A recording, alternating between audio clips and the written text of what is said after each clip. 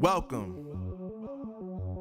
to the place where dreams come true, where everything you want can be yours, if and only if you're willing to work for them, you're willing to hurt for them, but most of all, you're willing to be first for them.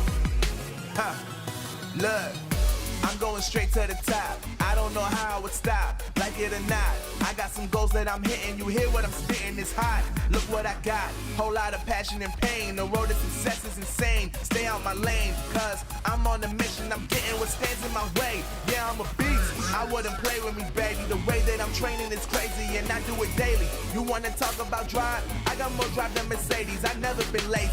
I'm in the room, it's a red alert. You wanna compete? Well, get better first. I got 10 toes in the dirt, push through the hurt just to show them my worth. I'm the best. Yeah, I'm the best. I never stress. I know what's next. I'm who they test, like we playing chess. But I'm unimpressed, so now let me flex.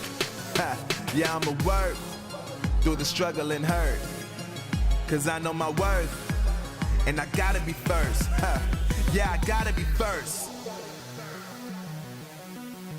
Look, I don't want anyone's sympathy. I understand what is meant for me. I give my focus and energy. If it's meant to be, then it's meant to be. But mentally, I'm undefeated. They hear that and say I'm conceited, like there's no reason. Like I don't beat them and come back again just to teach them that when you work under pressure, you reach higher measures. They'll try and bring you down, but you cannot let them, and only get better and focus on cheddar. Eye on the prize and you'll become a legend. Like, when I'm in the room, it's a red alert. You wanna compete? Well, get better first. I got 10 toes in the dirt, push through the hurt just to show them my worth. I'm the best. Yeah, I'm the best. I never stress. I know what's next. I'm who they test, like we playing chess. But I'm unimpressed, so now let me flex. Yeah, I'ma work through the struggle and hurt, cause I know my worth, and I gotta be first. Yeah, I gotta be first. They don't know what's gotten into me, how'd I turn pain into energy. Through all the struggle and hurt, remember my worth, and that's why I gotta be first.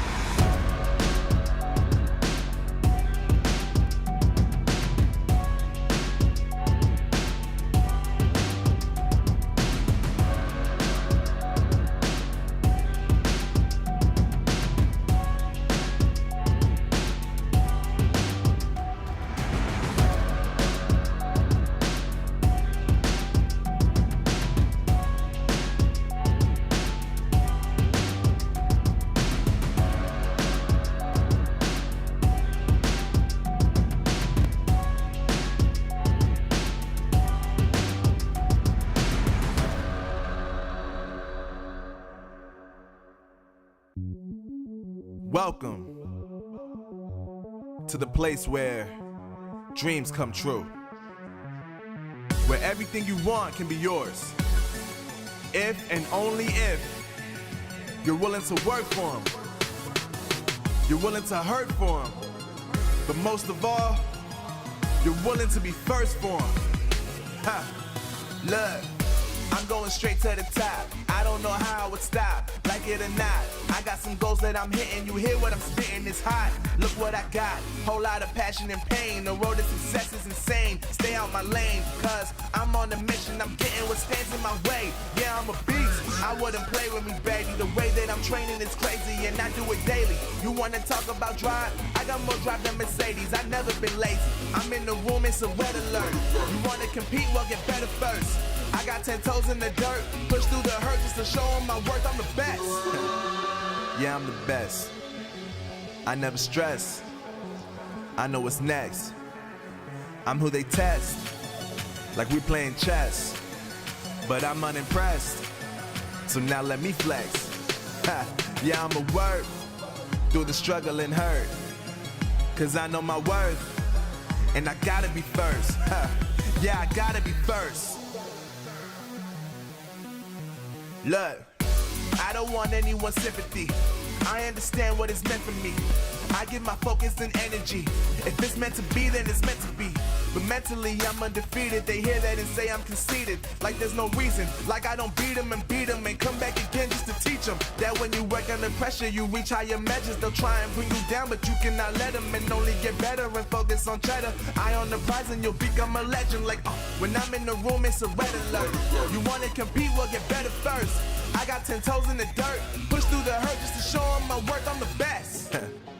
Yeah, I'm the best. I never stress. I know what's next. I'm who they test, like we playing chess. But I'm unimpressed, so now let me flex. Yeah, I'ma work through the struggle and hurt, cause I know my worth, and I gotta be first.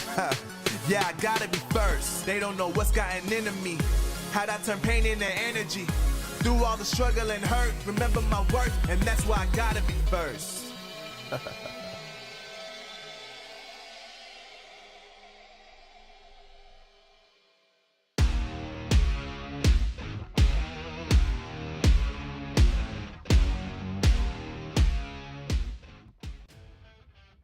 It's day 2 of the challenge for EU, and we have even more exciting matchups to look forward to today. Will our top teams continue to perform, or will there be some upsets today? Well, it's time to find out. Ladies and gentlemen, this is the Snapdragon Pro Series.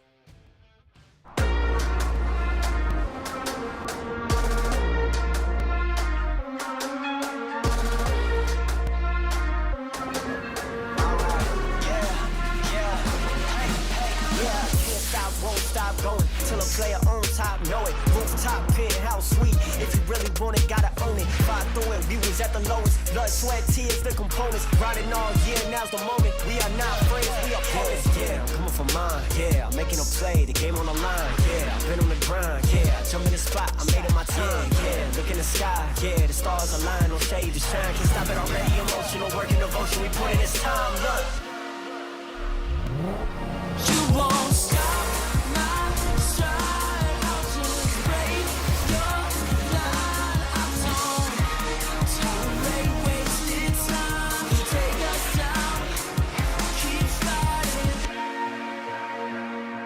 The Snapdragon Pro Series powered by Samsung Galaxy is brought to you by Snapdragon Elite Gaming, Samsung Galaxy S23 Ultra, and Monster Energy.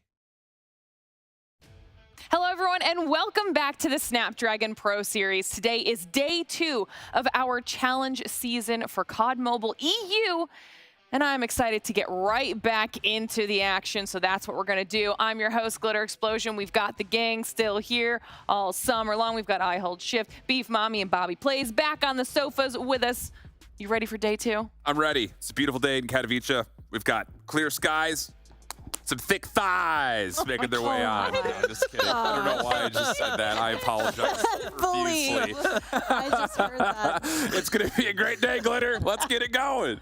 I hold Shift legs for days, my dude. I mean, I'm copying you right now. I'm cosplaying Shift right now with my legs out and about. But today, like what he already mentioned, day number 2, it's not going to be a trial period anymore for all of these teams. That was day number 1, and I'm hoping that these teams step it up for day number 2. No leg action for me today. We're rocking the jeans, you know. Maybe in some of the later weeks, if you guys keep tuning in, if we break some viewership record or something, then I'll think about it. But it's gonna take something crazy for me. But I'm back and excited to hop into the EU action. I like that you're throwing out the incentives already, nice and early in the season. All right, well, before we start talking about all things gaming related, if you want to keep up to date, you're not able to make it here every once in a while, make sure you're following us on social media, okay? Twitter, Instagram, Facebook, make sure you're tuning in, watching us live if you can, but if not, follow us on every single platform. That way you won't miss out on a single thing. And of course, join us, hang out with the brand new community, discord.gg/Snapdragon Pro Series. You can come, talk all things COD Mobile, hang out with us. Just do it. It's fun. I'm going to keep reminding you guys until you do it. So it's going to be a long summer. All right. We'll talk about how the whole thing works. You guys are going to get very used to this entire structure because Bobby is going to be the expert at explaining the format, how our teams even got here today, and how the challenge season is going to function. Bobby? Stage 1, ranked play. Stage 2, ranked play with friends. That moved us into Stage 3. The top 128 teams in Stage 2 advanced on to a double elimination bracket that brought us the best of the best in the European region. And what you guys are going to see today is our round robin as we continue to narrow things down for the top 4 teams that'll move into that elimination bracket for a chance at one of those 2 spots for Europe in Stage 5. Those 2 spots are going to be quite coveted, especially after how some of our top squads already performed on day 1. So it'll be exciting to see how things progress throughout the season. But it is not just those 2 top spots that they're fighting for, Mommy. We're going to keep reminding people there's still a prize pool on the line for just this stage alone. Stage 3, money. Stage 4, even more money. You can see over here. It's going to be $2,000. Yes, richer spread out into those players, but definitely they would want the first and second spot because that definitely delegates the fact that you're going to be representing Europe into the world stage. And obviously, this is what all the teams want at the end of the day. Yeah, that global competition is going to be very, very important. Now, we keep talking about the fact that we did this once yesterday. Shift. Let's take a quick walk down memory lane, a little bit of a recap in case anybody, they missed it, they maybe weren't here yesterday and didn't get to see what happened. Let's talk about yesterday, okay? Give me some of the highlights for you out of the gameplay. Well, you said it yourself, a quick walkthrough. All 4 games were quick 3-0s. So that's very easy to set things up. But we started the day with a really interesting matchup with 31er and 117, both teams who throughout the qualification process were looking really solid, and we weren't sure who was maybe the better of the 2. By the end of it, after a tight opening hardpoint and an even tighter search and destroy, it was pretty clear that 117 had a pretty nice overall kind of reestablishment of what we kind of had seen through the qualification process for them to get to this point. So that's also, I think, really good as far as maybe setting up who our potential top 4 are for the region, because immediately following up with this particular series, it was all the top dogs. Kings looked good throughout the entirety of a very swift 3-0 with the DoorDash challenge. It was 50-point club, 7-0 search, 3-0 control, looking like the dominant team without question here. I would say just generally over the course of EU overall. Most definitely. And even in the last segment that we had, the last series, we thought that Animus and Panic might be a little bit closer, but that's not going to be the case. Looking like Panic, even though with the addition of Afer being an amazing Slayer, and speaking of Slayer, absolutely slaying out, it seems like they need to focus up when it comes to those objectives. But I am definitely looking at this Panic team to possibly make it from the middle of the pack towards possibly one of the better teams that we have here for this region, Bobby. Yeah, I'd say Panic is absolutely one of the teams that we expect the most improvement out of, especially with them having more roster changes than really any of the other teams that we might consider contenders for those top 4 spots. That's who you got to keep your eyes on as they continue to build that chemistry and try to improve. Animus is not a first easy matchup to take either. I think they improved significantly, and we saw that yesterday as well. I'm looking to them to continue to improve, and I'm really excited to see how they match up against 117, because I feel like right now those two are fighting for the number 2 spot. Yeah, that'll be a good matchup when we get to it. And, we'll continue this discussion, but we're going to continue it by taking a look at the schedule, because I want to get your guys' opinions on if the gameplay yesterday you think is going to affect any of these matchups here today. Shift. We're starting off the day with a banger, to be fair. We got Kings versus Exclusive, so that's going to be a heck of a way to start it off. I kind of look at today in the same vein that we looked at yesterday's opening matchup, where we've got a lot of games that we think should be close. It just comes down to, will they actually be close? Kings versus Exclusive, I think this one definitely has the potential of being a tight game. Just comes down to, will that actually be the case? Because if we end up getting a Kings domination again, now we start to, again, scratch your heads, ask the question, who's going to be the number 2 team, maybe even a team that could compete for the number 1 spot in Europe. I think the same thing could be said about that Zidium and IQ game. That one I think is going to be a big proving point for Zidium to try to get on to the winning track of things, even just getting map wins underneath their belt. And then to finish off the day, like Bobby mentioned, that 31 or an Animus game could be another tight one for us. Well, I think it's going to be a really, really fun day 2. This is still just the first week, so things are still shaking out for our teams until we kind of really get into the thick of it in week number 2. But you saw the schedule there, so we might as well start talking about it even more in depth, if that's even possible. First match of the day, Kings versus Exclusive. Mommy, I think everyone is excited for this one. Definitely. This is probably the closest matchup that we have right now, because so far with Exclusive, they're really good at those S&Ds, and so far I feel like the matchup that they had so far is not really that tight and not really hard compared to what they have now. Kings is pegged to be that number 1 team here for EU. Exclusive is fighting for that top 3, top 2, and obviously we're thinking about 117 not found getting that top 2 spot, maybe even Animus to get that top 4. But obviously for Exclusive, you need to be that number 1, and that S&D you need to tighten up, because Kings might not be able to get you at that game mode. But speaking of Kings, Marvel will definitely be one that it will be going head-to-head up against Neil, the sniper of Exclusive.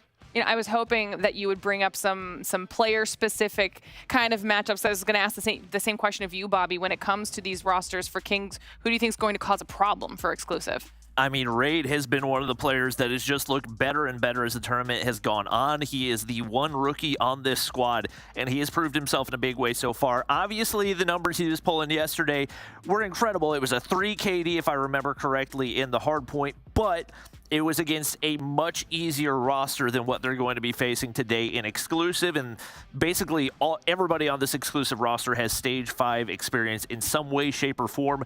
This is definitely going to be one of the better matchups of the day. So we'll take a look at that Exclusive roster then, Shift, and we'll talk about these players as well. Any of them going to cause a problem for Kings? I'm looking at Veer still. Yep. I'm going to go 2 days in a row just talking about the Veer Revenge Tour, because he was the guy that, again, last year rather, in Season 4, Stage 4, it was looking like that Team Light was going to be a major favorite for Europe. They got cut short, surprisingly. Veer played lights out yesterday. But the caveat is the same thing that Bobby said. Exclusive didn't really play a heavy-hitting team on either side. So this is going to be, I think, really, like Bobby had mentioned and like Bami had mentioned, this is all about seeing who gets above the bar right now, because we're expecting Kings to still be the number 1 team by the end of it. But who are the stars? Who do we need to be really keeping an eye out for as we go through this season? And on the other side, are there wild cards that we haven't talked about yet for Exclusive that may foil that expectation? Absolutely, and we'll get those picks and bans up on the screen here in just a second. And while we're waiting for those, and then while they come up, we'll keep talking about it. But do you think that potentially the performance of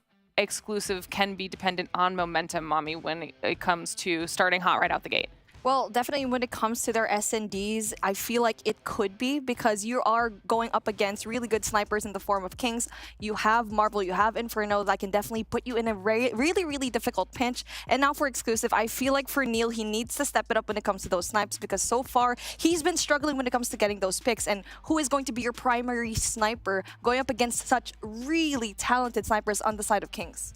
Other interesting thing about these vetoes, we didn't mention this yesterday because it didn't show up, but firing range is not currently eligible for competitive play due to a couple of issues with it. It will be back in later, but standoff is taking its place. So neither of these teams have necessarily had a chance to prep up standoff search since it hasn't been in the pool. So it's a really interesting adjustment to see that firing range now being replaced by standoff was not vetoed, and in fact, it was picked. That's a wild card map number 2 right there. I see you nodding over there too, Bobby. You excited for that one?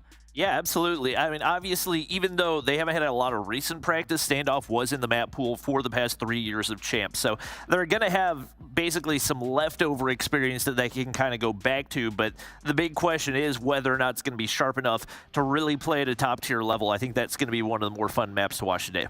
I'm glad that they left that in there for everybody to just another great way to start off the day, right? Okay, some of our top squads going up against on an untested map.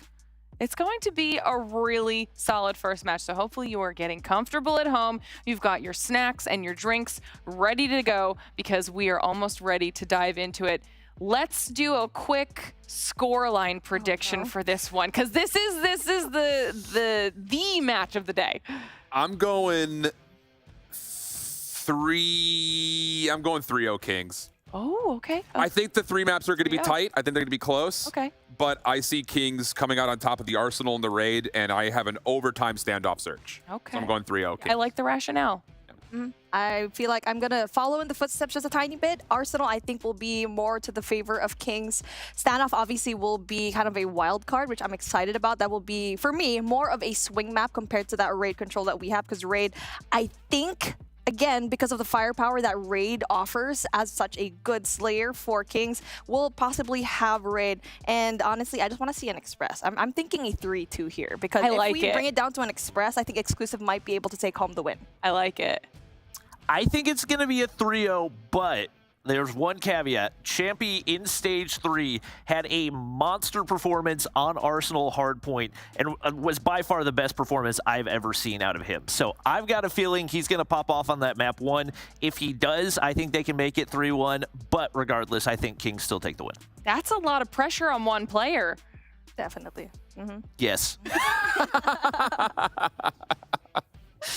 All right, I'm here for it. Chat, also, let us know your thoughts on this first matchup of the day. Do you think it's going to be a 3-0? Who do you think is going to win? And if you don't think it's going to be 3-0, do you agree with any of our casters here on their breakdown and analysis of the potential? Will it go the distance? I'm here for that. I hope it does. I hope it goes the distance. I love when we get a good 5 maps on the board for these teams.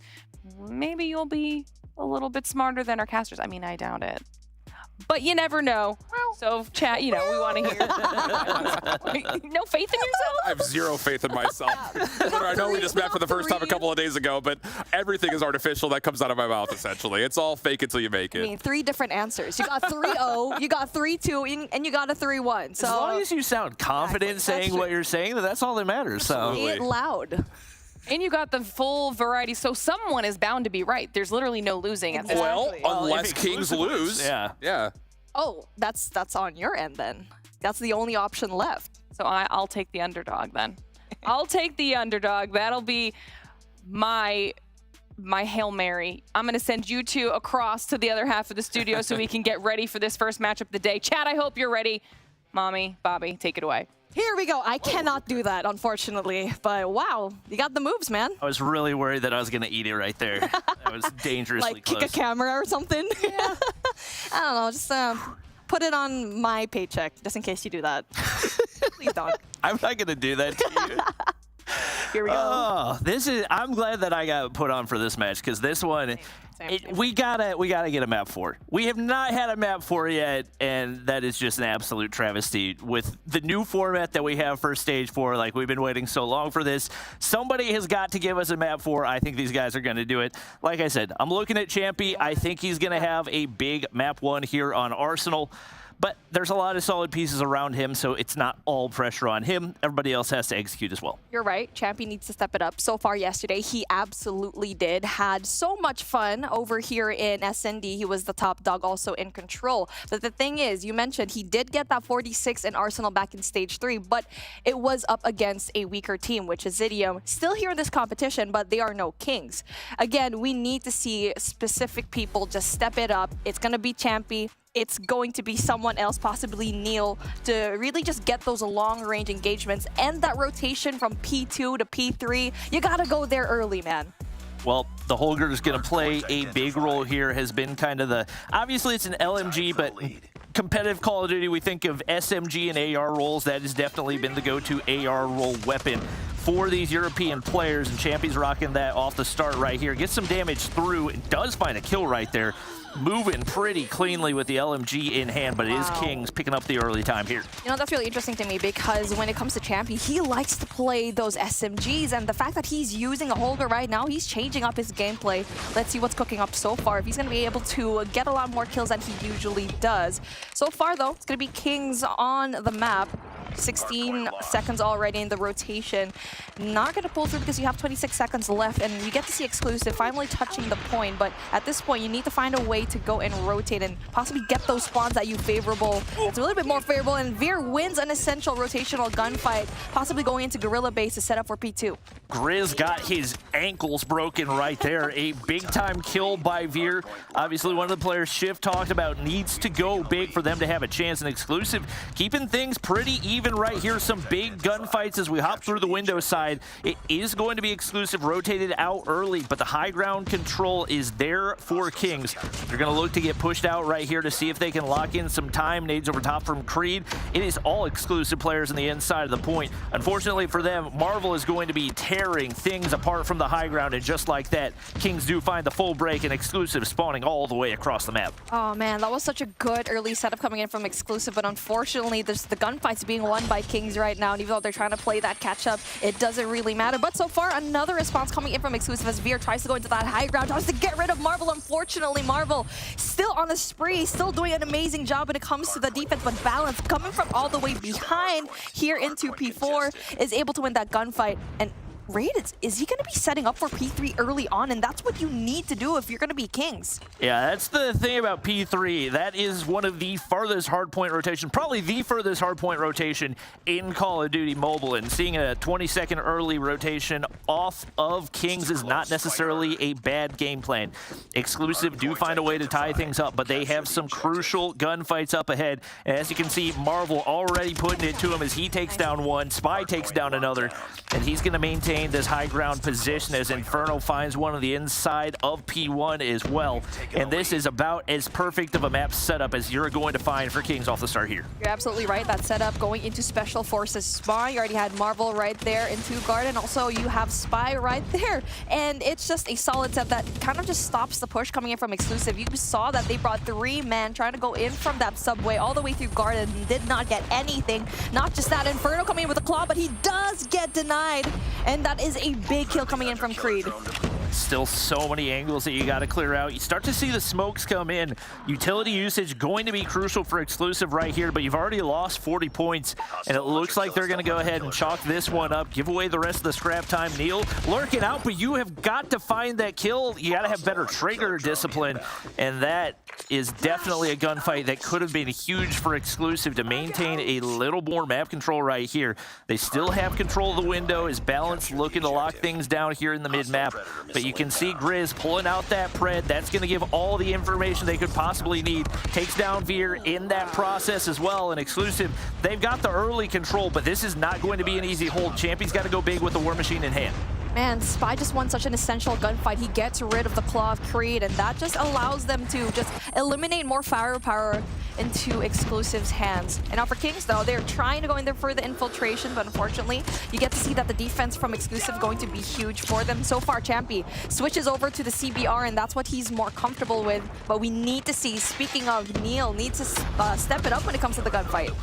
Well, that's going to be Veer finding a 4 spree. He's finally shut down, but Exclusive keep players on the point, win the majority of the gunfights, and they stay in position. Like you said, Neil lagging behind big time. Only 4 kills on the board, but despite his struggles and despite some struggles for Champy as well, they have stayed in this one. It is going to be Kings picking up the scrap time, but everybody right there and ready to go on P1. Balance, nice little angle to cut off that window rotation, and a nice setup early on as we do head over to P5. Now, Balance is a player that we kept on talking about yesterday when they played Takeoff up against Mon. He was just so good as the anchor, and right now, he's winning a lot of the gunfights outside of the point, trying to be that first level of defense coming in from Exclusive. And now for Kings, though, they still need to find a way to go and break, and so far, Inferno has a hold of that 2F, but you get to see Exclusive just trying so hard to go for that defense, and they just left that 2F completely open. Yep, right now, Kings locking things down, and honestly, looking at the gunfights Neil's taking, it seems like a lack of patience, and it seems like he's not really trusting his team. Pops the Annihilator to get 2 right there, but he does get shut down once again, and the lead's starting to build a little bit right here, so there's just too much consistency across the board for Kings. Nobody really lagging behind in a big way. Exclusive do hop through the point, but Spy is there. And the 1v1 goes the way of Kings as they will pick up the rest of the scrap time as well. We look now back to P1. That is the beauty of the Bison. You can spray down those doorways all day long. And especially when you got players trying to make their way on through, can be crucial. Neil is here. Big gunfight up against Inferno. Has not looked great so far. He gets hit by the stun.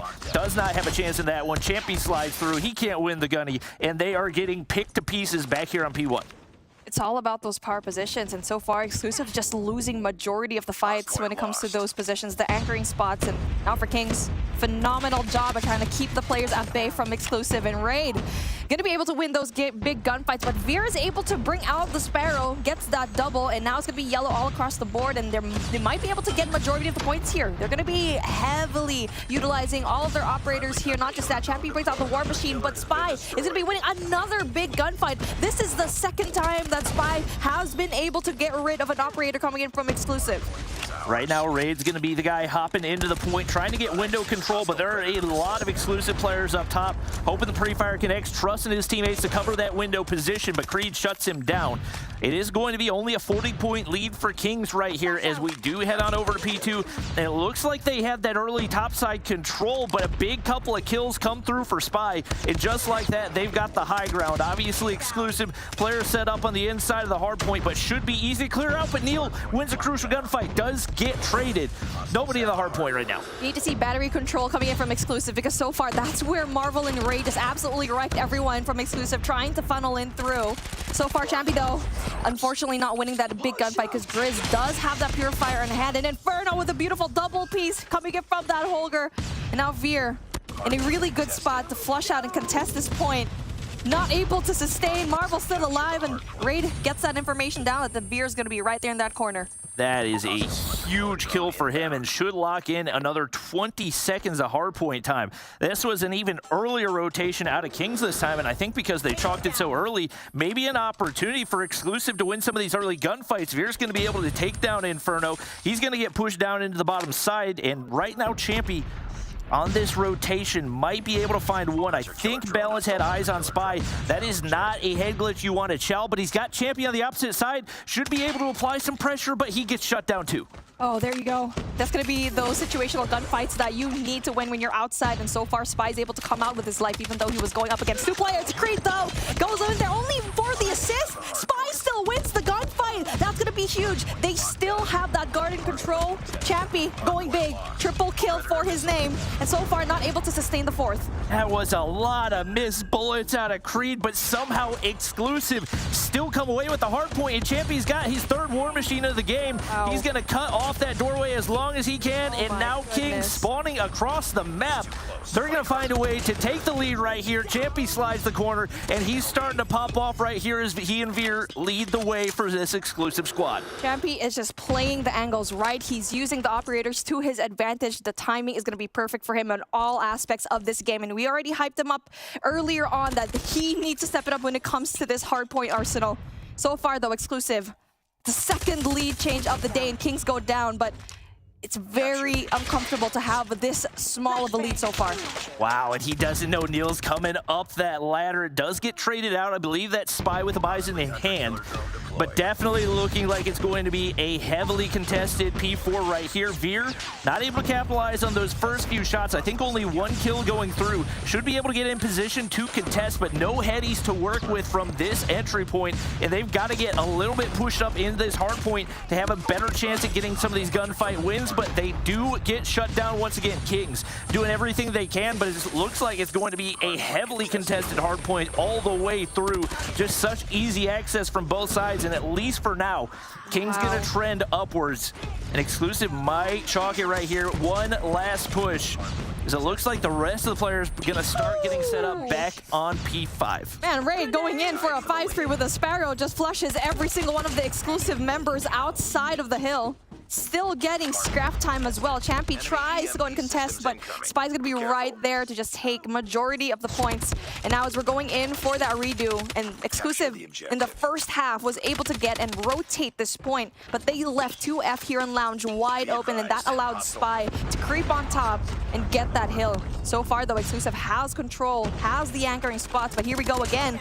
Grizz able to get that entry, possibility to get that second, but it's a good thing that Creed is right there for the claw. That is a huge play through the vents, but he does get traded out. Nobody on the inside of the hard point. Claw goes to waste, and now it's starting to get all blue in the feed right now. Grizz, Purifier in hand. Spy shuts one down with a nade, and Kings are looking solid on the hold here on P5. Neil doing the best he can to contest, but he gets shut down on the push on in, and the exclusive players cannot find an entry point. War Machine takes down Spy, and that could be the opening that exclusive need. They get players in. Marvel doesn't read the corner correctly, and now they've got an opportunity to tie things up as we head back to P1. Spy had a flawless run up until that point.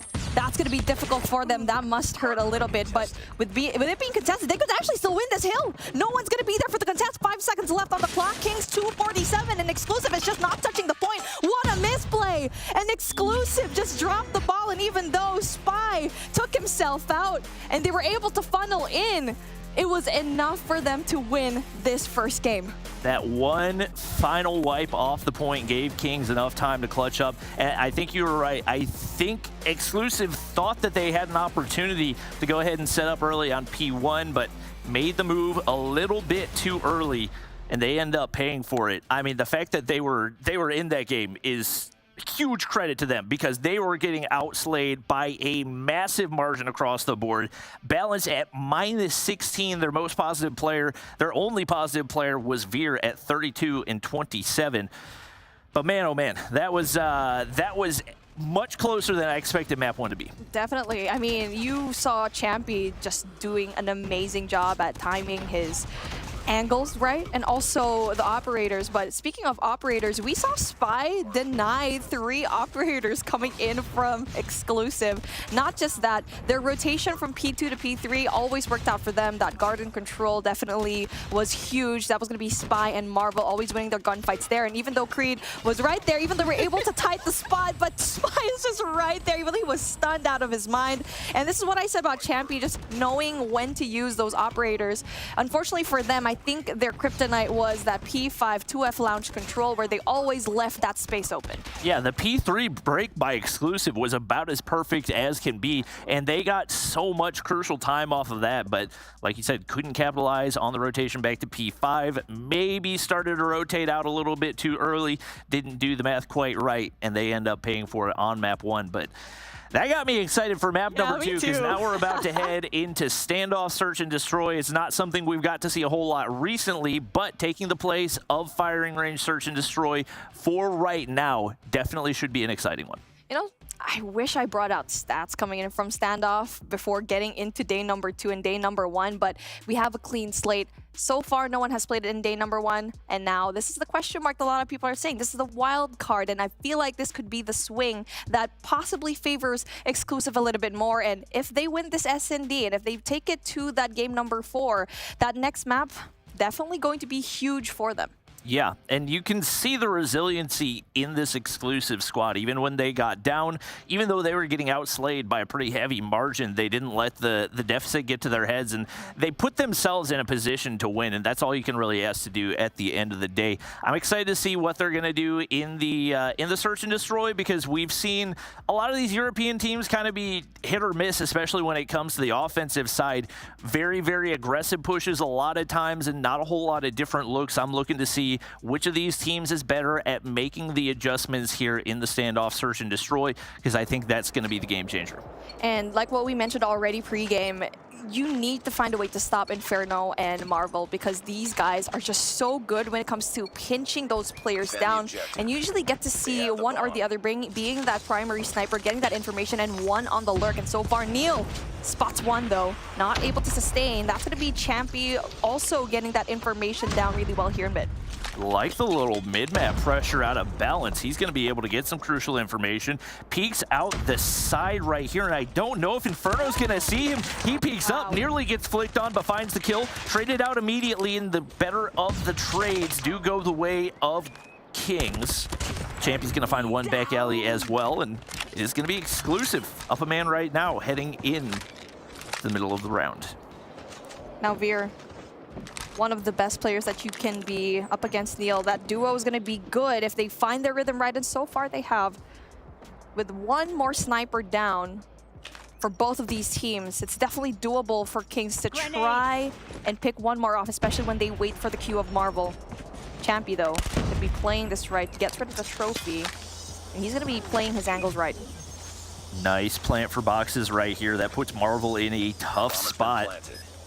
Now you can basically back up and let him play into you.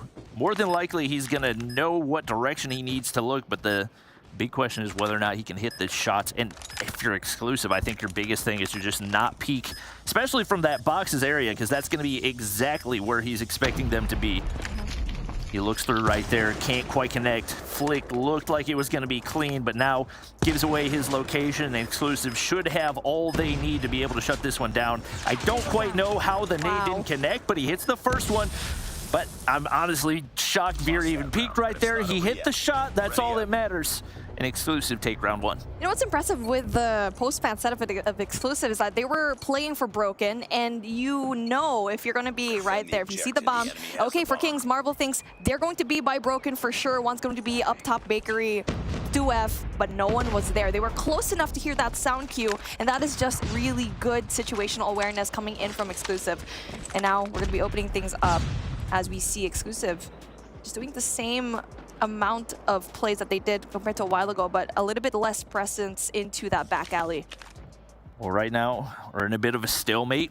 Bomb carrier has pushed up to that tank area, but nobody on either side wants to peek, and it's going to be up to the snipers to find an opening right here. Nade's going to go over top, but I believe a trophy going to shut that down, and once again, some information there for Kings as Marvel does get hit markered. Veer has been phenomenal so far, and Spy's going to be able to take down balance to open things up, and that's going to make the offensive push in that much more difficult. That was a bad push. You cannot push like that if you are going to be the bomb carrier. You always need to have some sort of teammate with you, any kind of presence, but Marvel possibly to get that kill down, but no, it doesn't engage, backs away.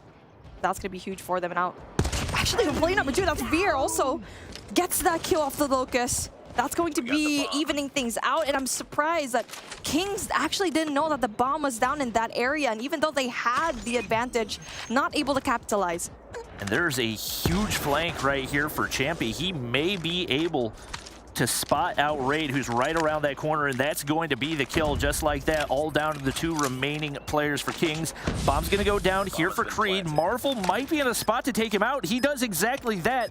Neil's going to drop, and now a 2v2 with an opportunity for Kings to even things up. Marvel, that is not a shot you see him miss very often, but there are not going to be any additional peeks right there. Champy holding down the backside, and they're going to force the close range engagement. Fortunately for Grizz, that's exactly where he wants to be. Marvel making the wrap through Graveyard right there, and that's the opener all down to Creed right here. But if you're Kings, you've got to commit and make a move soon. Grizz going to push on in. One kill goes through. Opportunity at the 1v2, trying to waste time. Can't connect right there and does not play time well enough. Beautifully played by the Kings to tie things up. Grizz just played it so well. He waited for Marvel to go in for the wraparound, and fortunately for them, didn't lose into that 1v2. I like that post-plant setup coming in from Exclusive, but knowing very well that you know that Granny's is going to be wide open. They were both looking into tractors, where you should have had one person look into Granny's, one person into tractors, and you have all of your lanes covered. Again, it's just those little mistakes that definitely will make a difference. And speaking of, Marvel gets that first pick, balances out. I mean, Marvel and Veer are just having a straight snipe off right now. 6 for Marvel, 5 for Veer. And Creed and Grizz gonna find 2 themselves, but doesn't realize Raid's right behind the bomb right there. And that moves us once again into a 2v2 as Grizz gonna back all the way up. Not wanting to overextend. Exclusive, very, very split right now. You still got Veer alive. I believe double sniper setup, which in the right position could pay off or could be incredibly punishing. Wrapping back and going to be able to pick up a CBR there as well. It's a little bit more versatility to work with. Not going to find anybody on Delhi. Kings very content to leave the A bomb alone, give up the plant, and see how they feel on the retake. Kings now. Exclusive knows where they are because Veer was able to spot Raid crossing off into blue. Now it's time to move. So far, Neil's going to be the flank watch, but unfortunately for him, no one's going to be right there. So it's all going to be Veer all by himself. That nade should give that information, and Veer does get a bit of damage. He needs to step it up. And Grizz in a really good spot to possibly get this 2v1. And Neil needs to be able to stay with Veer because he's all alone. What? Doesn't need him. Doesn't need him. Veer still gets it. Plays the headies to perfection. And now Exclusive still up. I think they pushed him assuming that he only had a sniper and that he just whipped out the CBR and obliterated them. But that was just so uncalculated out of Kings. They just like, oh, if 2 of us run at him, they won't be able to get us. And then it backfired in a big way. Inferno not able to connect right there. He's still looking for his first kill of this game. Uncharacteristic for him for sure. And Veer leading the way with 7 on the board right now for this Exclusive squad. Defensive setup looks solid for Kings once again, but a lot of these first picks have gone Exclusive's way. And right now, Grizz in a dangerous spot with Creed holding down that back alley angle. Definitely, but Marvel's going to be right there for the trade. Just in case, and speaking of Marvel, spots him. What a cheeky spot. That's going to be huge for him. And so far, he's been a phenomenal sniper for the team of Kings. And like what you mentioned, Inferno, having a tough time. We're already at round number 3 and still no kills to his name. And Neil is able to get one sniper off that team. So far, so good. And Veer gets one piece of his own. And it really seems like with Inferno just lagging behind is just putting a bit of a dent into the gameplay of Kings. Right there, Balance gets the information that there's players back in blue as well. So that allows Veer to just hold that angle and wait, and he shuts down Spy as well. This Exclusive squad has been absolutely clinical here. Such good patience. So many first bloods for them, and Kings have not had a response. We need to see Inferno step it up. 0 kills to your name, and you can't just rely on Marvel to get those picks down. And so far, being in the back alley, you probably need to find a way to win those gunfights. And now so far, an aggressive push coming in from Kings, trying to go in, infiltrate into Granny. And not just that, bomb's gonna be going down, and that is the pace change that Kings needed. Well, I would say their aggression has always been one of their strongest attributes. It pays off right there. Completely caught Exclusive off guard, caught me off guard as well, because I can't remember the last time I saw a defensive push through mid on standoff. But if it works, it works. And right now, Creed's going to be in a rough spot as he's in a 1v4. Inferno was able to get that first kill on the board as well, making the switch over to the FFAR. And Creed trying to see if he can make a little magic of his own as he's working on a 1v4. Getting that information, he still needs to get the bomb, but player number 2 from Kings, that's Raid, will get the sound cue for sure. They have a lot of the lanes covered, and so far, even if Creed actually retrieves the bomb, like, where are you going to exit out? Are you going to go back alley? You have player number 3 there. You got Grizz. You're going to be going through Statue, and you're going to be greeted by Marvel. And so far, I'm liking the positioning right now for King. So the only way that Creed can possibly clutch this round is if he can have that presence of mind and pick off that one person near the bomb. And looks like he does want to go in for Grizz. Oh, he gets that information. but it's only going to be tagged up and Grizz goes away with his life. And right now you still got Raid inside courtyard, so he's waiting on that audio cue. Bomb gets picked up and Creed, he's got no time. He's waited too long. You made this as easy as it can possibly be for those 3 remaining Kings players. You got players on both bomb sites, and even if you get the bomb down, I don't think there's time to get the bomb down. He finds the kill right there, looking to make a push through Graveyard toward B, but they read it like a book, and that's an easy cleanup there for Kings. Yeah, I mean, you're right. He took too long when it comes to pushing, and even though he was able to tag up Grizz, able to get that kill off of Marvel, it's just not enough for him to plant the bomb. Very good way for Kings to be aggressive and then suddenly push back and be passive and just go to us. And now looking like it's going to be the same case here in back alley, though. It's going to be Veer going up against 2 players. What can you do? Especially with Creed going down as well. Marvel gets the kill. Ooh, and Champy gets pushed up. Inferno, here's the audio cue. Does not want to peek that one, so he's going to be forced back. Veer might have an angle peeking through that tiny slice. Not going to be able to spot anybody there. I believe Grizz behind the refrigerator for right now. Balance going to look to peek off the info check from Veer. Champy still pushed up, and Balance going to be able to take down Grizz. Inferno, hit markers right there. And once again, the defense not looking super solid for Kings. Huge gunfight being won on the back end. And now speaking of, Spy is going to be in a really big pickle as Champy goes in there for the slide, but unfortunately, Raid is going to be right there for them. And even though that Exclusive had the numbers, the fast push of Raid going in there for the backup is huge for them. Balance gets 1, but does get traded out. If you're Spy, wait for your teammate. If you peek that together, you don't have to give up a life. But because you do, you go 1 for 1, and now you're in a 2v2 again. That Exclusive had looked so good in so far. Fortunately for Kings, Marvel's going to find the pick onto Veer, and that's been your biggest issue thus far. Neil, push way up into blue and might be able to catch somebody off guard if he makes this right read, but it's both players on the inside, and they, once again, are waiting for him to pick up the bomb. He's going to be really careful here. And so far, Kings, God, fortunately, Marvel's going to be right there. And Neil was in a good spot. I feel like that's the best you can do. Get that information. You did have a little bit of time, but unfortunately, Kings just played back their angles so well. And obviously, they knew where the bomb was. So far, we're going to be even things out. And we did see Inferno struggle in the beginning, but he did finally get that one. And Exclusive pushing back into not knowing that aggression, not knowing how to play against it is definitely going to be their weak point right now. I'm expecting a fast A push with an instant plant every single time for Kings. Grizz getting pushed up with that KRM. Used to be known as the Shotgun King. We haven't seen as many shotguns in CoD Mobile Competitive recently, and that's part of the reason why. Very punishing if you do miss your shots. Fortunately for him, his teammates are there to find the trades, and right now Veer will be left all alone. And with the bomb down and only 20 seconds to work with, doesn't seem like a super doable one. Kings most definitely starting to build some momentum right here as he does not convert. Kill number 10 on the board, but a few straight rounds going in for Kings. Kings finally changing their pace, and now we get to see Exclusive playing that pace, and you do not want to have that. Exclusive was being passive into their attacking round, and Kings couldn't find a way to play it. And now, you know what? After that win in that defensive round, it was just Kings over and over again, and now they're going to be playing back just a tiny bit. And Exclusive, that's going to be huge for them as well. They're going to be passive, and this is the first passive round of Kings right now, and the attack obviously a while ago was going to be a little bit more aggressive, but let's see how they play into a slower game.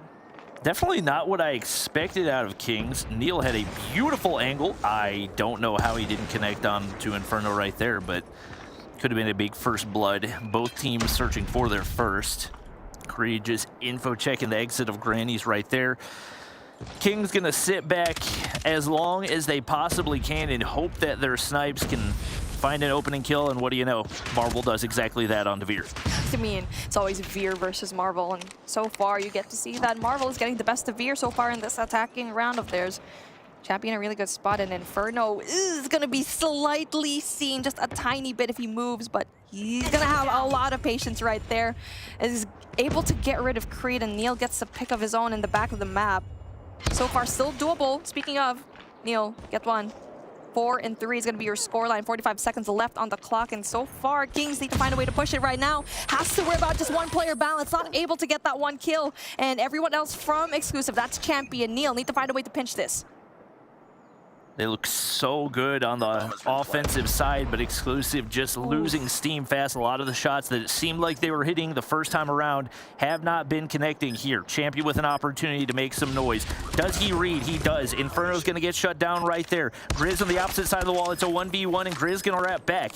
There's time to work with right here. And Champy might be able to get the gun. He beams him off the heady. And that is what feels like a must-win round for Exclusive as they tie things back up. One thing that you may not notice, and the reason why Exclusive actually helped win this round, is Neil had such a good grenade going into it. Did not get the kill, no, but enough for everyone else in Kings to move away and allowed Champy to get those gunfights down. And that is beautiful situational awareness coming in from this man. And even though he's struggling when it comes to the kills, that nade helped them out, especially when it comes to evening things out. Very surprised that we have not seen another aggressive A push. Obviously, that's what Exclusive are going to be expecting, but it's what worked for Kings the first time around, and they've not looked nearly as dominant. Fortunately for Inferno, he reads that right onto Champion.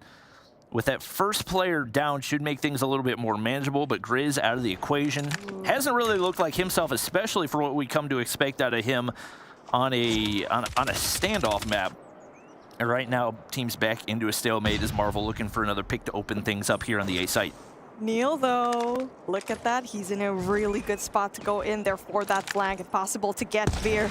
And Raid, rather. Speaking of, King Spy goes down. Neil goes big and gets Raid. And that is the flank of the game. Bomb is down. Not just that player number 5, that's Balance. Almost getting it, but Marvel still gets him. Neil, possibility to get that kill. No, not able to go in there for the follow-up. And Veer and Creed gets a piece of their own. And a huge flank coming in from Neil. He is going big the last 2 rounds. I know he didn't win the round, but I need Marvel's POV of that gunfight because what in the world was that?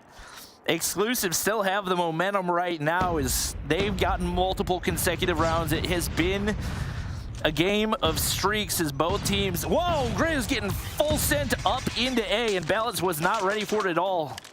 The utility, just a little bit too much for him, and Neil, a pre-fire with the L-car, gonna find a couple, but Exclusive still get the better of the trades on that engagement.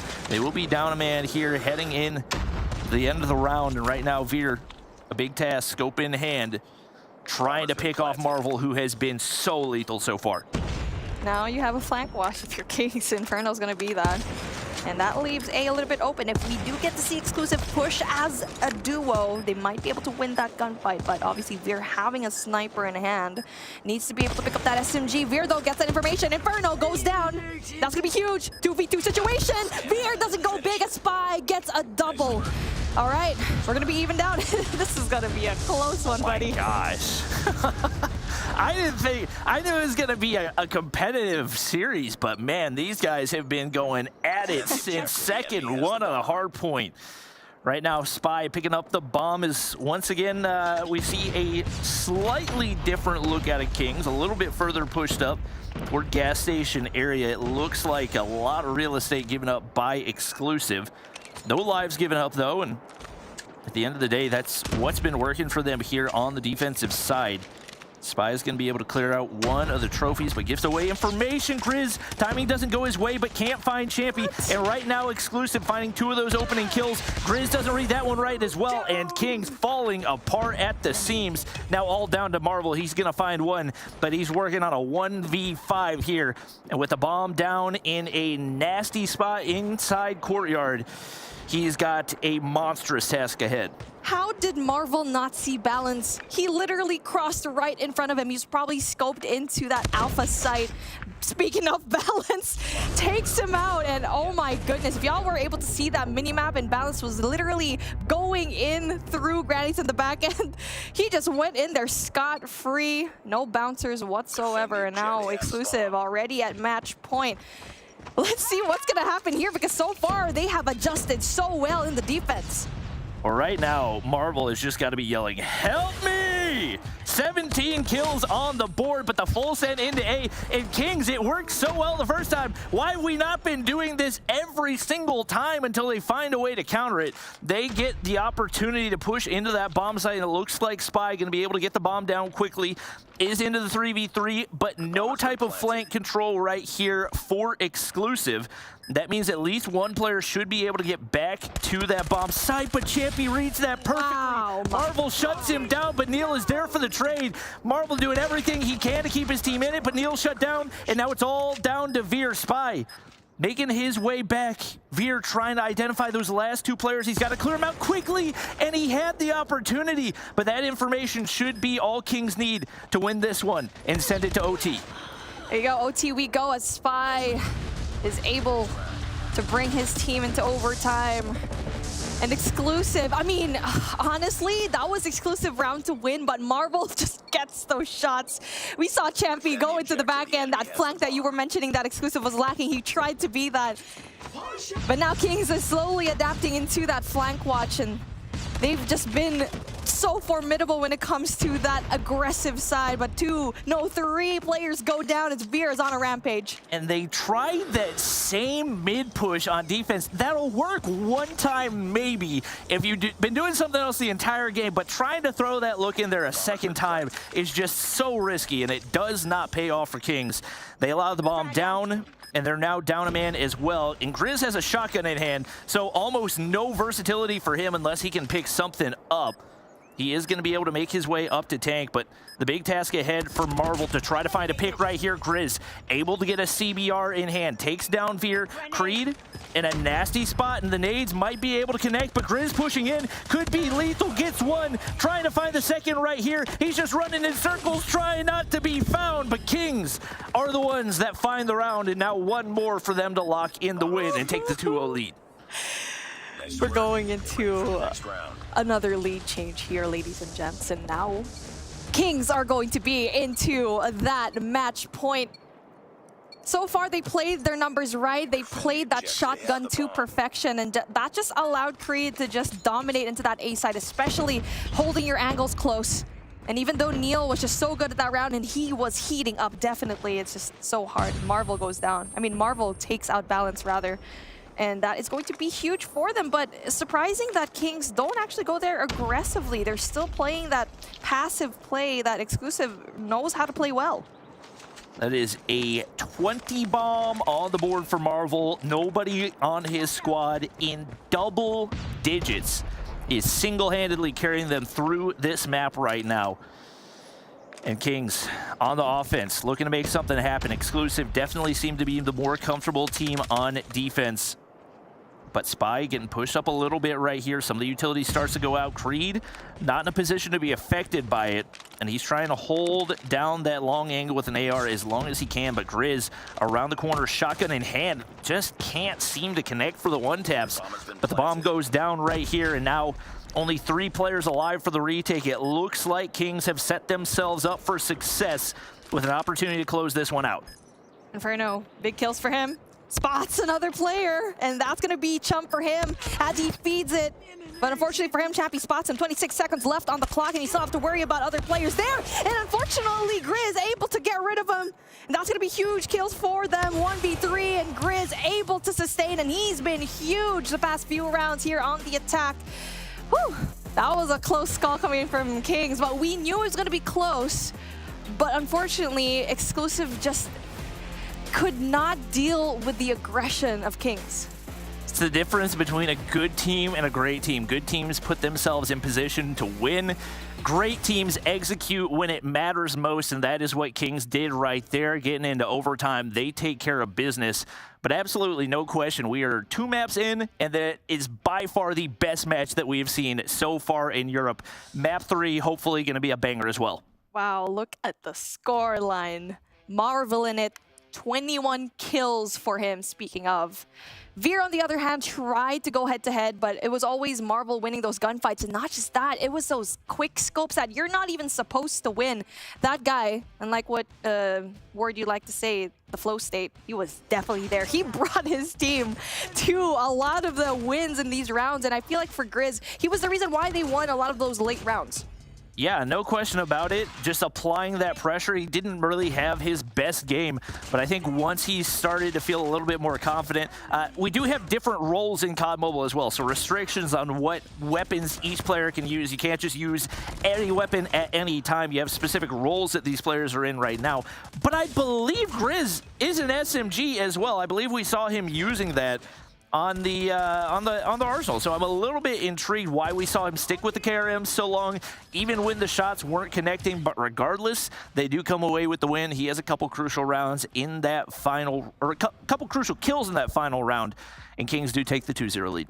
That was such a Garena thing to do, to be honest. Like, just holding the KRM pre-firing, oh my gosh. And that's why you need a shotgun sometimes, especially like what you mentioned. It's really those situations that, okay, if you had a CBR in hand, a lot of the time, maybe you won't be able to win that gunfight, but knowing very well that you can shotgun someone so close by in such a crucial part of the game, that was a game-winning thing to do.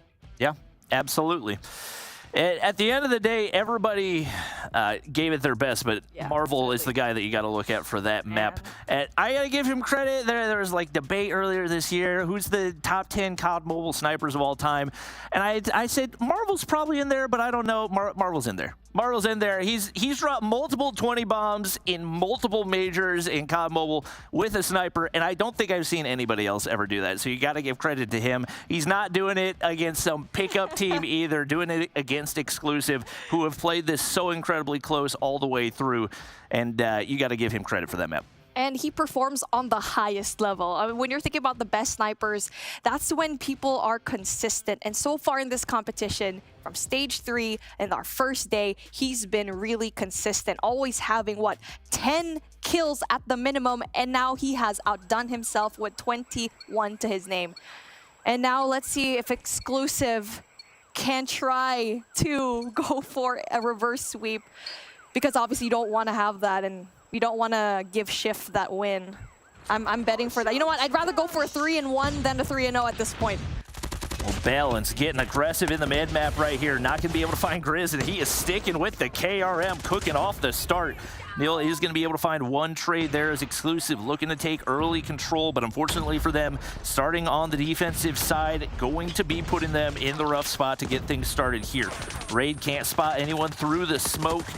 Grizz trying to peek through. Veer, you do not want to take that gunfight with an Elcar in hand. He gets shut down, but it has been non-stop contest and bloodbath here over on the B side. And speaking of Marvel, he's going to be getting a lot of essential kills, able to at least get rid of a little bit more of time there. But you do get to see Creed playing big, LK24 in hand, but not able to put that second tick of progress. And obviously Exclusive on the attack, gonna be in a really bad spot, especially knowing that defense might be a little bit easier for you. But Balance and Champy, again, going to be huge kills for them. And so far, we are seeing them kind of branch out. If B doesn't work out, you get to see a fast push into A, and then that's what I like to see. But what I need coming in from Exclusive is that kitchen control. Right now, Neil getting into that cheeky little spot. Got to trust his teammates to win these gunfights, and Creed does that on the top side. Gets traded out, information's relayed. Neil wins a big one, but gets traded out himself. Now Balance looking to push up, see if he can apply some spawn trap pressure, but read out by Raid. Right now, it feels like Kings are looking for him to get going. Has not had as big of an impact as he had in the previous matches. They've got the lead in the series regardless, but definitely looking for him to heat up. It looks like the B capture going through for Exclusive. But as we've seen on every single raid control in this season of Call of Duty Mobile, the much tougher task is capturing A. They are going to need to win some of these crucial gunfights up at top laundry to have a chance at doing that. Marvel lost an essential gunfight, and that just allows 3 players coming in from Exclusive to go in there for the spawn trap. No, 4 players. That's going to be huge for them as they turn things around here on this attacking round. Champy goes big with 2, and that just deals so much of damage already. And we do get to see that the Kings able to win that gunfight. So even though that spawn trap was in order, Exclusive not able to win a lot of the gunfights there. Didn't really hold it for too long, but they are smoked out. But it allows the player to get on the objective, and they only need a couple more seconds. They're stacking it right here. I don't know if Kings are in position to find the trades, and they win it. I don't know if we've seen a round 1 on objective play so far in EU, but they get it right there, and that's huge. And they do it with Veer not getting a single kill. No way. Oh my God. 3 operators charged up and ready to go. And that puts Exclusive at a huge advantage heading into round 2. You always need to rely on those two players, Champion Balance, to just win those gunfights. And that early rotation, what is happening right there? We're gonna forget about that. Now Balance, speaking of, gets that kill down. And let's see what the early setup's gonna be like. I mean, they're just playing around the room. I can't believe I'm actually seeing this here in competitive. Grizz slides out, but they're still in a boxing ring in Creed. What a fitting name to win that boxing fight. True. Guys, you have guns. Use the guns. The guns are powerful. Marvel picks up a couple right there, but he gets traded out by Veer. Finally starting to get going a little bit for his squad. Neil on the objective, just trying to be as pesky as possible. And what a shot out of the Annihilator right there. Gonna follow up for a second. Oh, wow. And this is a strong start here on the defensive side as well for Exclusive. Balance pushed up, Purifier in hand. It does gonna get, wait. No, I thought he was gonna get the burn damage onto Grizz, but he's not. And not a whole lot of upside out of that Purifier, but still Sparrow in hand for Veer. The fact that he's already got it with only 3 kills on the board, he is trying to stack up a few more. Spy's trying to sniff him out, but I don't think he realized there's 2 players around the corner, but he wins them both anyway. Veer able to get that Sparrow kill, and so far 13 and 17, still doable, but 23 seconds left on the clock and just 1 tick of progress in one side. That's gonna be huge for Kings if they're able to sustain it right, and Marvel gets that pick down. You need to find that presence, but obviously Alpha's gonna be a hard hill to get, but they win their gunfights anyway. 11 seconds is gonna be stopped in the clock, and the second tick of progress is there. And for Exclusive, they're gonna be giving it away. They're just gonna be going in for that Bravo defense instead. Right now, 4 operators for Kings. If they decide to invest, if they need to invest is the bigger question. And honestly, they open things up. I'm shocked that we see Exclusive give up A for free. Typically the tougher zone to capture. Now they've got to get a nice setup here and see how many of these Kings players they can cut off, but they have no idea that Balance is on the flank. And he should be able to get at least 1 as well as some information, if not more. And right now, he's applying that pinch. Inferno does get taken down, and they are in a nasty spot, as right now, Exclusive look to set up the spawn trap. Balance gets taken out, though. Huge kills from Spy. Marvel as well. Veer able to get that 1 more kill, 9-11. Marvel again doing a phenomenal job at being that long-range engagement, winning those a lot of the time, and now we do get to see gallery control instead from Kings, knowing very well that top laundry is going to be not a good spot for you. Spy though, Hunter Killer drone in hand, gets 1, Balance goes down. Well, now it's 9v9, but there is no time for Kings. They've got to win every one of these gunfights, and they lose the first one. Veer slides the corner. He makes the second one happen there as well. Spy drops. This is the last wave, and most of the players are gone. Raid's the only player there to get some contest time, only 3 seconds, and I don't think Kings are going to be able to get there in time. A lot invested on that one, but it pays off for Exclusive. And I think a Pred missile earned at the end of that one as well. Kings do end up saving the operators. You gotta think, could it have been worth it to invest a little and give themselves a chance there on the offensive side? And that was one thing that was really surprising coming in from Exclusive, is the fact that they left A open, but it really just proved that it paid off at the end, as their setup in Bravo was just too strong for Kings to obliterate. And now Champy goes in there for that kill, and also Veer with a really big Pred. He gives that information, vital information for them as they're trying to get into this next offensive side. And you already saw how much they did so well into that first round. Second tick of progress already coming for Exclusive as Champy tries to go for the spawn trap all on his own, but unfortunately not able to get it. Champy got hit with a whole lot of flashbangs right there. That did not look like an enjoyable experience. And wow, that is about as free of a B capture as you're gonna find. Hunter Killer lands onto Inferno as well, and it's Exclusive with the life advantage on offense once again. A nice little setup right here as multiple players gonna be able to make their way up toward top laundry, and Champy, or rather Creed, in a spot to take down 1. Inferno does drop Neil, but Raid lurking in kitchen, gonna be able to take down another, and that clears out the majority of that wave. Marvel doesn't spot the player hopping up. And right now, it looks like Kings in a solid position to defend, but Neil does not read the 1 player in basketball court. And they're once again sent back to 0.0. Now Kings have the life advantage. Oh, just as I said that, Veer and Balance get one. That's going to be huge. Able to get rid of that flank instead. Also that spawn trap rather, but you do get to see player number 5 just pushed out right there in bedroom, King Spy. 17 to his name, and so far he's doing an amazing job at stopping the push every single time, but he can't do that all alone, and he's doing a phenomenal job at stopping that even with the CBR4 in hand, doing long-range engagements, but then you usually get to see the PP19 Bison with him. Well, we talked about how Veer had 0 kills in the first round. He just popped an EMP system. He has been cooking since round 1 and has put Exclusive in a place where they might be able to make something happen, but a nasty spot for Spy does get traded out. Beautiful quick scope out of Veer, and now the push along that pool side does start to come through. Creed pops the claw, and they're looking to shut things down into 3-0. He slides the corner and might be able to apply that one-man spawn trap. Can't connect onto Inferno, but players on the objective right now for Exclusive, and they're looking to win another one here based off these objective captures. Inferno gets shut down, and I don't know if anybody's going to be able to get there for Kings. Oh my gosh, it's going to be a huge gunfight being won right now. Player number 2, look at it. He goes down. That's going to be Spy yet again. Going big into the engagement here in basketball. Balance going to be right there. 6 and 3. Still doable for Kings, but they don't have anything to play with. They still get those kills down, but we do see Inferno with a claw invested, but lost a 1v5 and just half more, and it's just over. What a great display from Spy trying to get those kills down. He's still able to get those kills. Oh my gosh. I thought he was going to do it, man. That was too close for comfort, but unfortunately for him, he slides out just by a pixel. Dude, what a game. A 3-0. Who would have known? But honestly, for me, man, also production, if you're listening, obviously you are. Make a Creed meme with the boxing gloves going around there in kitchen. It's perfect. It's actually, the timing is just amazing. Well, the streak is finally broken. We have a game 4. Thank you, Exclusive, for making it happen. Whew, that was more dominant than I expected.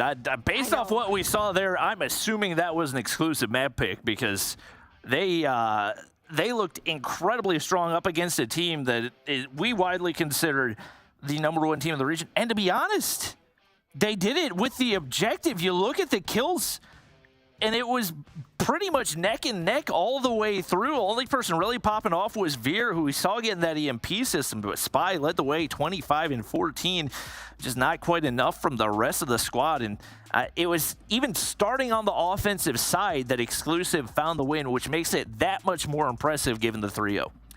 It was a back and forth, man. I mean, at one point you thought Kings were able to finally adapt into the play of Exclusive, but no, they just knew how to stop the push. They knew when to slow things down. And when you thought that they were going to be at a certain spot, and when they actually left that alpha site for Kings to get, they just held down a huge fort, a huge wall that the Kings could just not overcome. And now for Exclusive, that's got to feel good. That confidence is booming. And like what we mentioned already in that S&D, when Neil was able to finally get his footing, get that rhythm into that last few rounds, and even though they lost that S&D, I feel like that was still essential for him to get that confidence and be MVP. You don't get to see Neil MVP a lot. Yeah, no question about it. He definitely stepped things up. I think in that one, we saw Kings kind of struggle to make some of those adjustments. We looked at the end of round 2, and they were tied in lives and making a pretty solid push over toward Statue, but we didn't see any investment out of them. They had 4 operators in their pockets that they left sitting there, and it felt like once they lost that one, the hope started to slip away. Unfortunately for Exclusive, we're heading into takeoff hardpoint, and that is the Zim special. Yep. And Zim is the coach of Kings. So this is a monstrous task ahead for this Exclusive squad, but Neil winning a couple of those big gunfights early on. Inferno set up with the FFAR is going to find 2 off the start, but it will be Exclusive making their way in the hardpoint early.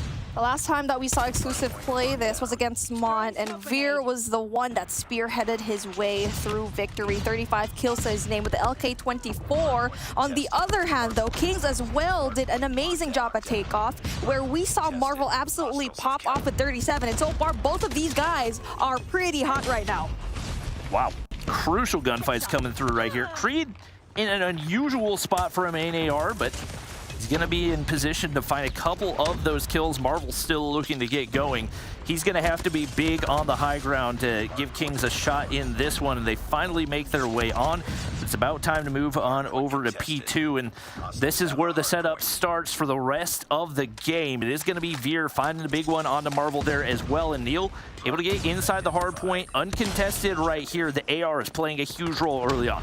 Kings get Special Forces base, and that is going to be a spawn that is more favored, but just as I said that, they left it wide open. That actually just gives Exclusive free reign to go and enter the site. They are going to be spawning off right there. But player number 4, that's going to be from Kings. Inferno might be able to deal some damage and flip those spawns down. Well, we do get to see an essential gunfight being won by Grizz. He's going to be right by that entrance, and so far, they actually don't want that Special Forces base. Well, full clears for both teams here on P2, and we're not even halfway done with the hard point. Right now, it is going to be Exclusive spawning across the map, and it's going to be one player raid in position to play spoiler, but he gets sniffed out by Champy. That's going to be a crucial kill. Balance finds another. They want to continue to spawn on this side, as it looks like 3 players have already set up over on P3. Maybe a tad bit of an early setup right here, as this is going to allow Kings to get pushed all the way across the map, and it's still 5 seconds before the new hardpoint pops. Champy just looking to pick up scrap time right here. Balance finds another kill. Doesn't quite hear Grizz behind him. There he is. Grizz does get the better of it, and that's where it backfires. Kings already over here on P3, and the hard point haven't even popped yet. I know, right? With Exclusive, went in there for too much of an early rotation, and that just gives Kings even more of a way. Very, very opened things up for Kings, and I feel like for Exclusive, bringing 2 people to try and contest that P2 was probably not the best way to go. I feel like that was questionable pushes coming in from Exclusive, and they needed to find a way to get that generator control, and so far Kings does have a solid hold. Right now we do get to see that it's just hard to see that they're just losing a lot of the gunfights going in, even though they set up early. And the P3, P4 chain is where these takeoff hardpoint maps are won. You got Raid on the outside just playing that lurking Slayer role. Creed trying to sniff him out, does manage to take him down right there, but that is pretty close to a full 60 for Kings, despite the early rotation that we saw for Exclusive. Creed's gonna go ahead, pop the operator right here, claw in hand, needs to find those 3, and he does. I don't know how, but he's now in position to lock in some big time, and he's got a pred to drop onto Marvel as well. Nice early setup right here for Exclusive, and should be able to cut off those rotations, but Inferno cutting through the mid-map might be able to cause some trouble. Heroics coming in from Creed, gets a 5-piece to secure this P4. That's going to be huge, and how are they able to capitalize? And he's still alive. The only person left in the hill right now, and everyone else needs to play and catch up and also win the gunfights around him. We do get to see Inferno finally getting rid of Creed. Creed, an EMP system for him there. We have seen some big streaks out of these players. And Kings still find a way to break back in. Marvel playing that AR role, cutting off the rotations. Raid's not ready for the full push out of Exclusive though. And once again, it has been so back and forth. It has really, the difference has been that P3. Outside of that, it has been a very tight game, and Neil needs to find a little more value out of this Annihilator. Not going to see anything right there, and it is all Kings in the feed now as they look to set up toward P1. There you go, that's going to be Spy on that 18 already. Creed is going to be close by, just needs one more to go. And another big gunfight being won by Creed, and also Champion almost gets it, but no. Raid able to win that gunfight. It's still yellow on P1. This is going to be a contest hill, and so far, Exclusive was able to get majority of the points in that first half, and as we go in there, Veer goes in for that Sparrow kill. Tries to check into Lounge, doesn't get information, no one's going to be there. And so far, they're doing so good here in P1. And I know a lot of these gunfights look like, this guy was right in front of him, how didn't he see him?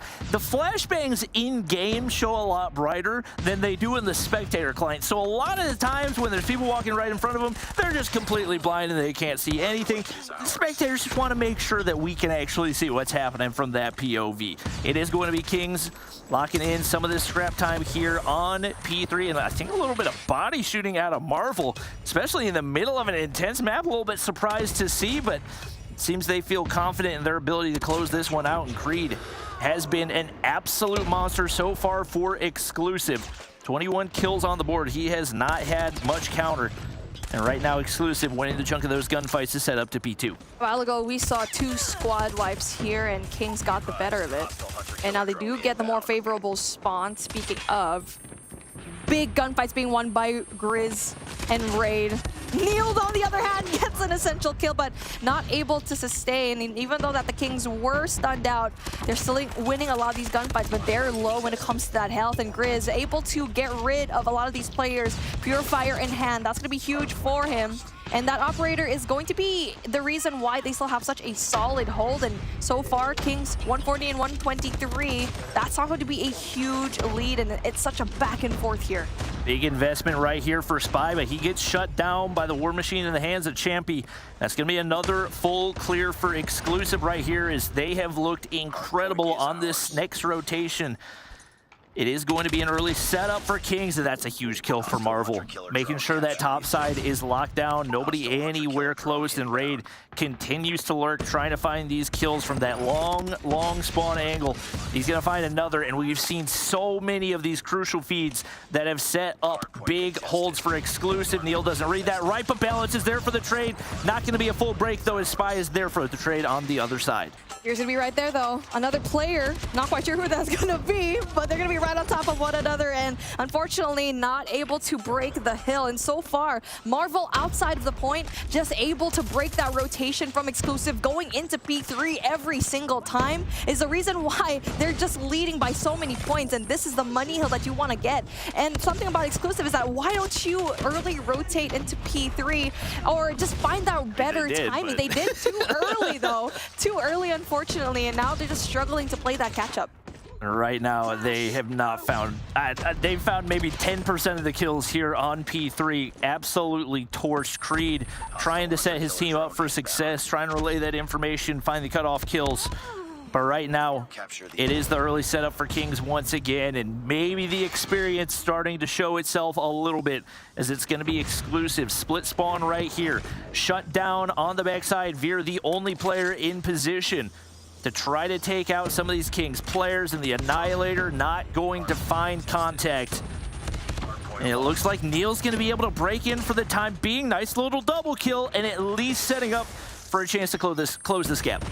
And now we get to see the operator usage from Exclusive rather is going to be huge, because you saw Neil the Annihilator, you saw Creed just absolutely solo holding that P4, and Exclusive is good when it comes to the break here in this hill, and looks like their only weakness really is that P3. And if they're able to kind of just stop the push from Kings and able to bring it into that P3 again, they need to find a way to time it right. So far, still being heavily contested. Veer spams that Kilo 141, gets those kills down.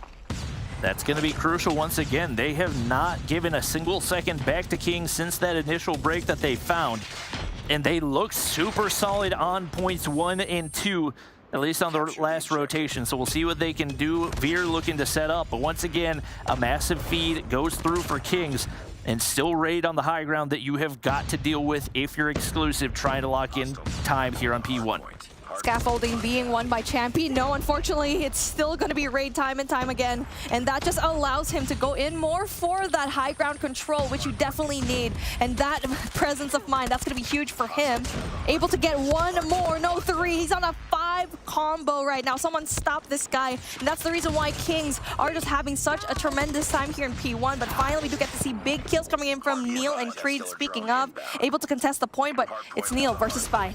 Definitely an unorthodox position to put the AR, but at this point, when you're frying the way that Creed is, you got to play anywhere that can give your team a chance at winning. Inferno, big kill on the inside of the hard point. He's chasing Ghost right now. That's going to allow Exclusive to break in, at least for the time being, pick up some scrap time. And right now, Creed needed to win that gunfight against Grizz, top P2. It's a big blue feed once again.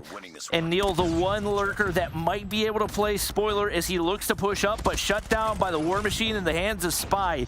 And that could be the final blow to seal the deal here for Kings. Unless they're able to get rid of that, and Grizz so far in a really big pickle. Goes into the regroup and balance in a really good spot. Goes in for the flank, but Ray brings out the spiral just in time. 236 and 185 and 46 seconds on the clock.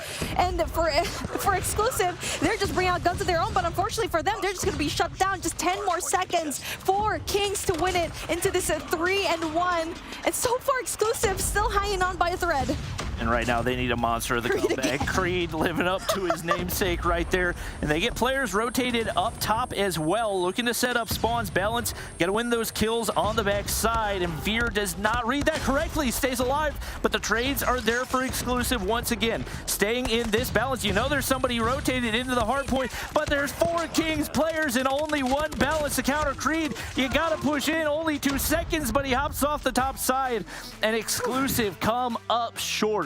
Phenomenal performance out of them, but just not quite enough gas to be able to take down the Kings. It's that lack of P3 rotation. It's like they couldn't find the right balance to either rotate on time, or they rotate too early or too late. And not just that, that rotational balance that they didn't have, where Marvel always won those engagements to stop the push going into either P4 or P3. But Raid, yet again, true to his name, was able to just raid his way all through the different hard points. And he's the main slayer right now of King. And this new guy, 46 kills to his name with, 58 seconds? And the last time that he played here in Takeoff, he also had a really good time with 33. So he's just staying super consistent here on the respawns. All right. Well, we are looking at the highlights right here. Obviously, we said Raid needed to step up, and he did exactly that. 46 and 30, like you mentioned, and he played a huge role for them, just so pesky, keeping that exclusive squad on their heels the entire time, second-guessing what position he's going to be in, so many cheeky angles. And he led the way for that King squad as they do take another match win and move to be the only undefeated team, at least at 2-0 this far. I mean, that was a fantastic way to kick off game number 2. The S&D, anybody's game, all the way up into the end. Even the first hard point was incredibly close. That was a phenomenal performance. You got it right, Bobby. It was 3-1.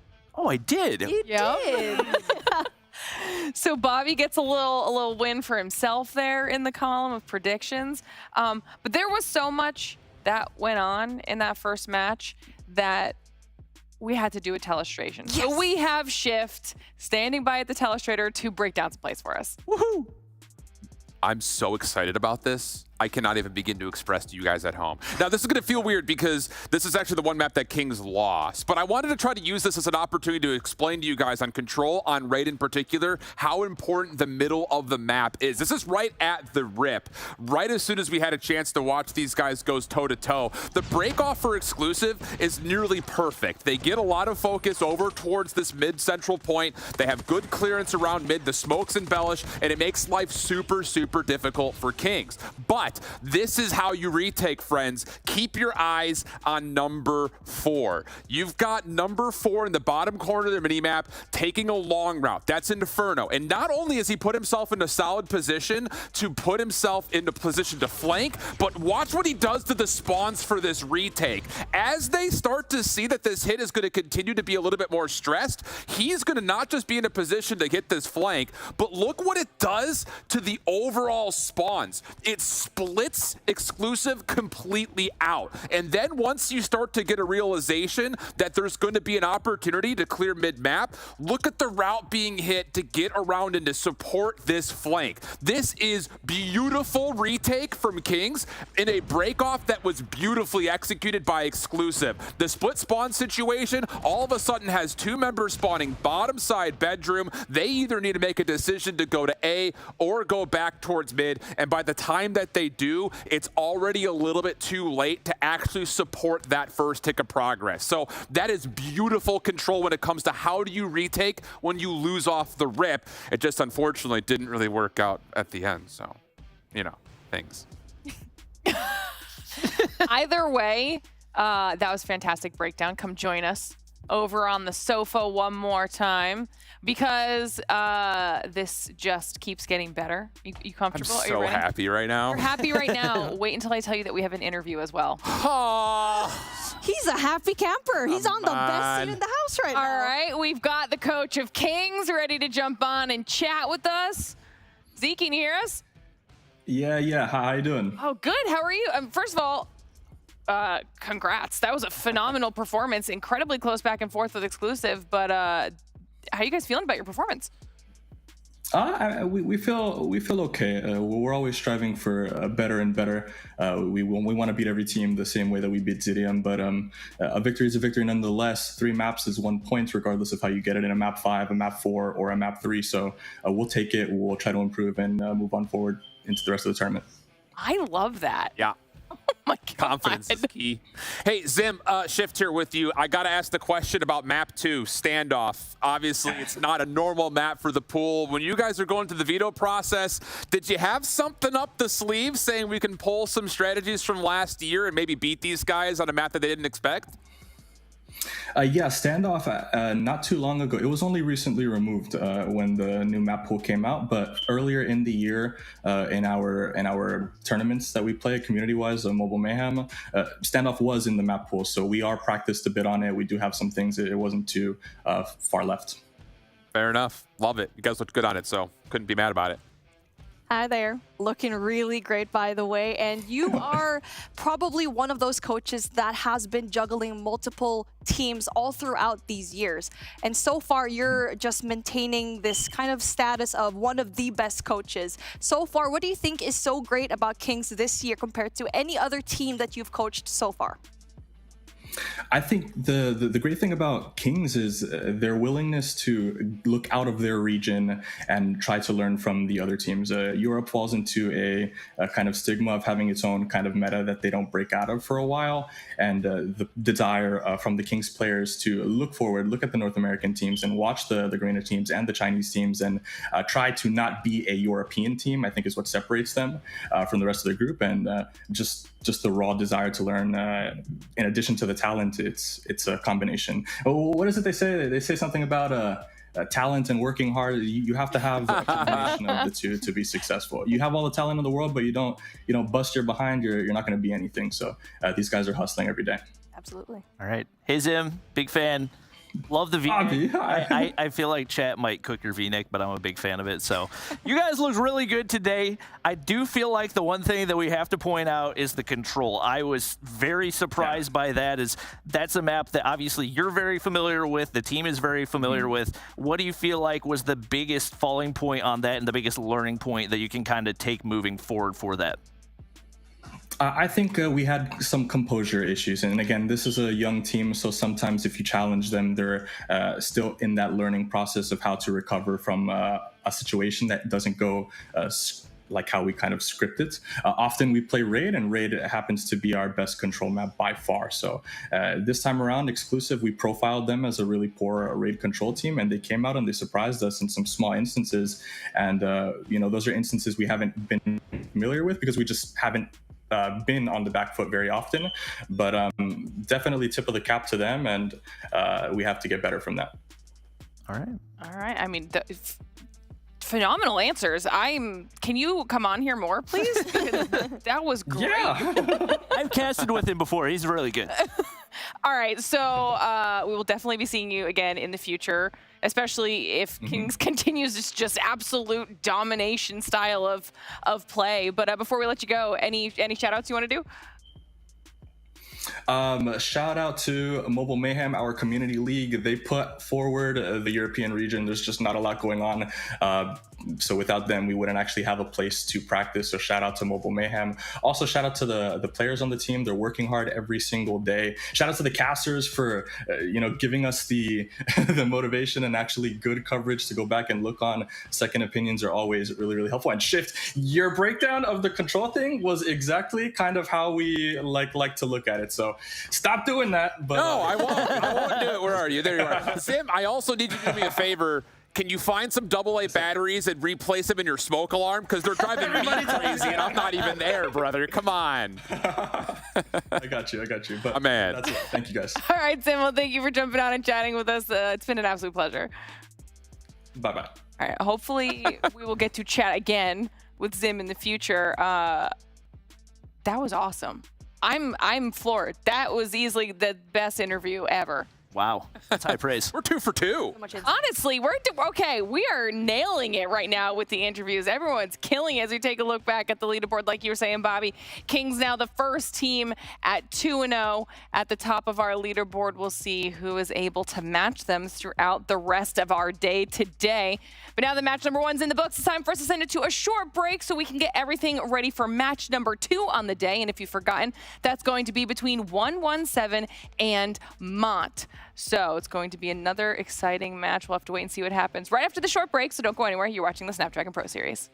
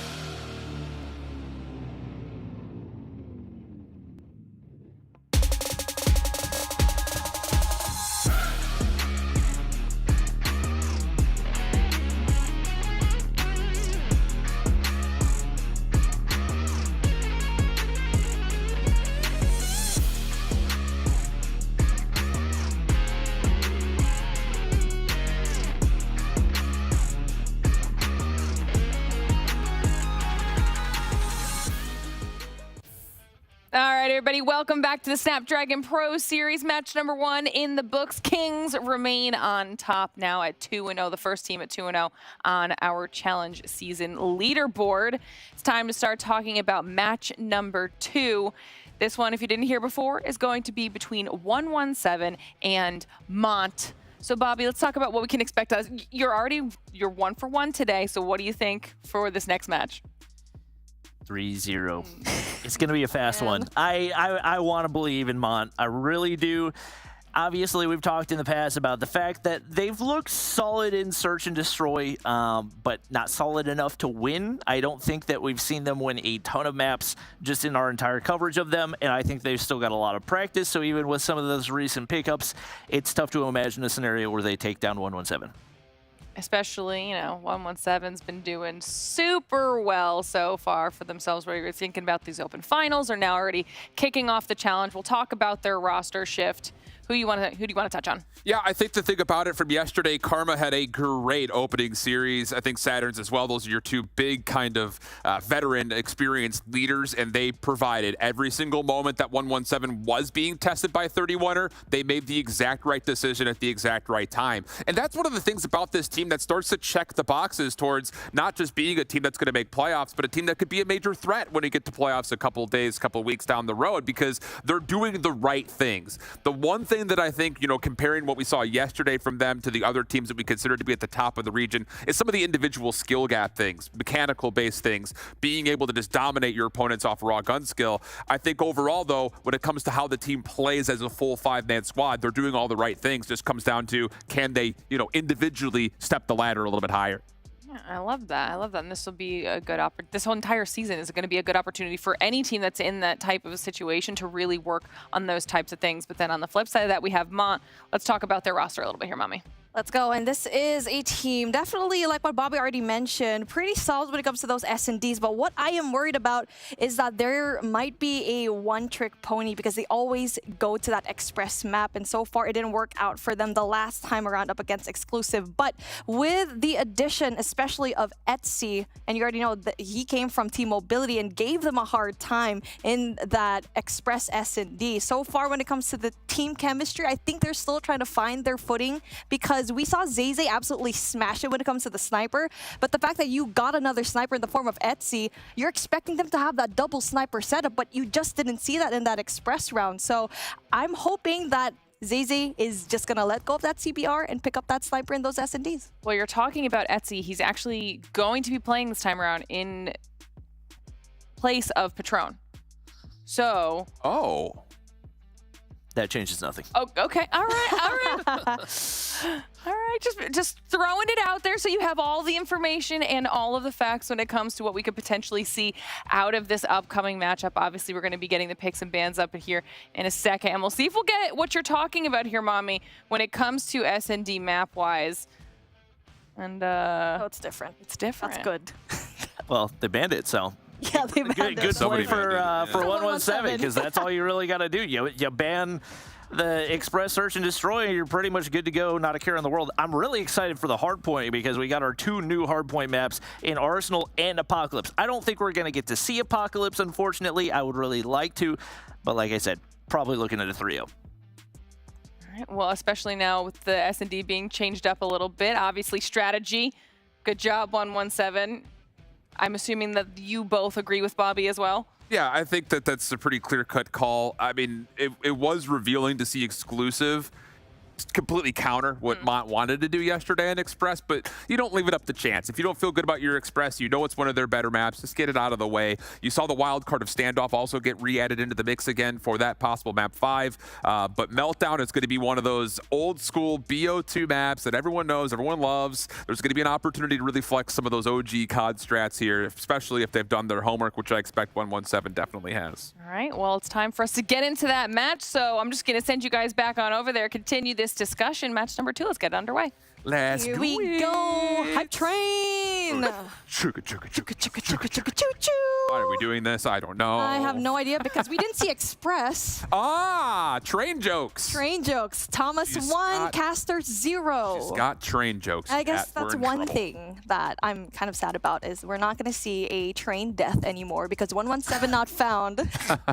Karma went down as one of the first player rather to get eliminated by that train, and I feel like that's the reason why they took it out of the map pool. It's a world record that you don't want to be on, but down the road, everyone will look back on it and laugh at it. It's one of those things. But Arsenal starting things off, again, I think Bobby hits the point perfectly when it comes down to being worried about Mont being able to keep up. And I don't just mean as the individual gun skill comes through, but also how the team has to move around the map. So that's going to be one of those things that you kind of keep an eye out for. I will say, though, looking at players like Fahim and Jay yesterday, they played pretty well in the opening hard point. Although it was a loss, of course, to Exclusive on takeoff, they did play pretty solid. So maybe an opportunity for them to kind of keep this train on moving. Zay gets the opening first blood, and there will be an opportunity here for Mont to at least contest this opening time. There you go. Karma goes big, gets those kills off of the Holger, and that's going to be huge for them. And one thing that Karma has is that Holger control, and he knows how to anchor down a spot super well, but Daytel goes big, goes with that beautiful two-piece to give sides of life so far in the first few seconds of this control. Oh my gosh, wait. With Mon having so much control so far, it's really surprising that they're winning essential the first few gunfights. Yeah, you Black Ops 4 fans will know how important that mid window is when it comes to the opening hard point. You win that, you have a chance not only to stay safe and contest the hill, but also on top of that, you have an opportunity to get a free rotation over towards New if you can keep that underhand the entire way through. So for now, Mont looking just as clean as you would ever want them to when it comes to kind of surprising us off the opening. 117 will mitigate the scrap time and now work on rotation, making their way around the back.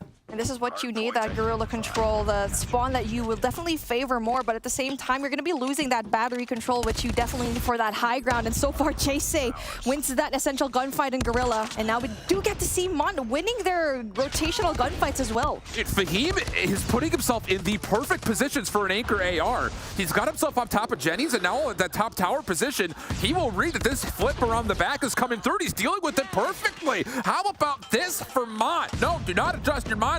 They are making 117 look like they're not found right now. Fahim still tested up top, gets the reload off. He's got plenty of help nearby. It just comes down to when do you drop down to contest. And well, 117 will get a couple of trades to allow them to stay in the hard point for now.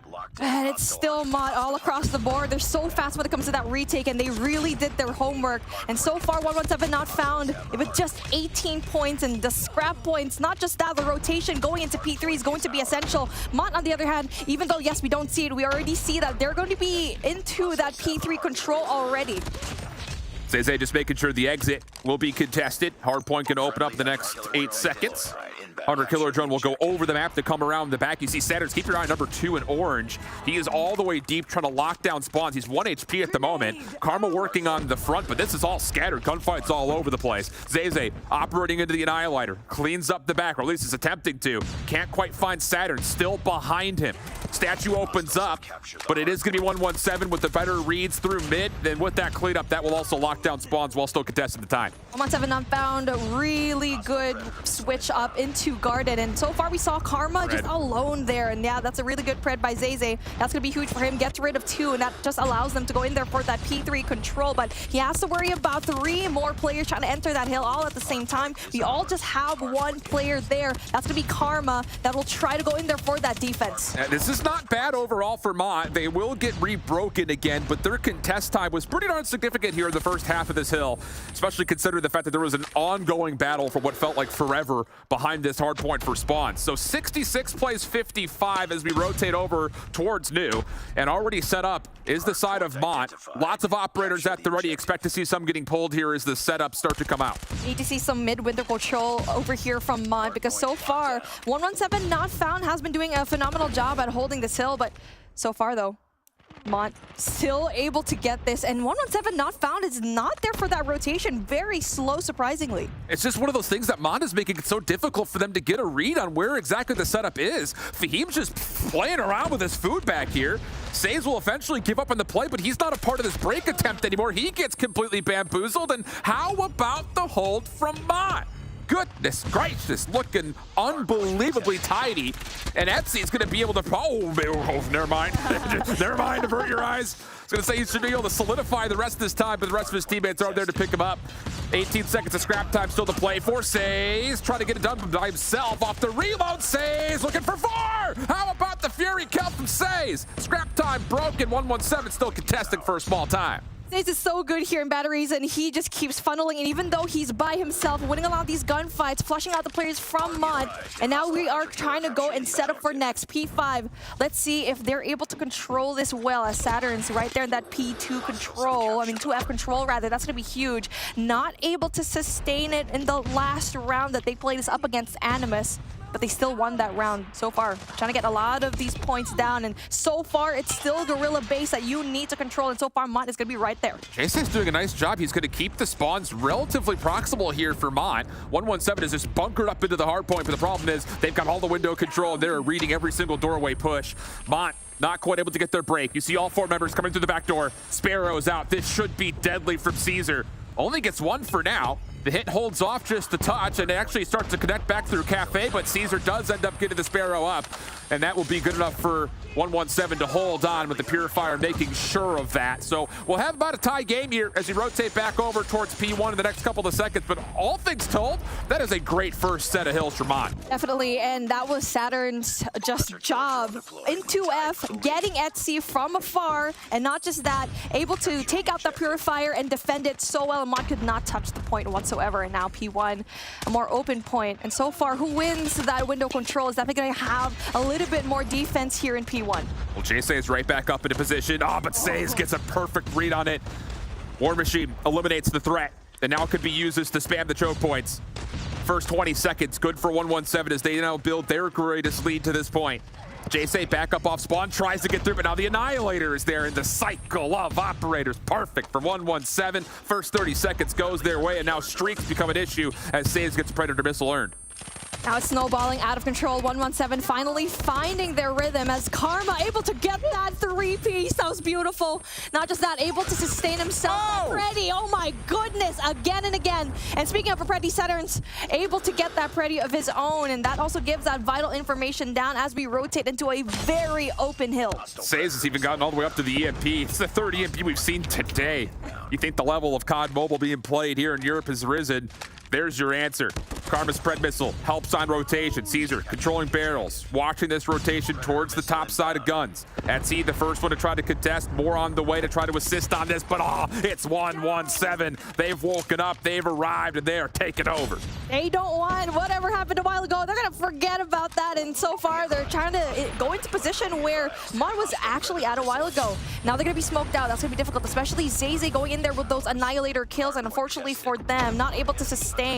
Although Daytel, a really big gunfight being won, and so far Zay, speaking of, able to go in there for the backup. Yeah. Huge gunfights being won by Daytel right now. And a couple of Mont players did spawn behind this hard point, so they will reinforce this. More contest time for Says as he jumps on into the pretty uncontestable position right behind this back box. Mont flush him out pretty quickly though. 20 seconds of scrap time, largely going to be conceded. Karma tries to finesse the scrap time, but isn't able to find too much. So Mont, keep us close. But now it's about how we rotate all the way back over towards Statue. 117 are getting the exit kills, and they've got numbers for new. Now P3 is where we saw 117 not find that they were able to get a lot of these points down, and we actually saw such a good solid hold here by Garden. We keep reiterating that as well.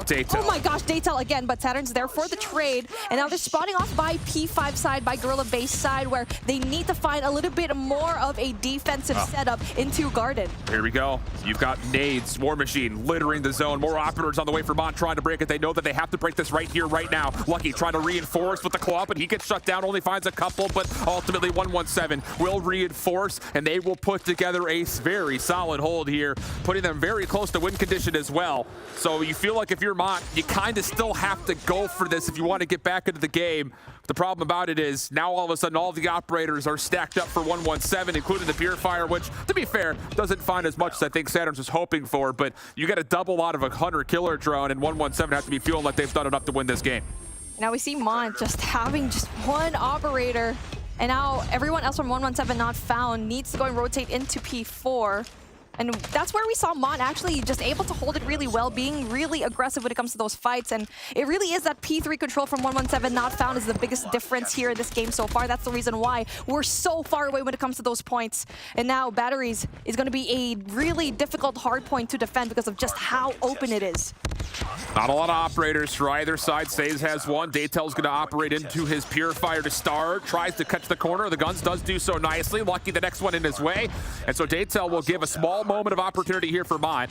Still a contest around the back as Saturns is able to put together two. Split spawn situation as well for 117. They're going to have a chance to envelop this and hit from multiple points of ingress. That will work out for major contest time. Not a full break though. Mont flood back through mid. Get back onto the hard point. Still alive, but time is ticking away. 150 plays 241. You got to play perfect hard point. And Etsy, who's had a slow game, does pick up a couple of the big ones to at least allow Mont to continue to earn some time. Now for 117 not found, that is not a spawn that you'd want to be at, especially by Subway side, because you're going to be funneling in through. Now it's bottlenecking. Mon able to sustain this defensive setup for such a long time, and that just kind of delays the inevitable right now from 117 not found, but they are able to find those scrap points. It is not going to be enough though to seal that deal, which they still need to go in there for that P5 control, but we already know that 117 not found is just so good at this. Yeah, you got to find a full 60 plus the next 40 on the first hard point. Haven't said it hasn't been done before, but it's not common to see something like that come through. Etsy just spamming the doorways of the claw for now. Annihilator also offers Eze. Both are going to find eliminations. Fahim actually kind of punishing 117 by spawning in the back here. They're kind of trapped at the moment. Lucky will spawn out. He's going to try to pinch this from the front, and he will get a couple of eliminations. Uh-oh, this is where it happens. Oh, man. Now 117 have the numbers. Karma right back in with the Annihilator. Gets the first. Shut down, but it doesn't make a difference. The damage has been dealt. The break is in, and the 1 point they needed is earned. Clean stuff. That took a while, but still clean stuff at the end from 117. But that was so impressive coming in from Mon. We didn't expect to have such a good first few hills from them. And honestly, that P3, we're not going to be talking about that. They really tried to go in there for that garden control, but unfortunately for them, it just didn't work out. And it kind of snowballed from P3. They were able to get P4, and it was really that P5, P3 hill that they just struggled with all the time. It's just one of those things that Statue is a hard point that you feel like if you rotate early, you should get a full 60 on. It's hard to break the spawns because you have to go so deep around the map to get there. And then from that point, once you start to earn operators, which you mostly do by the third hill, you spam down the inside areas of the mid doors, and then you just get your ARs watching through statues on headies. It's just so difficult to break it open. And to be fair, Mont did a really nice job of continuing to put chaos in the back line, but that's where the individual gun skill for 117 really starts to shine. So many great individual moments that allowed them to get not just back into the game, but to put it out of reach. That clip right there from Saves was definitely the breadwinner, I'd say, going into a 1v4 essentially on the batteries, and he's able to do well to essentially single-handedly win the hill from there. But yeah, you got to give a lot of credit to Mont for coming out and really kind of surprising us, but even more credit to 117 for continuing to distrust their game plan, trust that they can get woken up, and well, boy, did they ever. I mean, speaking of heroics and just individual gunplay, Saturns did a phenomenal job at just solo holding that top P5, and he was able to just get that kills from across. It got Etsy coming in from P3 from Garden. Not just that, pulled out the Purifier and was able to flush out everyone. It's those individual plays like that that you really need, and so far we've seen Mont do that, but so far as a whole there was something lacking. The individual plays are there, but they need to find a more three-dimensional play. Things to consider if we get to Apocalypse. That would be map number 4 for our hard point. But for now, we have to jump into the search and destroy. We talked about Mont and really any team that finds themselves possibly at a disadvantage in respawn. You feel like you have to win map number 2. So we'll see what goes on. Single defense here of the actual reactor itself by Saturns. He tosses both of his nades early. He's got an R9. I was about to say, this is something that we've seen in the past. SMGs or shotguns can really wreck Rampage inside of these tight corridors around A. He's going to play the angles to perfection, and you get to see Etsy in a really bad corner. Saturns, though, he's going to be the only stopping force in Alpha, so that's going to be huge if Mont is able to go into Alpha, full force. That needs to be stopped there. And now that player number 5 is going to be essential. That's Daytel. We'll give that information as to how many players are going to be there by that Bravo site. This is the thing about this setup is you've got Karma number 4, who's watching mid lane with a Holger, so he could just spam it down and give Saturns the information if someone is pinching him. Otherwise, the R9 should be in kill range from that staircase side. Lucky tested over towards the opposite bomb site, though. Pinch on the way for number 5, that's Daytel, who does get involved. Trades are good, and Mont will win the site. And now the question becomes, how does Saturn's help on this retake with nothing but a pistol and a shotgun? It's going to be so difficult for him in Karma, especially with that LMG. It's going to be even more difficult. Speaking of Daytel, huge kills from him. Does get traded out by Saturns, but he's trying to go in for that flank, but this cannot be. I mean, if he had the timing right, he was able to sneak up against Jay-Say, then probably... There you go. I feel like it was Daytel going in for that mid push. That was probably the biggest difference for them to have a really successful B plan. And I think the thing, too, is how successful the opening trades are on top of the B site. It forced Karma to give up that mid lane to assist and contest that bomb plant. So him giving up that mid lane is why Daytel gets in towards mid map. There's an angle that you can kind of see at the overhead as Lucky will try to snipe through the placards and steps of the stairs. Saturn's once again, R9 in hand. And the thing is, Mont should have communicated that Saturn's has a shotgun, so we should know that A is not a great option for us if he, of course, continues to pull it out, which, of course, we know he does. Etsy, though. Let's see if he's going to be making some noise, and Saturn's going to be holding down the fort. And so far, he's going to be the only one left. And we need to see some sort of 5-man push coming in here. But that smoke is not going to do anything for them as a double-man push comes through. Only deals a little bit of damage, though, as Saturns gives that information off. And that is the best situation you can get if you were Saturns. Look what Mont's done. They've pulled the defense over because Saturns is actually feeling the pressure from that smoke. So now all of a sudden, you're rotating back over towards B. A couple of trades come out. We have a 4v4. Big opportunity here for Says if he can get away. And yes, he does, just barely.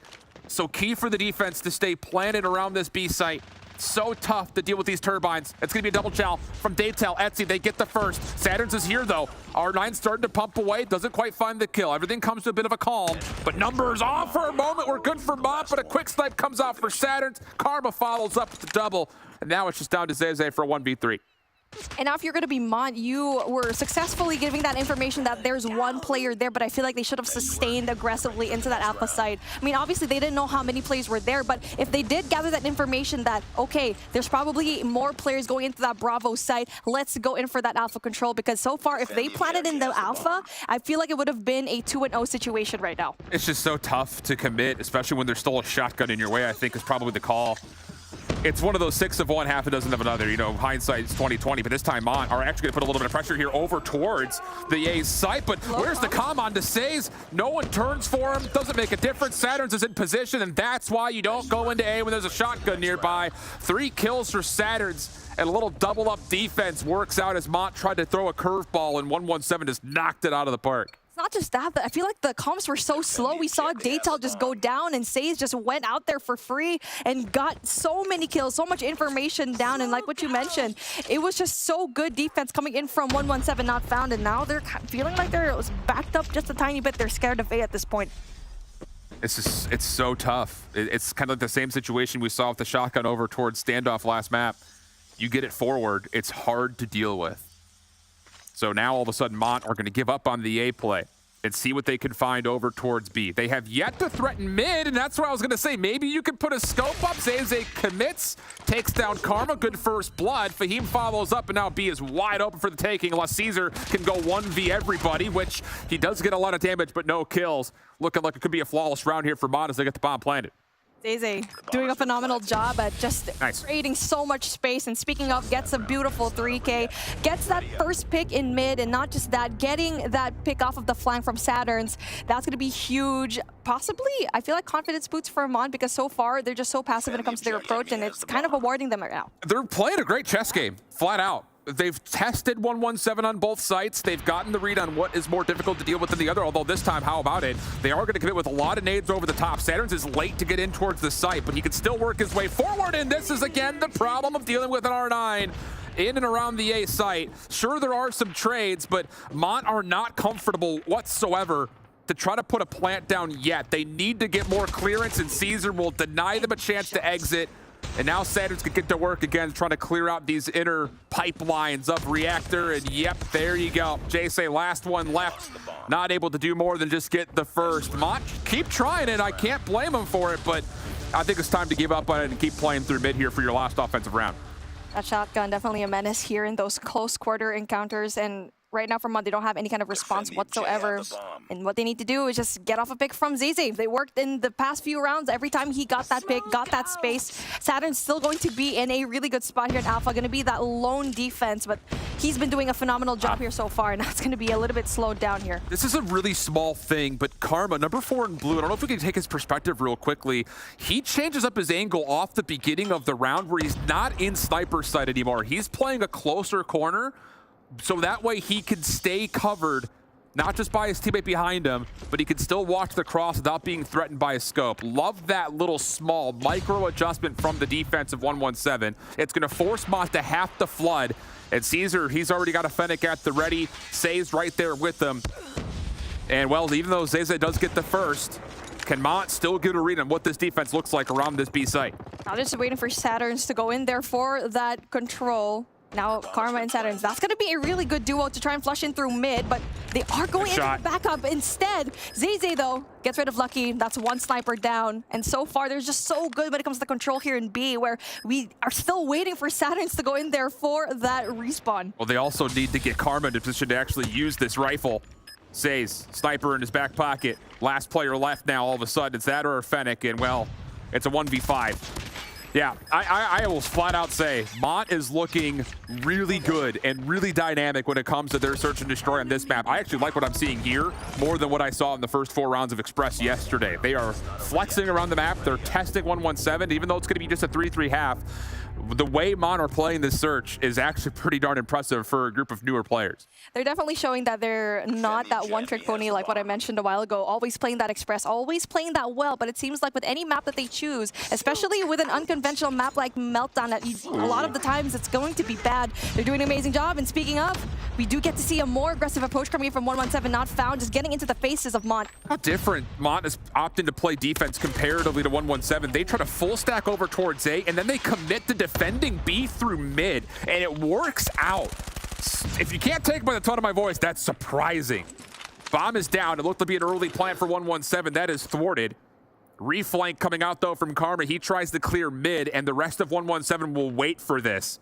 Daytail up top, not quite able to fully check window, so Saturns will exist just below him, and they miss each other. They pass like 2 ships in the night, and the kills come out for 117. Leave it to a 3v2, and the only thing that Mont has to their benefit is the fact that they may know Bomb is down here at B still. I'm not quite sure if they know because Zeze's just so far away. He's probably like the biggest way for them to get those kills. But then Jayce goes in there, gets the Fennec down, repositions the Heady, but not able to get those kills. 1v2 still very doable. Zeze has a really good sniper setup. No information down though, but ooh, spots Saturn's right on top of Generator. This is so hard for the retake. No nades in his back pocket. It's just going to be down to can he hit the quick snipes. Karma working on the plant. He will get this down without any contest.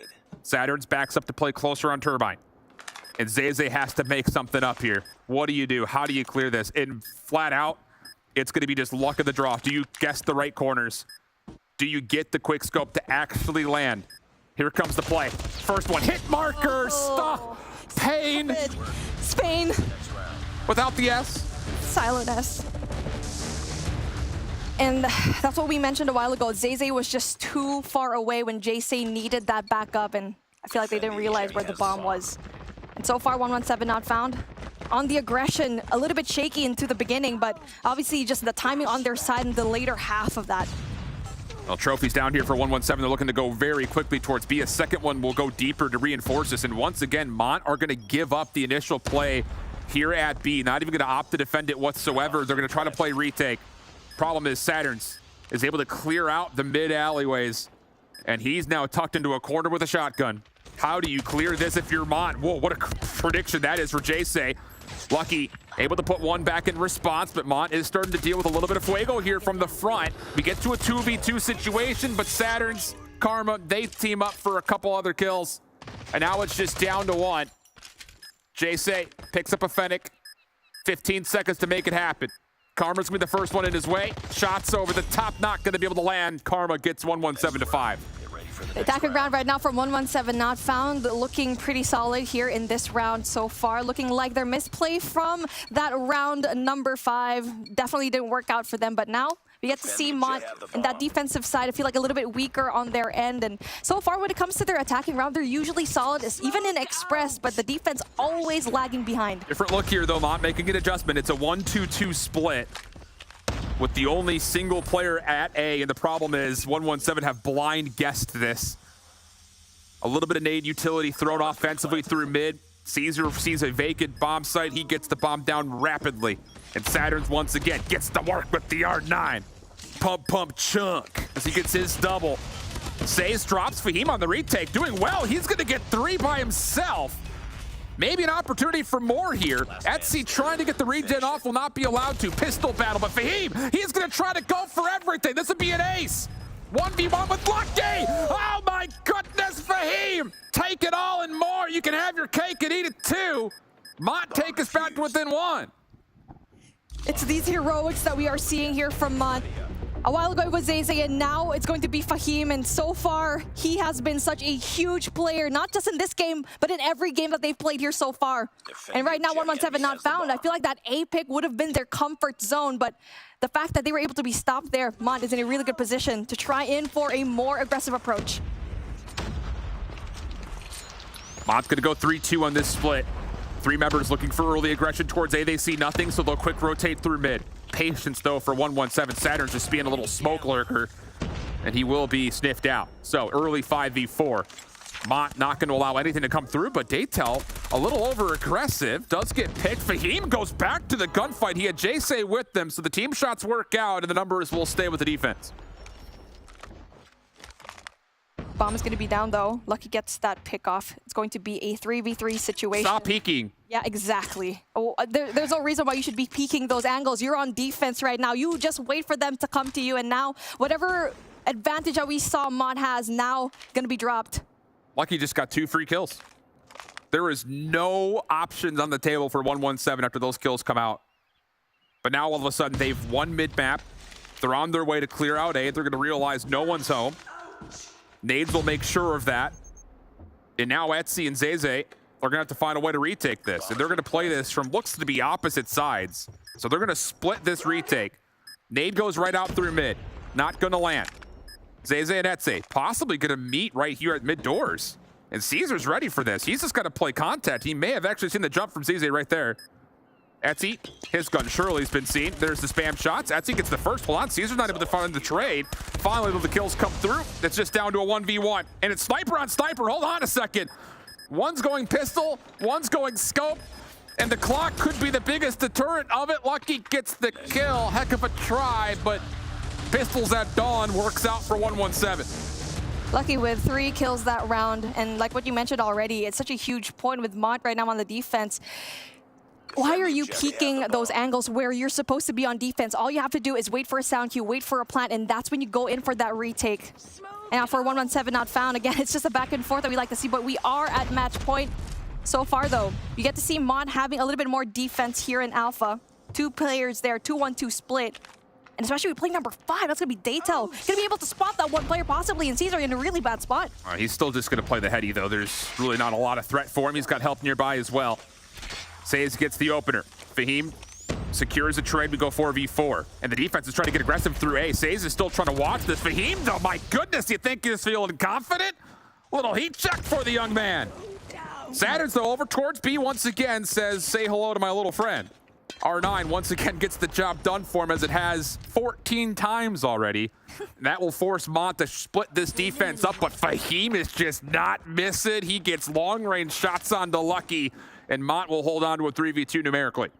Saturn's, though, able to possibly get that, but then that's going to be information down for them. He does get that pick off, able to get that stun, but Jayce going to be in a really good spot to go in there for the flank, but Saturn's right there for the timing. The timing's not going to be on his side, and there you go, Jayce yet again.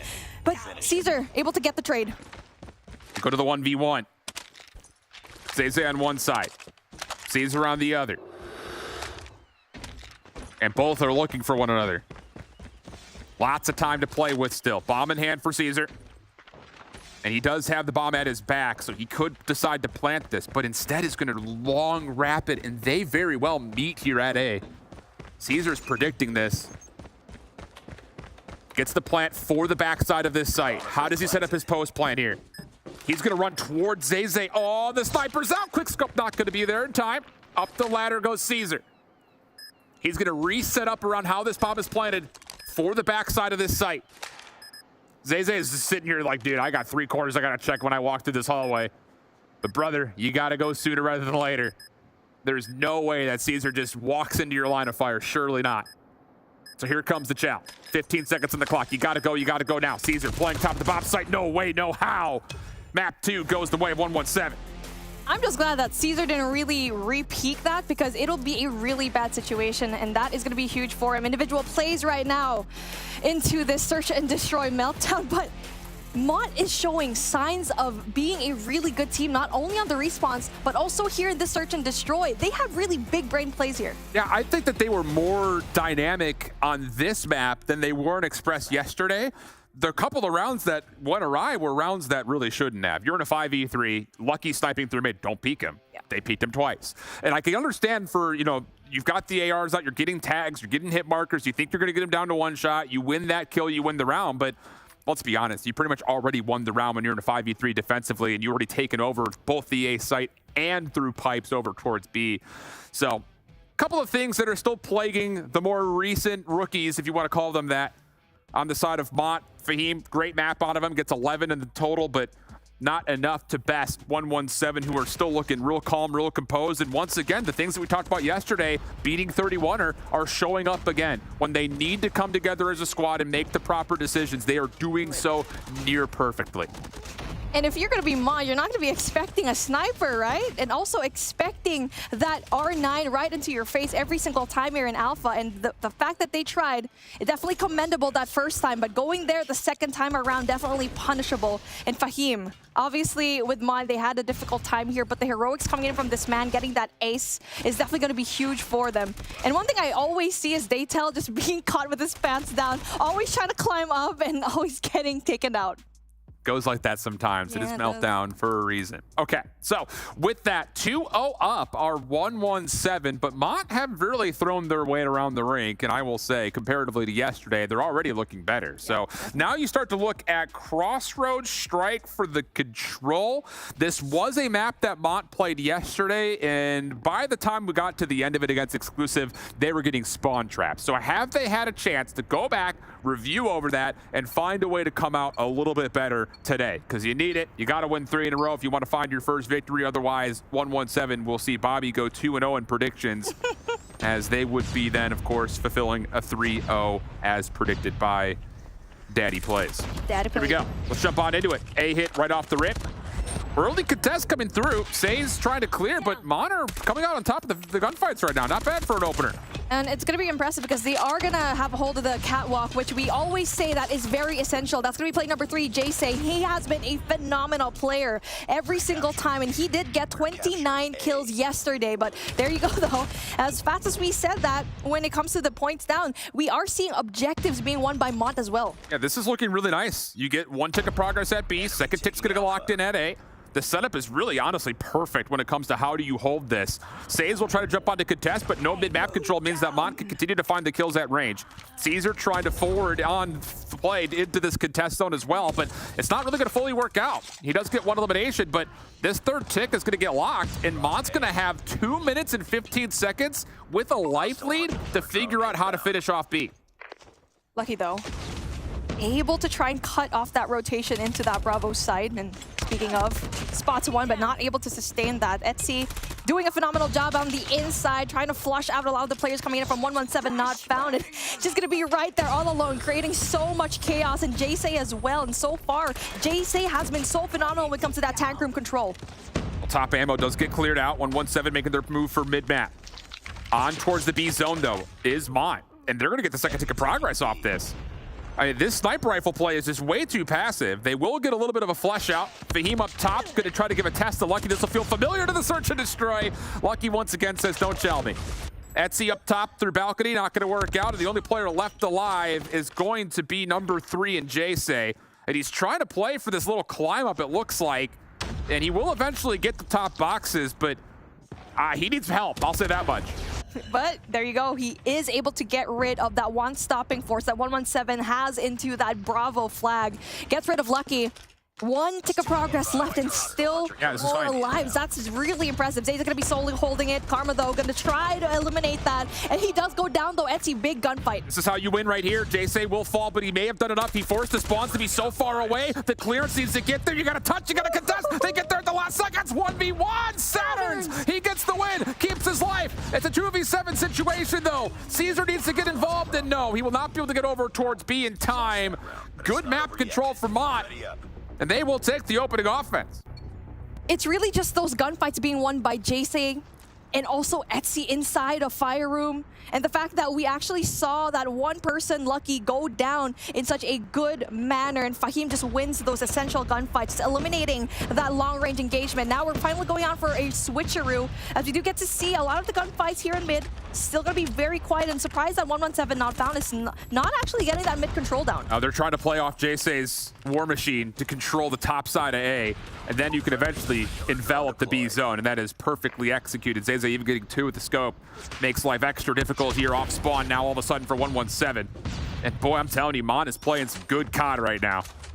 Maybe down 0-2 on the scoreboard, but do not rule these boys out. Karma playing up top on 10. Lots of damage towards Daytel, but can't quite finish off the kill. His teammate picks up the pieces, but now Etsy's got a claw in your spawn, and he's going to work. 3 for Etsy. Now the spawn trap possibly coming out, but no, shut down. 117 deal with the damage, but the problem is they're still down now 8 lives as they try to get back over towards A. Looks like Etsy is such a good pickup right now for Mon, and looking like their team chemistry, their team comp is working out. There's just one day to try and get it down. And so far, though, Mon still with the life lead. Says wins a essential gunfight here, gets a double through mid, and now possibility to get that spawn trap out all by himself, though, might be a little bit too difficult. He's got to know that he needs to play his life, and he's done well so far. Nobody from Mon can chase him down. Says gets out of there. Off the regen, tested by Daytel, and he will eventually get the trade. Now Caesar kind of passes the baton over. Trades come out, all that favoring 117. Clock will stop at 19 seconds. Annihilator's out. JSay try to touch, not gonna work out. Karma's gonna get the double, not quite the third. Nice shot from Zayzay. First tick locked. You have to stay on the zone here if you're 117. Not a lot of time remaining if they do get pushed off. And Saturns gives up a bit of space. Purifier still in hand, looking for the double. Works out. We've got a 7v6. Third tick of progress being worked on. And if we get an extra minute, this is going to come down to a TDM. And just like that, all the progress from Mod going to be down the drain. And it was all up to that one player that actually made so much of effort trying to clear out that building over here, Fire Room. 6 and 4 is going to be your scoreline, but with just not even one tick of progress, almost close though, we're going to be seeing Mont just playing a little bit careful, but they're playing it to perfection. Yeah, ZZ's doing a really good job. Just trust that Zayzay can get the eliminations around the outside, but on the Pred missile, that may do it. Daytel now has to commit down. The smoke will completely uncover Say's on the zone, and Zayzay will not be able to get back to the action. So offense for offense we go here at Crossroads Strike. And a lot of operators still are at the ready here, deciding on what exactly 117 wants to do for this opening defensive split. Even when it comes to the score streaks, I mean the operators rather, but we do still have one operating. And now that's going to be an early pick coming off of Saturn. That's going to be huge. Caesar rather, 14 to his name, but Caesar going down. ZZ able to use that sniper to his advantage, and so far ZZ has been so good at cutting off all that sight lines. Yeah, nice route here from Says. Oh, well done. Gets into the backside garage. Now gets to work covering the spawn door. And 117 are all over Mont spawn. Fahim, though, still finds a way to get on towards B. This will pull the defense over just a touch. Lucky's able to get one clear on boxes. Smoke comes through, but nobody else from Mont can get forward. Instead, the focus will be here over towards A. Etsy in trouble. Stunned, naded, smoked out. And that will be enough for Lucky to eventually secure the kill. 117 pushing back forward as now Saturns once again has the shotgun in hand. Now, one difference we saw here compared to our first round a while ago is the fact that Mont doesn't have any kind of presence here in Fire Room anymore. But just as I said that, they do send down 3 players right there. That's player number 2. That's going to be Saturn still going big, winning a lot of those gunfights down with the R9 combo. That's going to be huge. Oh, still gets another one. That's filthy. Quick double. That leads to 117 now up double the lives and then some on to Mont. First convincing defense that we've seen to this point. Only the single tick of progress had been locked over towards B. Some moments that A was under threat, but nah, it's just 117 just in too good of power positions here, putting so much stress onto Mont off spawn, and they reap the rewards of that. This will be a defensive round for 117. Just comes down to a matter of time at this point.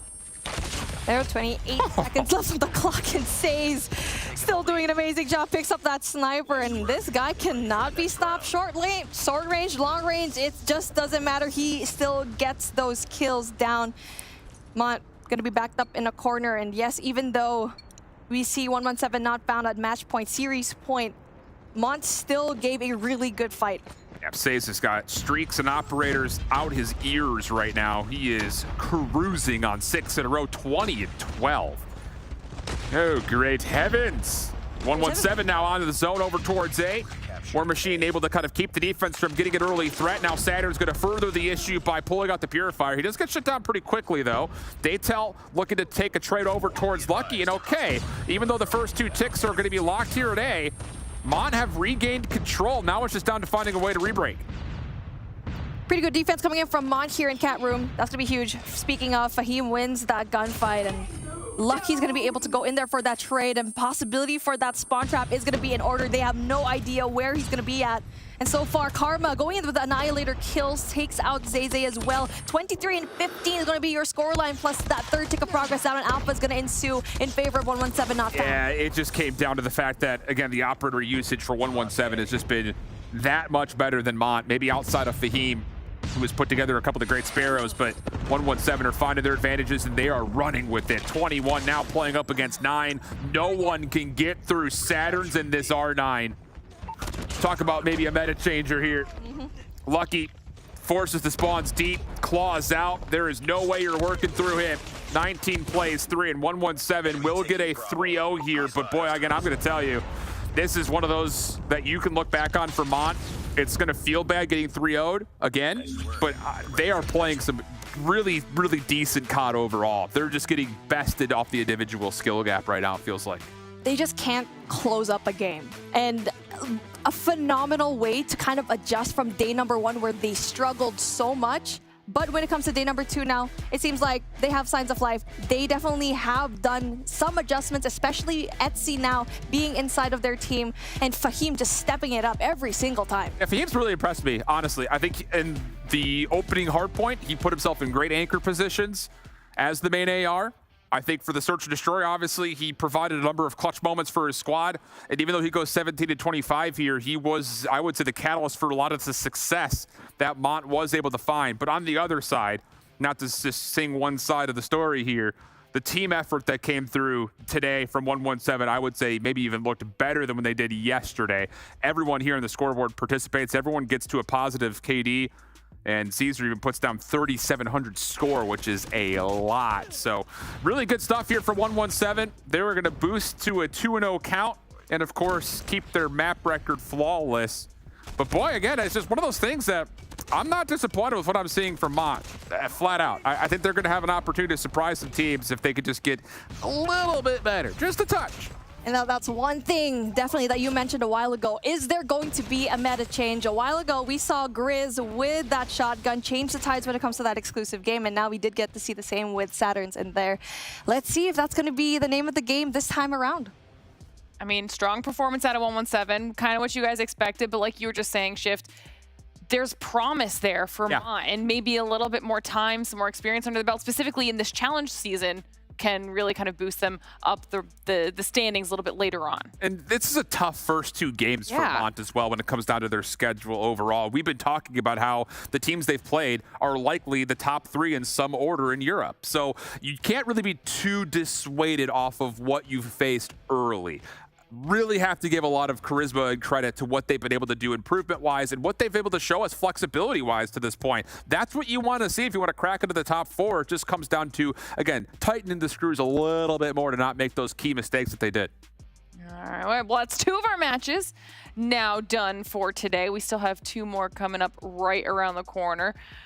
Let's talk about the standings. We'll actually take a look at those, get those updated for you guys in a second here too, because that is now our second team that is 2-0, 117, joining Kings up at the top of the leaderboard. Now, a couple other teams that we're going to be seeing later on today, we'll be seeing Animus later on 31 or later on at the very end of the day. And then right around the corner, we'll have our Zidium versus Panic match. We were talking about that a little bit before and what we can kind of expect out of the rest of the day before the show had even started between all of us. And looking forward to that. Bobby, let's talk about Panic and Zidium. I think there's a lot of eyes on Panic heading into this one. We talked a lot about, number one, they already had a lot of talent, but didn't really manage to execute the way they wanted to whenever it came to stage 3. And then they added on more talent on top of that, but they still didn't look super strong here in stage 4. So obviously part of that is going to be attributed to the fact that they just haven't had a lot of time to play together. Overall, I think they're going to improve quickly, and this is a big opportunity for them to show it. I think it's going to be a really good match, but before we do that, I'm being told that we have another interview. Today's a good day. We have Lucky ready to chat with us. Lucky, how you feeling? Yeah, I'm good. Chilling. Happy after that last match? Yeah, quite happy, yeah. Good performance, but you can always do better. So just have to look at the little details. All of these teams are always so ready to improve. I love this. All right, Lucky, you looked absolutely phenomenal in that one. I think definitely some game-changing plays in the search and destroy, even with a strong start from Mont. What do you feel like has been one of the strongest improvement points for you guys in the search? I think, to be honest, the IGL. I think the IGL is really improving. He really knows what to do in each moment, so shout out to Saturn. He's really good. That's beautiful. I mean, when it comes to the IGLs, right, it's just so important to have that leader inside of your team, especially if you can't always have your coach around you. How about you, for you, Lucky? What do you think, especially when it comes to those really high-pressure situations, especially up against that Animus game? I really want to talk about that. How did you guys feel coming off that win, especially in that day number 1, knowing very well it's so essential for you guys to get that Animus win? Can you repeat the question? I did not really understand it. It's okay. So you guys went up against Animus your day number 1. So how did it feel like going up against one of the best teams in EU, knowing very well that you brought it down to a game number 5? Well, you always have to be prepared to play in a team. So for us, it's just playing any team. Any team you have to be prepared. So it doesn't matter if it's one of the best or one of the worst. You have to be prepared, so always ready. Lucky. We don't care who's the opponent. Okay, I like that because you still have to play a lot of the heavy hitters in the group. I need you right now to convince me and maybe the people at home what it's going to take for you guys to not be slow starters, because the Apocalypse was a little bit of a slow start versus 31er yesterday. The Arsenal today was like, what's going on? So what do you guys need to do to not come out the gates kind of slow? I think it's us like a team. I think it's difficult to get in a game at the start, mostly if you lose the gunfights, but you know, we can. If the mental is good, just stay focused on the game. You can come back. Anything is easy. You can come back everything.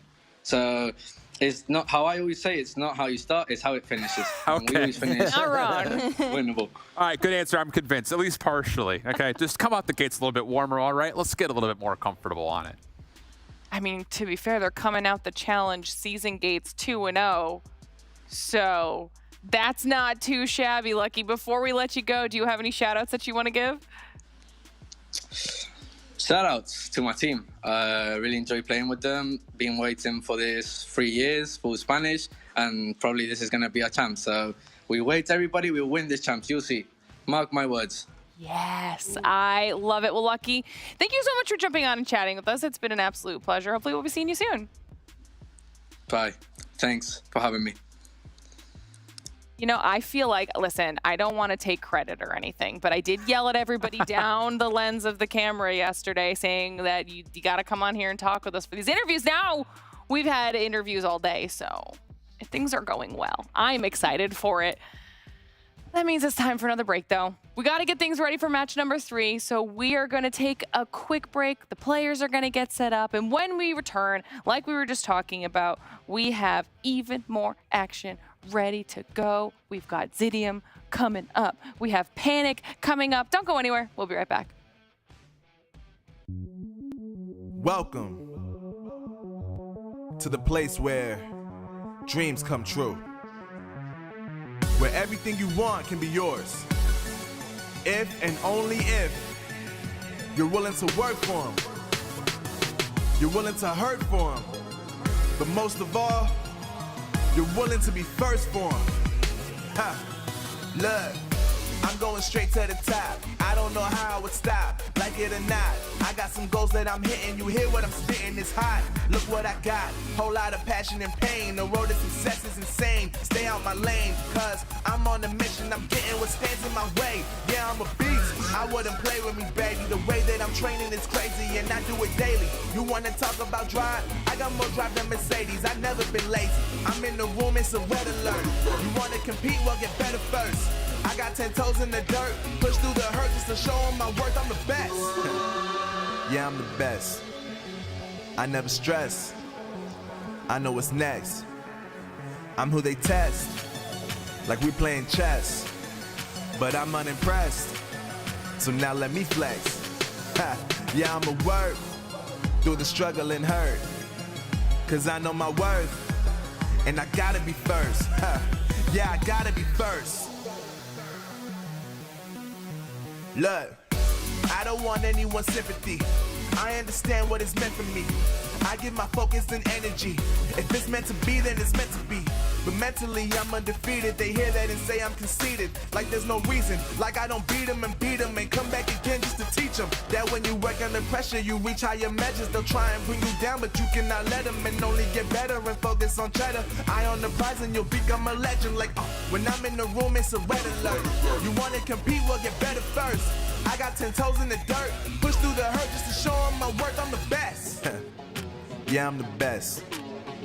I never stress. I know what's next. I'm who they test, like we playing chess. But I'm unimpressed, so now let me flex. Ha. Yeah, I'ma work through the struggle and hurt, cause I know my worth, and I gotta be first. Ha. Yeah, I gotta be first. They don't know what's gotten into me, how'd I turn pain into energy. Through all the struggle and hurt, remember my worth, and that's why I gotta be first.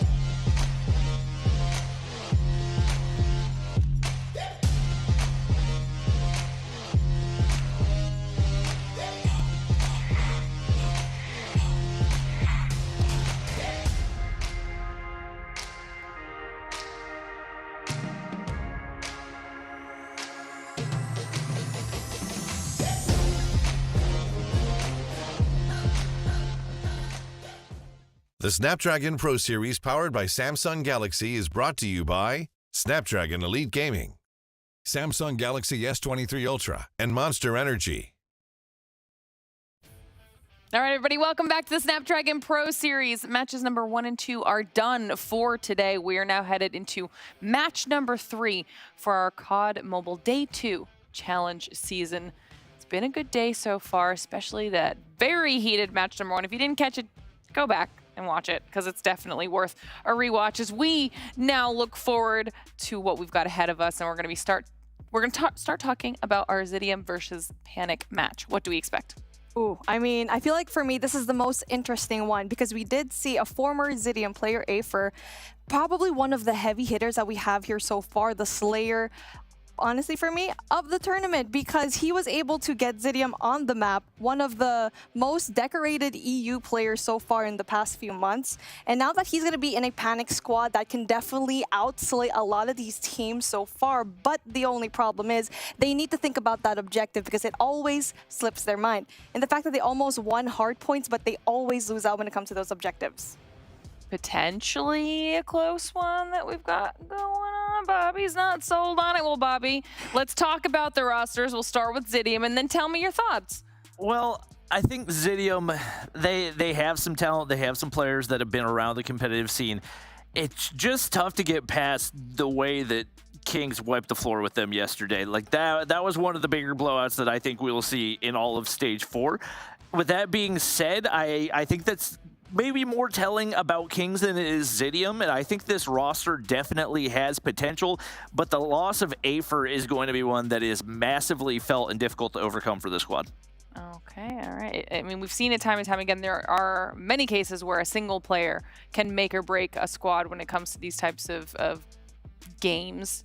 So we'll talk about the Panic roster shift and give me your thoughts on them. Yeah, this Panic team is, I think, one of those that embellishes the idea of high potential waiting to burst onto the scene.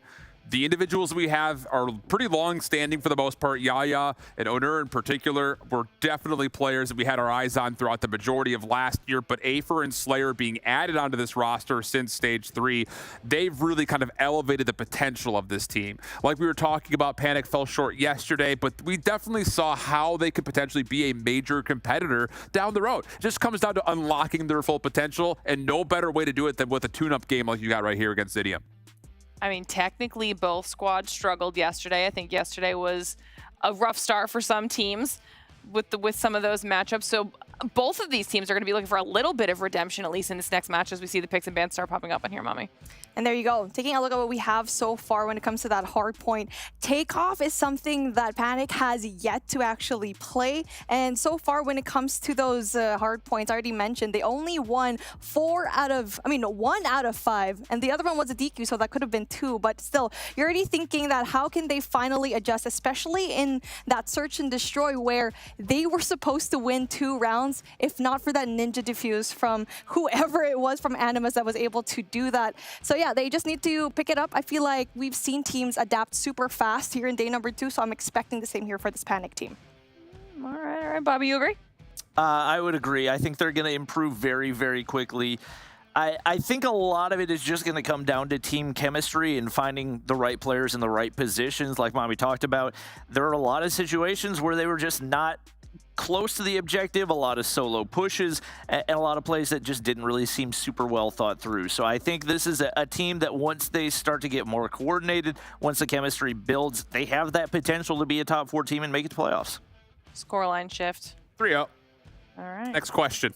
No, I really agree. I think you're seeing some repeat maps that would have been in the pool or were in the pool yesterday for Panic. So I expect, like Bobby's talking about, the screws will get tightened up. They're going to play a little bit more polished. I just want to see who's going to be the player to actually step up and direct this team, because the individual skills there just comes down to putting it all together into one good puzzle. All right, well, I think that match number 3 is about ready to go then, which means it's time for us to send you away back to the other side of the studio to kick this thing off. Bye. All right. Yeah, I don't know, Bobby. You know more about these guys than I do. Who would you say is like the most potential for IGLing this Panic team at the moment? I mean, I think that's the thing about this squad. There's nobody in particular that really sticks out to me. I think they've got a lot of really strong Slayers. I think one of the more experienced players is Yaya on the squad, but at the same time, I know he's kind of bounced around to a lot of different rosters, so I don't know if he's the type of player that's really going to lead a squad. But I think given how long he's been around the competitive scene, that's going to be a player that they naturally look to. It's always tough, too, I think, just generally speaking about Call of Duty and the IGLing, to run an SMG and also call for your team in 5v5. Playing on largely what is 4v4 maps in the history of COD. So, yeah, it could be interesting, but maybe we'll get a chance to ask them the question if they win this match. We have another interview. It's going to speak that into existence, but for Zidium on the other side, it's about trying to get yourself proven and try to find more than 50 points. That may be goal number 1 here as we drop on into takeoff. All right, it is smokes galore here on P1. Nobody can see anything. Zidium make their way on into the hard point, but Bison holding down the high ground for right now. He's going to do his best to lock up some map control for his squad. Afer making his way on into the point, and you can see those LKs in all the long angles, trying to cut off those rotations on in. Very back and forth off the start tree with the UL in hand. Going to find one before getting traded out. And Panic making their way into the hard point, getting a nice little chunk here off P1. Yeah, great use of utility here for Panic to continue to at least contest at worst as they, like you mentioned, hold on not just to most of this hard point, but also on top of that, they've got the rotation, at least for now, over towards P2. Though, Zidium working on both at the same time. Couple of kills coming out, and okay, here's an opportunity for Zidium to get themselves back into the mix. They will largely get to this game about level points and an opportunity to play for new, but the latter of the two elements is shut down, and there will be a small lead as we rotate over, looking at a Panic setup over the top of this second floor. And interestingly, we've actually got 3 players in AR roles for Zidium, which is not something you'll see super commonly, but that's the role Kree's going to fill with that UL in hand as well. We'll see if it pays off for him, but it's going to be a lot tougher once you get into the close range, and he gets shut down on the bottom side regardless. Panic, pretty much free reign on the inside of the hard point, but Rondo is there to apply that pressure. Couple of big kills, and it looks like the spawns are going to flip out right here. Yeah, really well done. Zidium just kind of hit from all fronts at the same time. Works out. They get the flip, not just the hard point, but also, like you mentioned, the spawns. So lead goes to Zidium for the time being. Panic able to contest right back in from the front. Owner trying to clear out these back stairs and will do well, but stunned up. The opportunity for Denicio to get to work, and how about it? Denicio getting 3, and Zidium looking good for the scrap time. Well, Zidium looking so much better than what we saw out of them up against Kings yesterday. Bison's going to get pushed up, but he loses that gunfight as well. Slayer's there for the trade. But right now you're playing for scraps, and Zidium rotated out early on what is arguably the most important hard point in this one.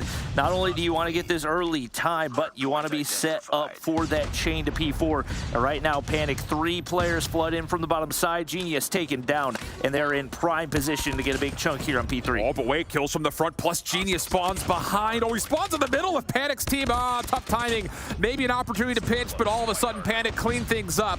Operators are out, though. They've already committed to this. If you're Zidium, it's a Purifier and a War Machine in combination of one another. Genius back in for the contest. Predator Missile also called in. Zidium really putting the gas pedal down here. But Panic able to respond pretty darn nicely. They hold on to the spawns. They get a couple of shutdowns. Now they've got some operators of their own. A lot of the Sparrow being denied, but Owner still able to connect with a couple. The hard point goes neutral for the back 25. It is pure chaos here on P3. Full investment out of both squads, operators, and score streaks galore. And right now it is Zidium picking up the scrap time. You can see those players rotated out early as well.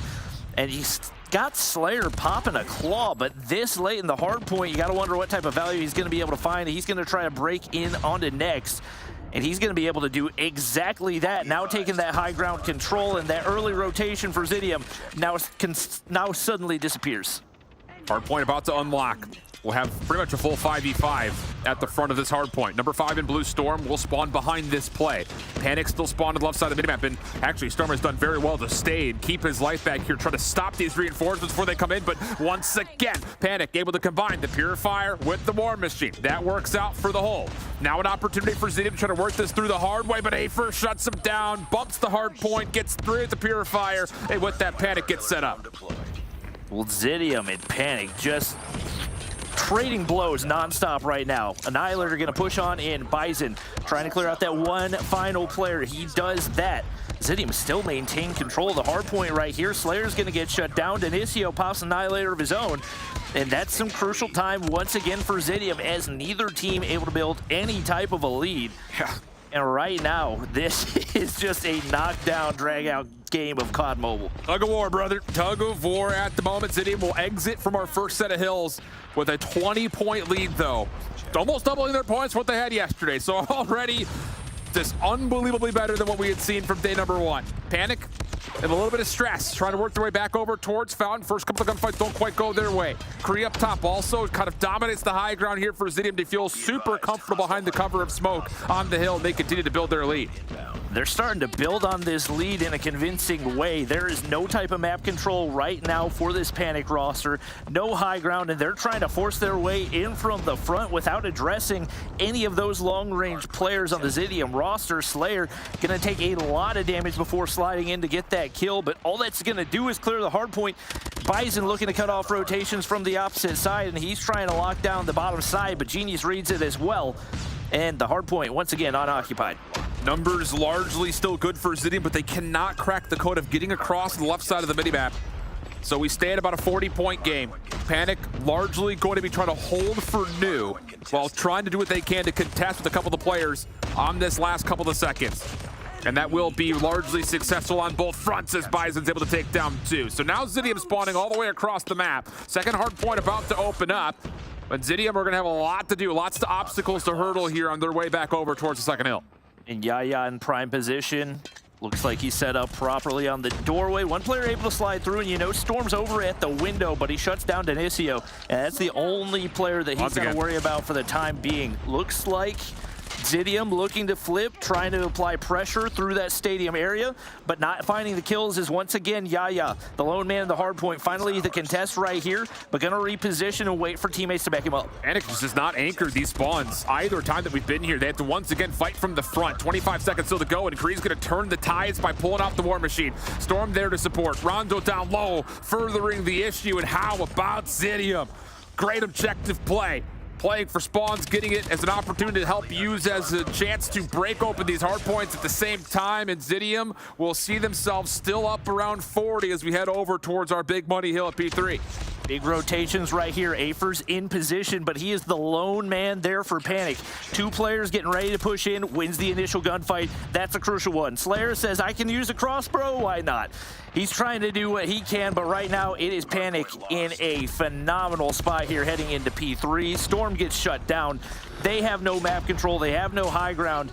Right now might need to invest some of these operators to have a chance of breaking in. Or that could bother, probably 3 that could come out, plus whatever Kree's got in his back pocket as far as score streaks are concerned. Panic still set up and bunkered down inside the hard point. Here comes the full surround though. Zidium looking for their break. Claw into the hand of Storm. Slayer tries a challenge. Kill still looking good. And Owner tries to get the bow out to stop the break. Not going to be able to. And once again, Zidium break with 20 seconds to fight. Panic, no more operators to try to re-break this. They got to do it the hard way, and they will be bounced away. An opportunity still to finesse, but largely speaking, that is a great break from Zidium. Huge usage on the operators right there. Rondo's trying to get the better of this one. Yaya says not today. And Panic do a good job of minimizing the damage there as they only allow maybe 15-20 seconds out of it. But realistically, it looked like it should have been a full 60 for Panic. And for Zidium, you have the nice setup here over on P4, and nice little crossfire out of Kree. Gonna be able to shut down a couple. Slayer doing his best to catch those Zidium players out of position. But right now, they are just constantly second-guessing while Zidium locks in free time. Yeah, Genius just completely denies the play. He stays away from the gunfight, stays on the pinch, and now all of a sudden he's got an angle for this spawn trap, and Panic is under extreme duress trying to get out of spawn. First 30 seconds largely good for Zidium. Operators starting to be earned again, though, for Panic, but the Annihilator for Bison finds absolutely nothing. It's Kree for the double. Now drops down to the low ground. Has more in front of him, but doesn't even need to come through as Denisio's there to support the hill. One last player is Yaya. He's able to neutralize, but once again, Zidium come out slightly on top. Scrap time still going to be fought for the last 12. Yaya starting to heat up. He's able to get himself onto 5, make it 6. And he's got a war machine now earned because of it. Let him cook. He's going in right now. Pred missile gonna drop as well. He'll find one and get some information for his team, and now the feed's starting to light up very, very yellow. Kree in a bad spot. He's gonna get shut down. And a lot of the kills going the way of Panic, but the question is, can they get those high ground positions to allow them to lock in some big chunks of time here on P1? Right now, the smokes are gonna do the majority of the supporting, and Yaya not gonna get the better of that gunfight. Big contest right here, big gunfights, and Panic comes out on top. Panic really started to see a lot of electricity out of their SMGs. Bison playing backside scaffold. Zidium need to find a way to still not just contest this hard point, but they're looking to stretch across the map. Rondo up top. Oh, not to deny Slayer, and Bison also gets a bit of a turn on to Genius. Uh-oh, you can start to feel the trends go the way of Panic as they take a 10-point lead with still 15 seconds to fight on the hard point. And if they win another set of gunfights, they can get across the map quickly. Right now, Panic doing everything they can to capitalize on this P1. Yaya, make sure to clear out the hard point. Cuts off a couple of seconds, and Slayer in position to potentially get these spawns, but not going to be able to win that gunfight. Afer on the backside, trying to break his way on in as well, but there's just too many reinforcements here. Zidium find a way through regardless, and they continue to lock in time here on P2. Up at Storm, he thought he had the spawns won. There was another player chasing him, so spawns will be blocked for the time being. Operators are out for both sides. Panic finding a lot of eliminations, but still, Zidium holding on. They all spawn in as well. Bison, the last player left from the front, will be also turned aside. Zidium over the 200-point threshold. Panic having a tough time getting through Denicio as the Annihilator starts to get to work. Play from the front, though, starting to find success for Panic as they get back on for a contest, but once again, Zidium able to kind of push it over the edge with more operators finding success. That was a massive investment for Zidium there. I think 3 or 4 operators popped all at once just to maintain this position, just to maintain the spawns over here on P2. And it looks like the players rotating out as expected. Storm doesn't hear the audio cues, and that's a huge initial gunfight win for Slayer right there. Genius on the bottom side looking still to contest. All the players racing across the map and nobody holding that high ground control. It's absolute chaos on the inside of P3. What's going to happen to the spawns here for Panic? The hard point's about to open up. Bison gets on. Owner is not going to fully beat him. He's got a Sparrow to help him get himself back into the hard point. 225 plays 210. Panic currently in the hard point, but Rondo trying to change that. Pure fire out. Burns alive. Afer. Oh, they've gotten the full clear up top. Now it's just on to clearing off the hill itself, but no one there's still got the bow out. Bison says, you like bows? How about pistols? And Genius says, bet, I'll take it. 232 to 212. Zidium, they can see their first map win possibly coming through. You just got to hold. Huge takedown onto the Annihilator right there. Slayer doing everything he can. Crossbow, you throw it all at and see what it sticks.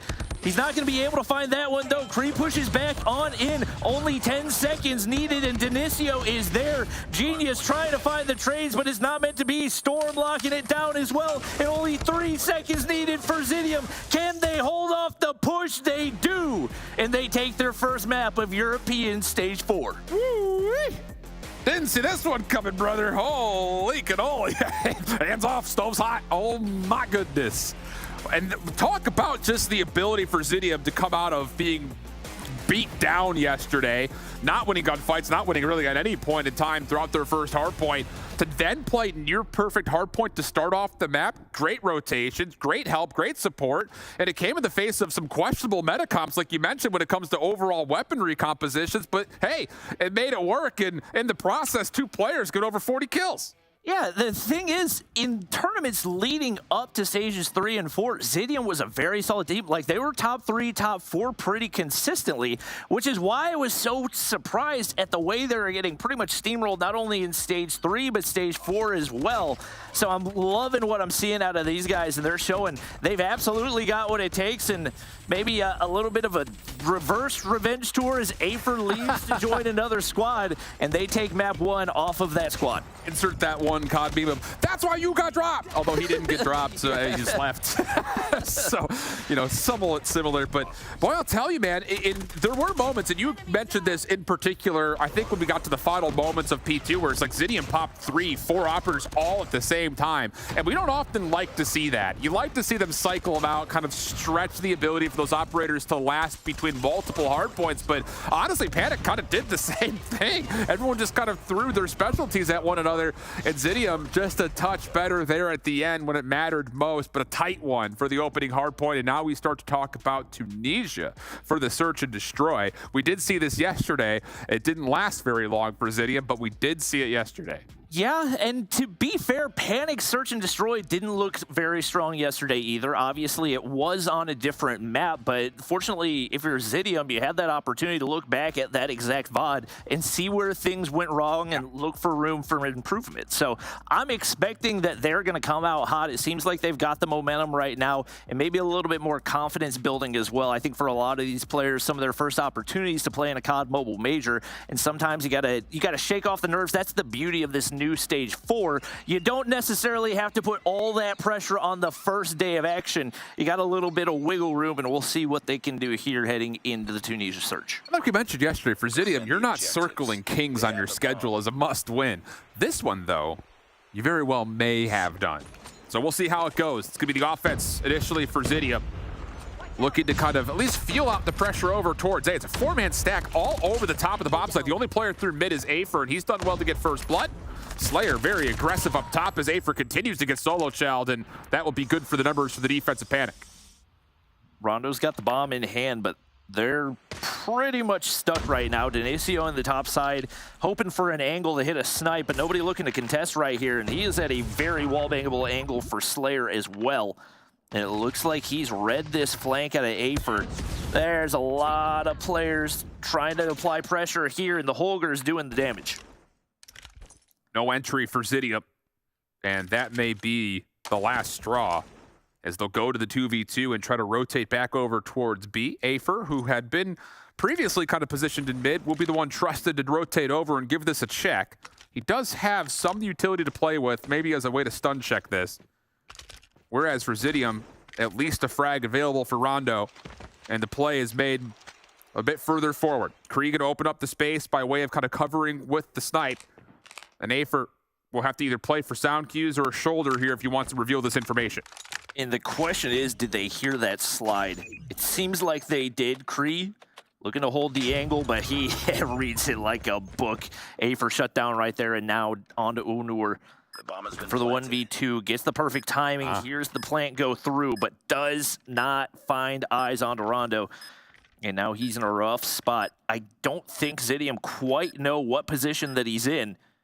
But once again, going to be forced on the low ground if he's going to find that first kill. The biggest question here for Onur is where exactly is the scope? He does see Rondo on the exit, finds the first kill cleanly. Now it's down to the 1v1. Onur trying to hunt. Doesn't quite see Kree yet. Information's not mutual. They've kind of passed right by one another. Oh, and how about it? Onur's going to take the 1v2, more than enough time for the defuse. Oh, missed chance there for Zidium. Something about these LMG clutches in Search and Destroy, like the last thing that you would expect to see, but Karma doing the exact same thing with the Holger in hand yesterday. And these guys just know how to move with it in the right way. Give themselves the best chance of winning, and they do that. They're Onur, 3 kills, Afer 2. They do all the work there in round number 1. And a similar setup right here once again, 2-1-2. It looks like a couple different looks at the Zidium squad. A couple players going mid, and that's a big opening kill. Yeah, Afer plays a little bit further back. He was trying to open up space for Bison to be the one to check through mid if there was a challenge, which Zidium does pull 2 members down through mid stairs. Works out, though, overall. Panic still defensively come out on top. 4v3 is what we're left with, the minute 25 on the clock. Space forward, though, for Storm. Makes good use of it. He should be in a tradable spot. Kree's trying to get here to help him. And on the cross, Storm's going to take down another. He has been undeniable. Storm's going to get 3. Last one left for the defense is Onur. Why not? 1v3 at the Holger this time. Onur trying to make it happen. Not quite as easy that time around, though. Big group up right there for Zidium to clutch up the round. And right now, Things looking pretty even between the two squads. We'll see if we have a little bit of a different look, but for the most part, fairly passive approach out of both teams. Yeah. Right now, it's going to be Yaya solo sent over to the B side on the defense. And once again, 2 players go mid, no real contest right there. And the question is, can they win those opening gunfights? Oh, Yaya says, I need to get out of here. Not going to be able to. And how about Denicio from up top? Oh, my goodness. Put it in a highlight reel. 2 snipes plus the pistol at range. EUR could do nothing but watch as Zidium just runs right through Panic. Lots of this focus through mid working out all of a sudden. Yeah, the question is, are Panic going to send anything to counter? They're gathering no information on that mid push, allowing the Zidium players to do whatever they want. It looks like once again, Yaya going to solo push over toward the B side for defense. And we see 2 players making their way through mid, but this time the adjustment comes through and Slayer's gonna get pushed up early with the sniper. Big first blood for him. Oh, but Denicio again. Not to be deterred, takes down another double. Mid, largely taken care of as Afer saves the life right there to Yaya. My goodness, if you want to see defensively how you change up your looks through mid, watch these first 4 rounds back again by Panic. All of them small little variations of how your SMGs can combine to try to contest through mid. Some successful, some unsuccessful to get into the 2v3 retake. Denicio is getting stormed right now. 3 players pushing through for Panic. He's got the deagle in hand, but just can't find eyes. But the hip fire lands onto 1, gets 50 HP off the other as well. Rondo has an opportunity to clutch up in the 1v2 right here, but there's only 20 seconds left. Gets the better of the gunfight.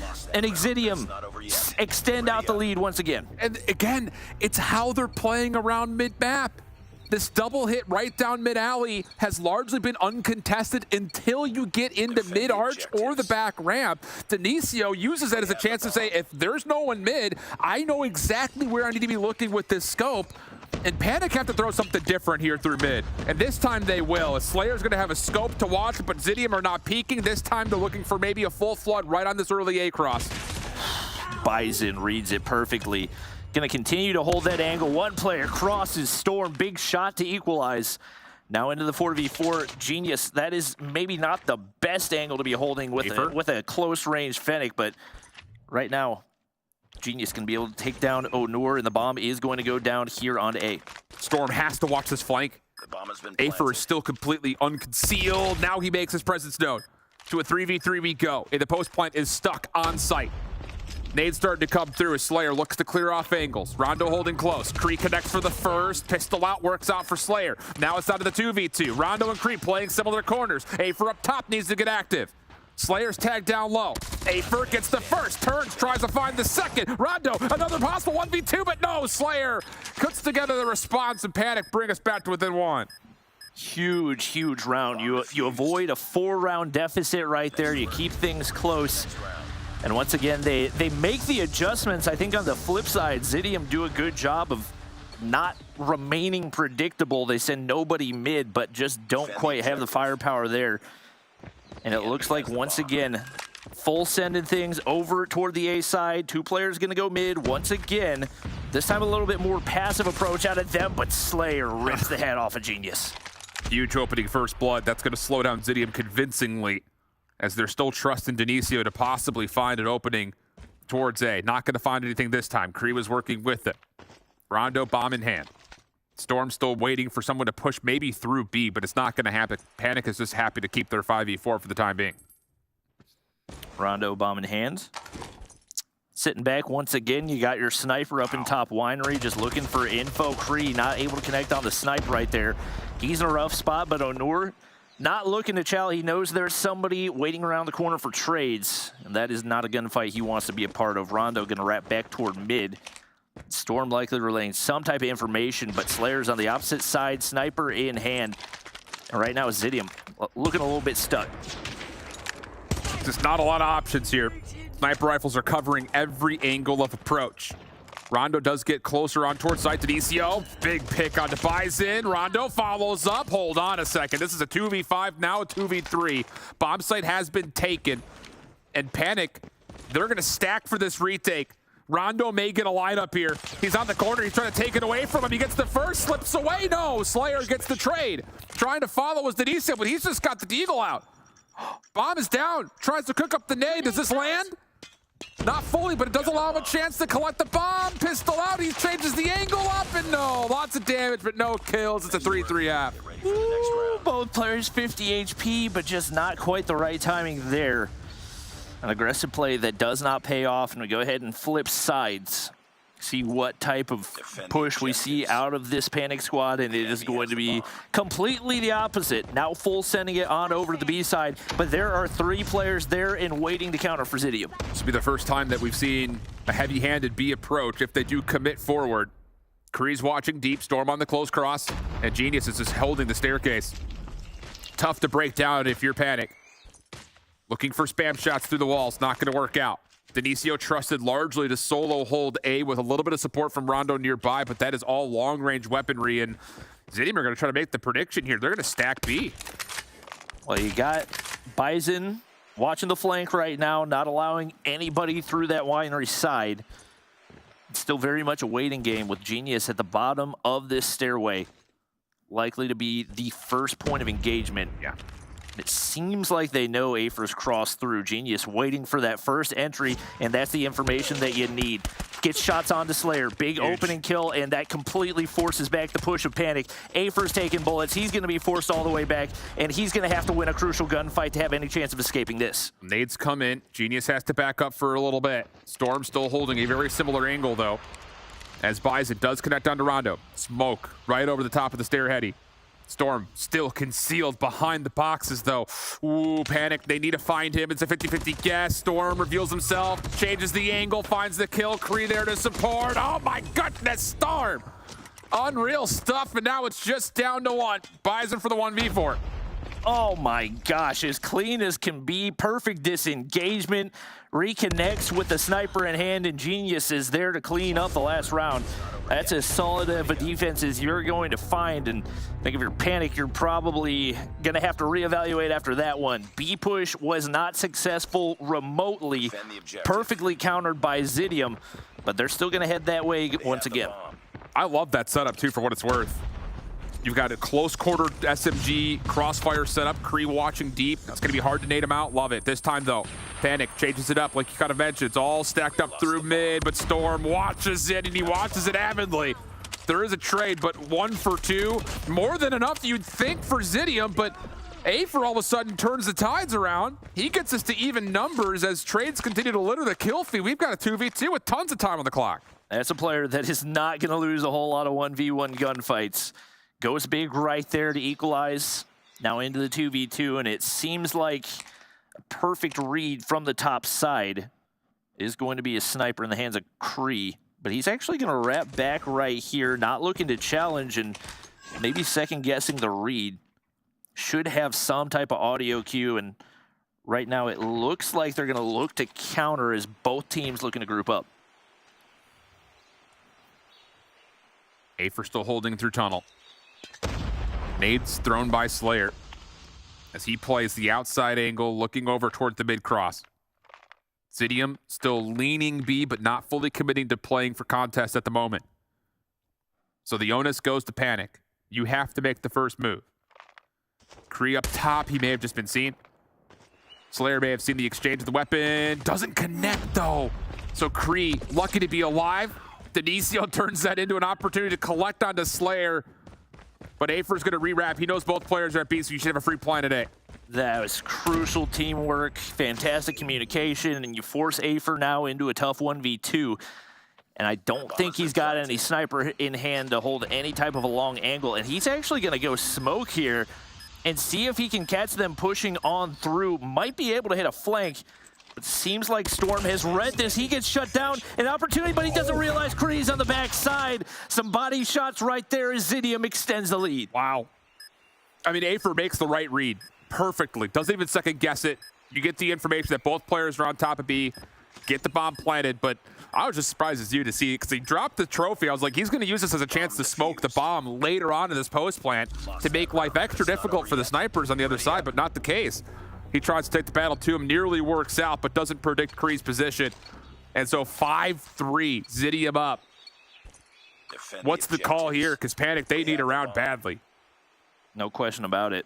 Yaya has just had a nightmare of a game. 1 kill on the board. Denicio set up, sniper in hand, working that bomb heady, and once again seeing a lot of mid pressure right here for Panic. The question is, can they win these opening gunfights? But they get shut down left and right. Afer finds 1, but they're all down to 2 players already. And it's going to be Rondo taking down Bison to leave Afer all alone once again. The whole play just gets completely deconstructed right from the get-go.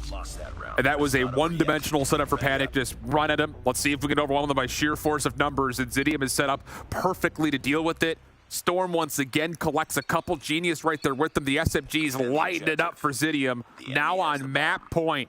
6-3 up. It's going to have to be 3 in a row for Panic. And look at this, the defense says, let's get cheeky. They're gonna get aggressive through mid. There is a player lurking for the side of Panic, but that's Slayer with a scope who's been tagged. They may not fully be aware of this, and Storm collects first blood. Now the threat is known, but can you deal with it? It's a different question. Slayer gets his regen off and does trade us back to a 4v4. Genius is pushed pretty far up right now. If they look to make a wrap back, should be able to catch 1, and Yaya is not far away. You got Slayer in the top side waiting for the push. Genius should be able to spot out 1. That is exactly what you need. And once again, they're at the man advantage. Slayer in the top side, not going to miss those. Genius looking to chow, and he makes him pay again. And just like that, Panic are back in this round. If you're going to chow him, you got to chow him full on. You can't do these half chows, sneaky little I'm going to walk forward type situations. But Denicio does step in, takes us back to a 2v2. Yaya and Afer against Kree and Denicio. Zidium's defense both holding on to scopes at the moment. But the play is pretty much red. Everyone's headed over towards B. Yaya's gonna try to step through the smoke, try to catch Kree off guard, but he gets smoked. Afer down for the 1v2, turned around, gets the first, tagged him from behind. To the 1v1 we go. It's pistol on SMG, sniper rifle out. What do you pick up here if you're Kree? Gonna go high. Afer commits to the plant. No check for the exit, sees him at range, but still it's just the pistol. Now trust the scope. Afer throwing shoulders. Kree's got to be the one to go first. And Afer very wisely once again backs away. I don't think he has any idea. He wrapped back to the right side, but he's looking in all the wrong spots. Spots him out though, Fennec in hand. He wins the gunfight anyway. Another map through for Zidium. Kree making the most of it with the body shots, and he'll find the defuse once again. Oh my goodness. What do these boys have for dinner? Can I order some to go? Actually, for here, we still got a lot more COD to play. Unreal stuff, dude. That is some brilliant heads-up play from Zidium. Where was this team yesterday? They are playing like they are a completely different squad. That last round, love the idea. You're up 3 rounds, you got something to play with. Let's get aggressive, but more importantly, it's the fact that they draw the line in the sand and everyone just says, we've got all the position we need to not have any threat back towards A, force them to chow us out of this back flank position. Storm does well. They nearly give away a couple of the kills, but the saving grace comes by way of Denicio and Kree again. You know, when we were making predictions, you said 3-0, but you never actually said who. I was curious. I was like, does he know something that we don't know? And it seems like you might know something that we didn't know. Not saying it's over quite yet. They've got to close things out, but man, Zidium looked convincing there, even more so than on the hardpoint map. And on the flip side, just the lack of consistency. Looking at Yaya, we question, is he going to be the leader on this squad? And a breadstick in a crucial search and destroy map. He has got to step up more. And I think the thing about it too, if you go back to the first half, Yaya was the one kind of with Afer flexing around that mid position when they were trying to kind of keep space open and then recontest late. And a lot of those gunfights that were lost were from Yaya. Afer did well when he was playing forward, but when he backed up into sight and Yaya was the one trying to defend against the defensive spawn, he was coming up obviously very empty. But boy, I'll tell you, this was a snipe off for a lot of it. And Denicio and Kree, how many rounds did they individually save for the side of Zidium because they were just not missing? I think Denicio, especially on the defense, he was so crucial finding those first bloods from Winery side, and he was untouchable for so much of the game. Not only finding openers, but double kills off of that. Oh, yeah. And when you can't find trades in those situations, you just find yourself in such a deficit that it's really difficult to recover. And Unfortunately for Panic, they never did. So now it's back to control, as you would figure, and we have Raid. This was not played by either of our two teams yesterday. They both played Crossroads, I believe. No, Panic played Standoff. That's right, because they got mollywopped in round 5. Yeah, it wasn't pretty. Yeah, we just whisper about that. Let's not bring it up. But Raid different situation. And this is one that both these two teams we saw also try to play sniper rifles in their control map that you can get away with it on both sides of the control zones. I don't see why not. If you're looking at Kree or Denisio to at least pull out one of the two, and yep, Kree's got one in hand to start. Bison on the other side will try to counter, but it will be Panic. Starting with the opening defense, need to see something here right now. And that's like they need some type of advantage to get some momentum going. Hopefully the defensive side can do something for them. Slayer with the sniper in hand as well. He's going to be able to take down one to open up heavy pressure over toward the B side. But the gunfight's not largely going the way of Zidium. Rondo is still on the objective, but not a whole lot of contest here out of Panic. Double scope Holger defense for Panic. If you don't take it by the tone of my voice, I'm not impressed. Zidium on for the first tick already. Second one being tallied. Yaya getting to work, trying to clear things out through the smoke. Rondo in his way as they go ring around the Rosie. Zidium still with numbers, but Yaya holds his life, and that will clear. Big clear for them, and it looks like they'll be able to get rid of the progress. Genius on the opposite side making his way through. Those were not easy shots to hit. Afer looking to apply some mid-map pressure, but Denisio here picking up the time once again, and it looks like Onur gonna hop down, but he gets shut down as well, and Bison just has no interest in taking out anybody on the objective. This is the problem. Double scope Holger. Out of those three, none of them are going to voluntarily say, I want to go contest the zone.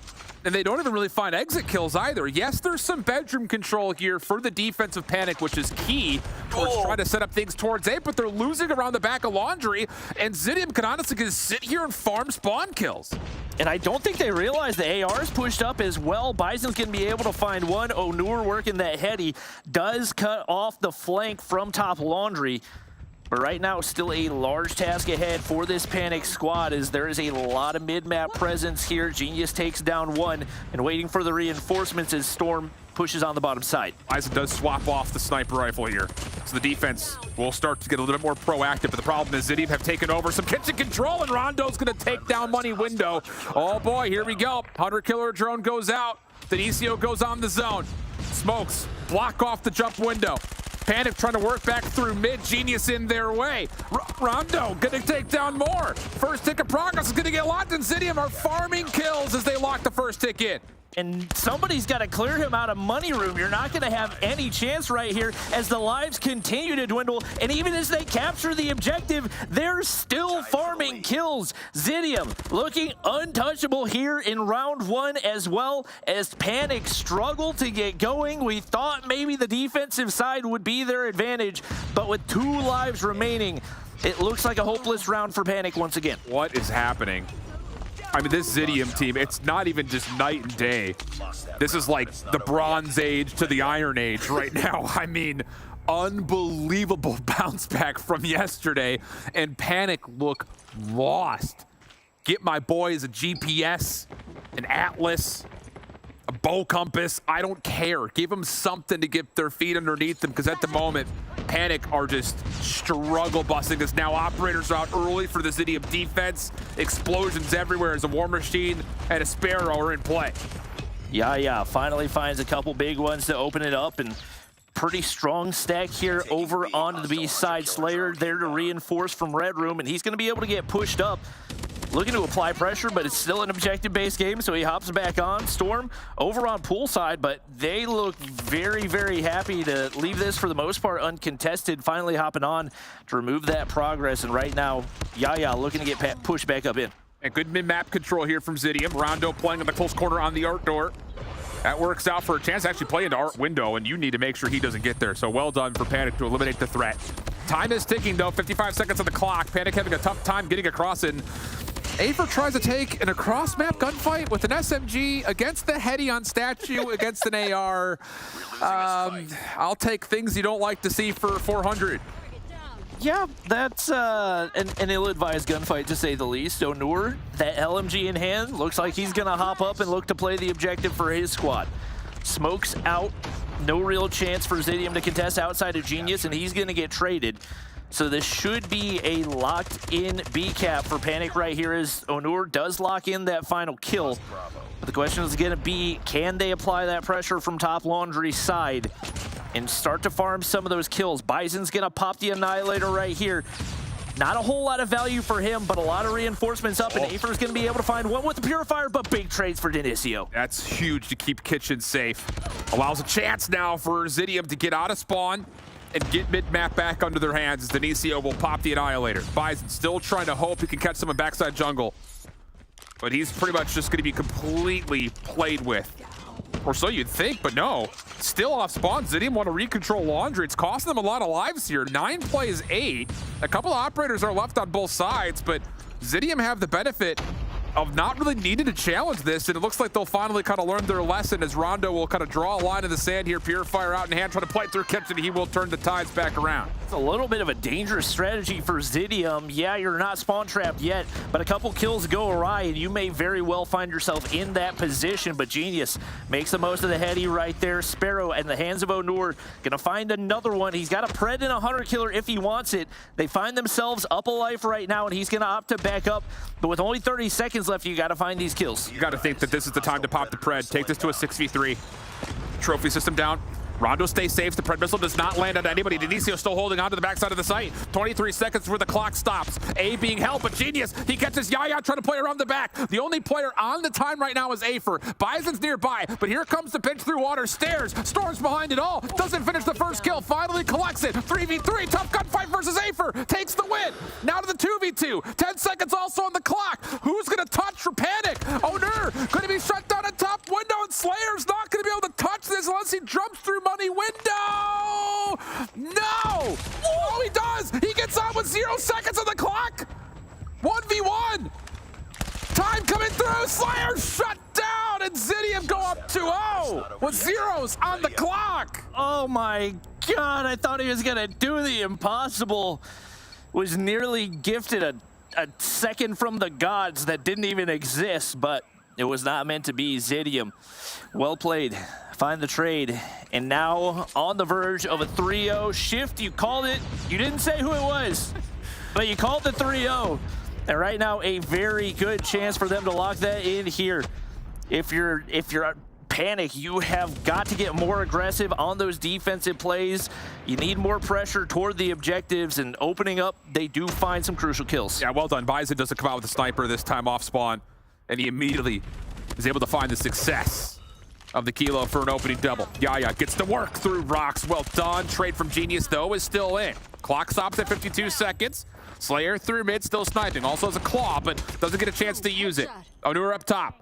At least able to keep a couple of members off the B zone, but they do not know how far forward Rondo is, and he may foil this entire defensive setup. Yaya with the check. No, not going to find anything, and Zidium get back onto B.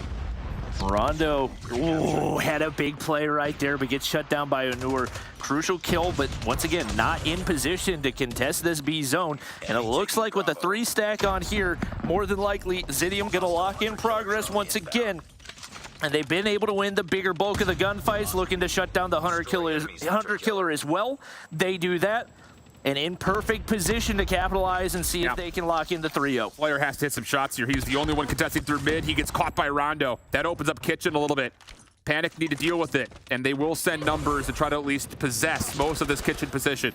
But around the back, Zidium working through Laundry with 3 members. Hunter Killer drone is also out. Doesn't quite land, but still a chance to put some pain into the life count of Panic, who are down to 15 total. Onur's got to win every single gunfight on this heady, but there's a War Machine popping out. Bison's gonna get an Annihilator of his own, shuts down the War Machine. And a glimmer of hope right here for Panic, as there is no top laundry pressure for the Zidium squad, and they're likely going to be forced heavily toward that pool side. They have nothing to work with at the moment. Bison, though, does fall on the flank. Opens up the top side of the map for Zidium, who are mostly focused on trying to win back over towards middle, which Yaya is trying to stop by way of the War Machine, but doesn't quite connect. I think there's a trophy system down to actually deny. Yeah, sure was. Right into Denicio's feet. So Afer now has to kind of play back over towards water stairs as Zidium works around the back. 30 seconds, 14 plays 9, and Genius has got the Sparrow out. Well, Panic don't really send anybody to contest top laundry, hold off that rotation, and now you've allowed Genius all the way through, and he's got a he could spawn trap with, but gets shut down. And right now, Panic have an opportunity, no real progress over toward that A side, and Zidium have got to go, but the Purifier in the hands of Afer should be enough to shut them down and give them hope. Looks good, but it's still a 6v5 situation, but no one's going to touch this in time. That is an expensive commitment from the side of Zidium. They used 3 or at least 4 operators on the final moment, so yeah, it's still a lead right now for Zidium, but Panic are going to have the economy of the specialists in their back pocket, as well as Afer going on a Fury. That allowed him to get a 100 killer plus a Pred. So there's a chance here where Panic can send us to around 5. And they're heading into this with at least some kind of momentum. They full send it here into B. Still snipers and LMGs in play, and that's going to be a big opener for Slayer. 1 player off the board already. If you can clear out that mid-map control, this should be an easy initial capture, and no kills coming through for Zidium. It seems like the momentum's starting to shift in a big way. Nicio shut down over towards Pillars. Kree can only watch this B-zone stack quickly capture. 2 minutes and 15 seconds on the clock. Kills off the exit, though. Very good for Zidium. Immediately turns this back to their life favor. Rondo currently operating the Purifier through mid-zig. Denicio getting a read that, yep, this is going to be a poolside hit. Stuns, nades, start to litter as Rondo takes over a chance maybe for Zidium to pull a bit of a flank here through Garage. But the problem is Panic have so much room to work with here in pool. The one thing I'd be concerned with is they have no pressure anywhere outside of pool, but that's a big gunfight win for Yaya. Clears out a little bit in this mid area. Genius doesn't read the reposition, but does find the kill anyway. 1 player looking to push in through mid. It is going to be Afer trying to make his way toward that kitchen area.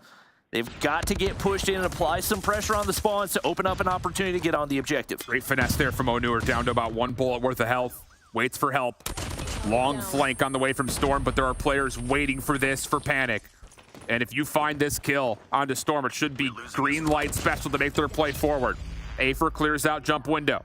Storm still operating right back. He actually gets 2. They didn't find the kill. Afer shut down from getting any spawn kills, and just like that, we're tied in lives, and Zidium hold the map. And that could be 1 kill that kind of leaves Zidium guessing and forces them out of position. Big gunfight happening over at Modern, but neither player wants to peek the angle. It looks like Genius going to be able to make his way to mid steps. Panic's left guessing right there, and Afer just trying to play his life on the inside of Kitchen. 44 seconds remaining.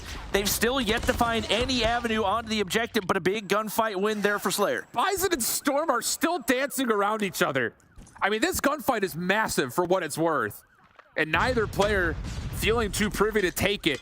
Although, to be honest, Bison needs to. Operators out for Panic.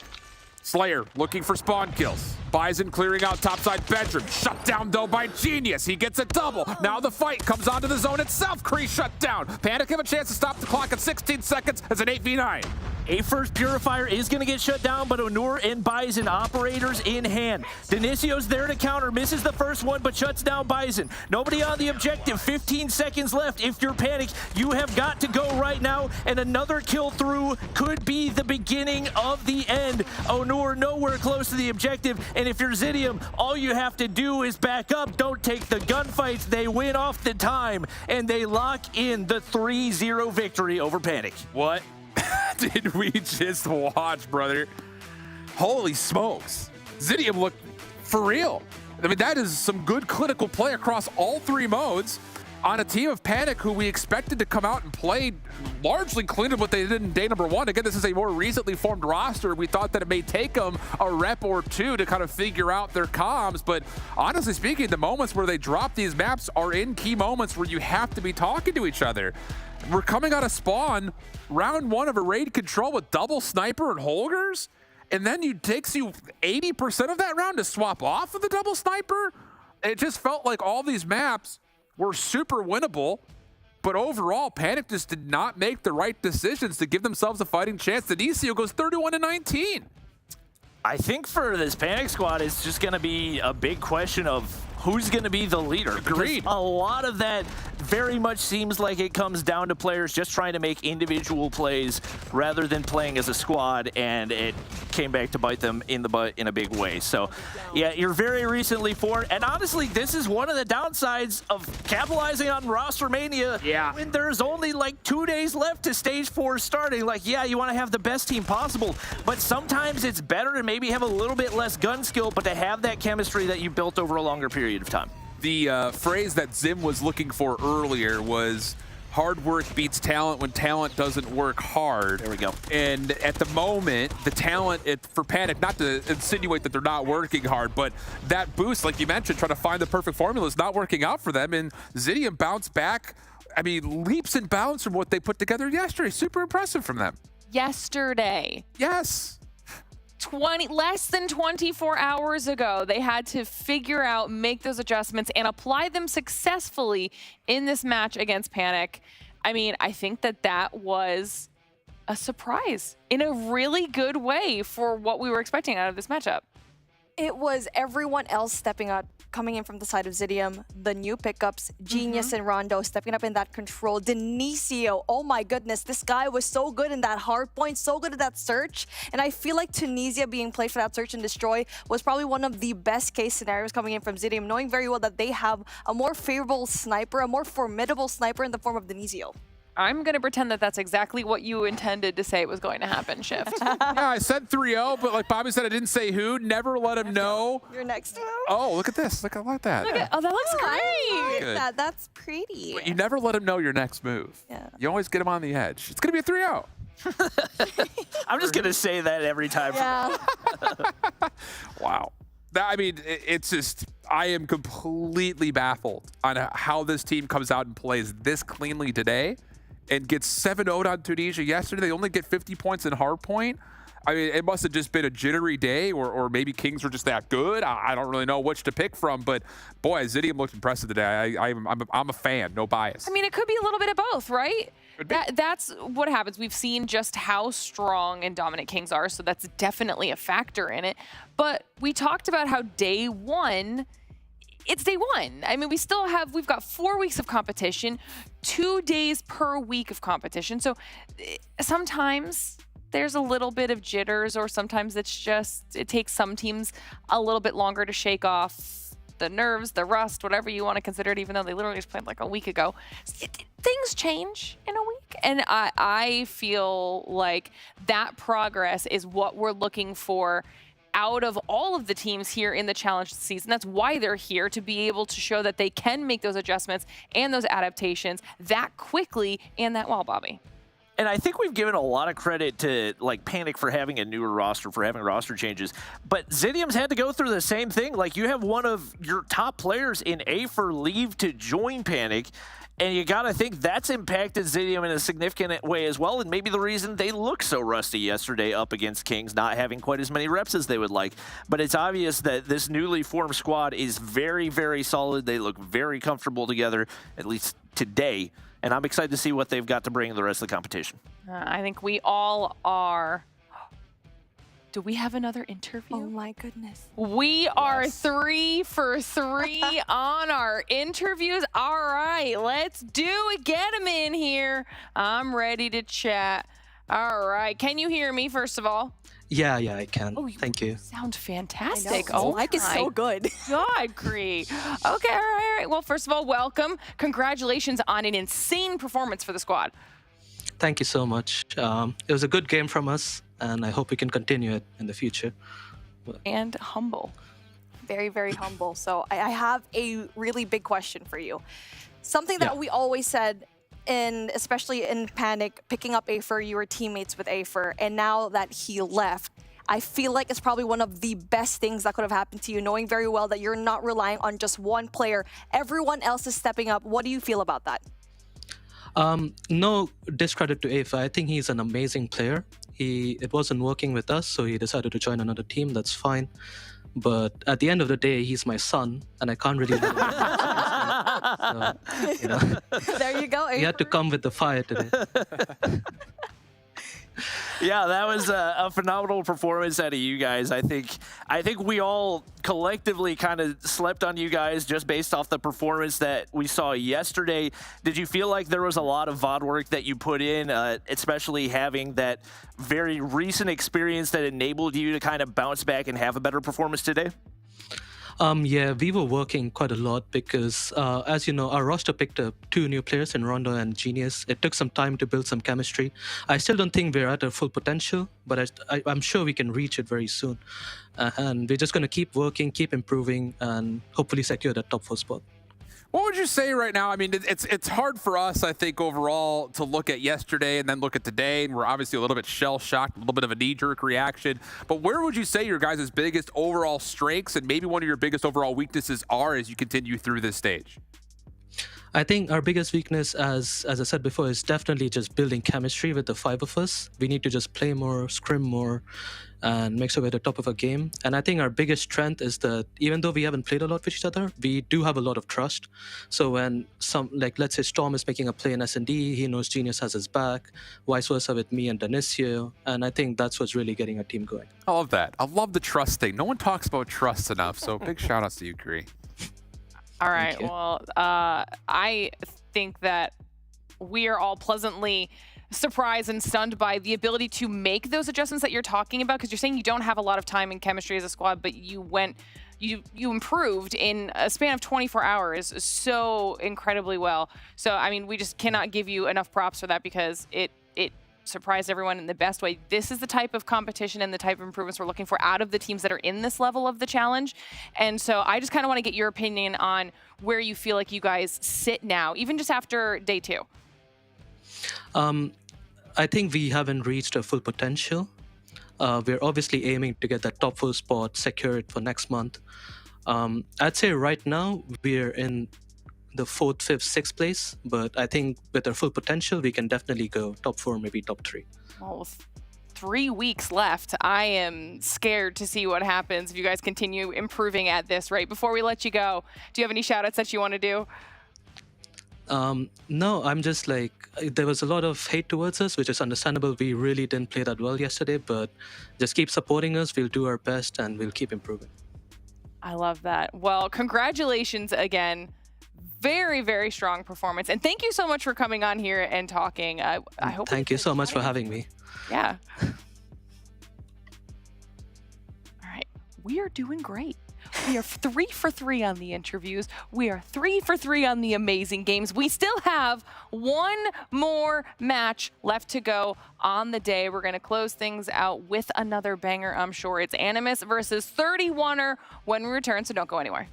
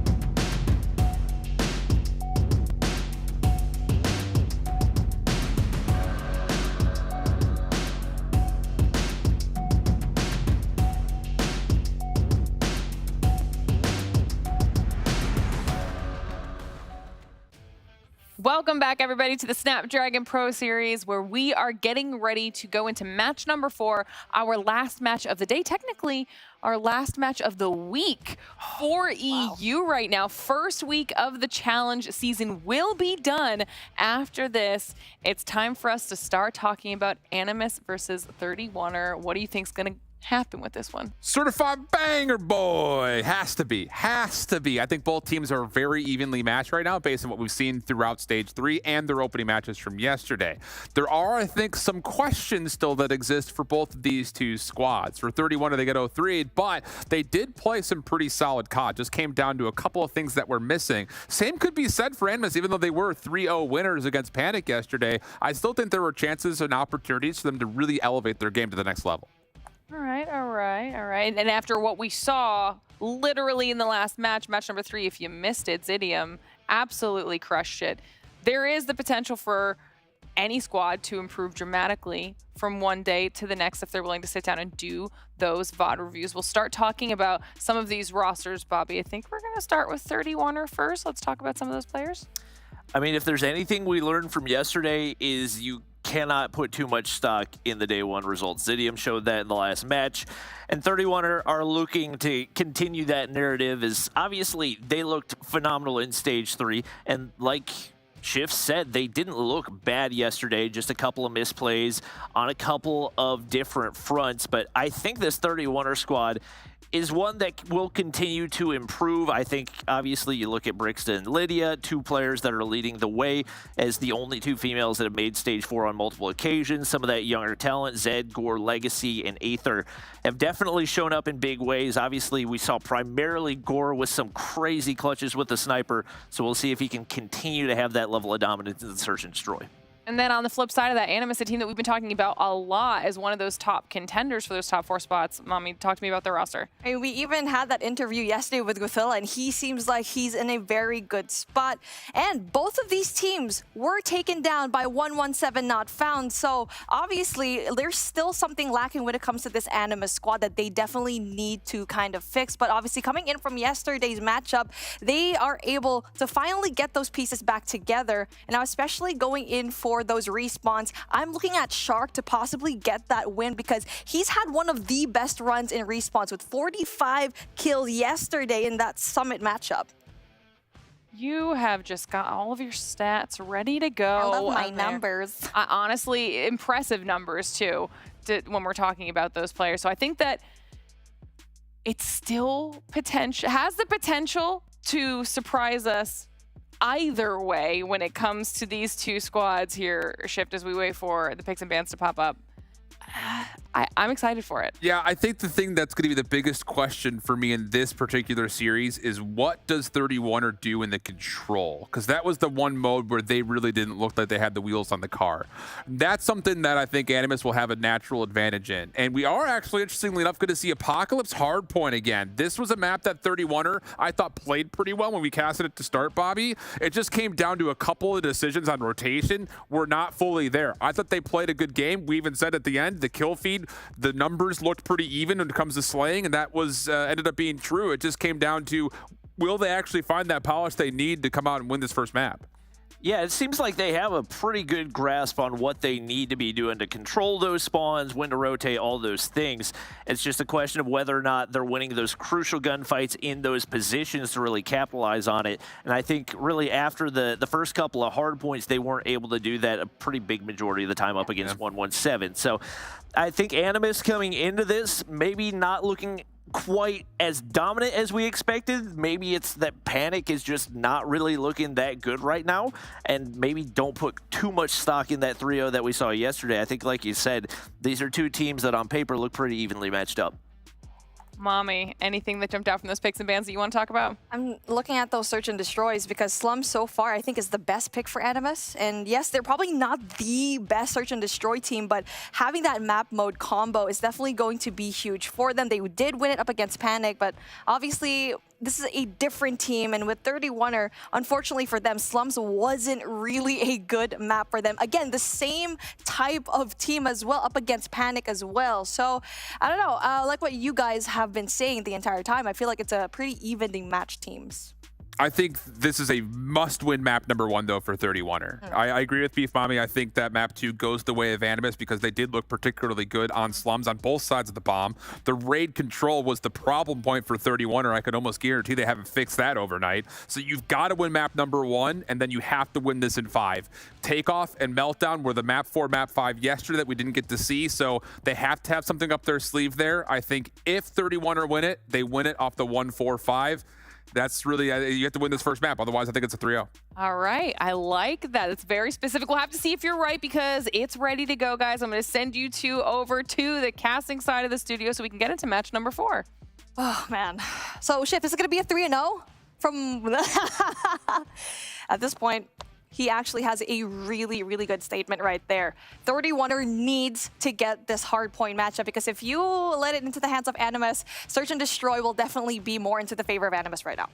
I disagree. Ooh, I think Animus that. is an incredibly streaky Search and Destroy team. Yeah. And if they start off on the back foot, I think they can very easily throw away that first Search and Destroy map. They have got to be aggressive and confident. And sometimes when it comes to slums, that can end up backfiring on you. So we'll see if they've got what it takes right here. I think I do have to give the edge to Animus just a little bit. But I'm thinking a 3-1 Animus win with a loss in the Search and Destroy. Oh, here we go. The last time Bobby gave a 3-1 prediction, it actually worked out in the first series. But here we go. We're finally starting things off here in Hardpoint Apocalypse, where things can steamroll out of control if you don't know where to handle your spawns. But so far, let's take a look at it. Animus, 31er. This is our final series of the day. Let's see if it's going to be close. Brixton in the top side. It's 31er starting on the weak side this time out, but they win the majority of the gunfights to open things up, and Brixton gets easy entry on into the hard point, trying to push back those players spawning from the top side, but it's suddenly all blue in the feed. Shark, nice little feed right there to get things cleared out and put Animus in position to start locking in this early time. Capitalizing on the early hardpoint time for sure. I'm looking at Narcs to step up in a big way here. He's lacked the consistency that we've seen out of him in previous years. You know that he's capable of doing big things. Gore pushes through to the top side, and this is a big opportunity for him to potentially flip spawns.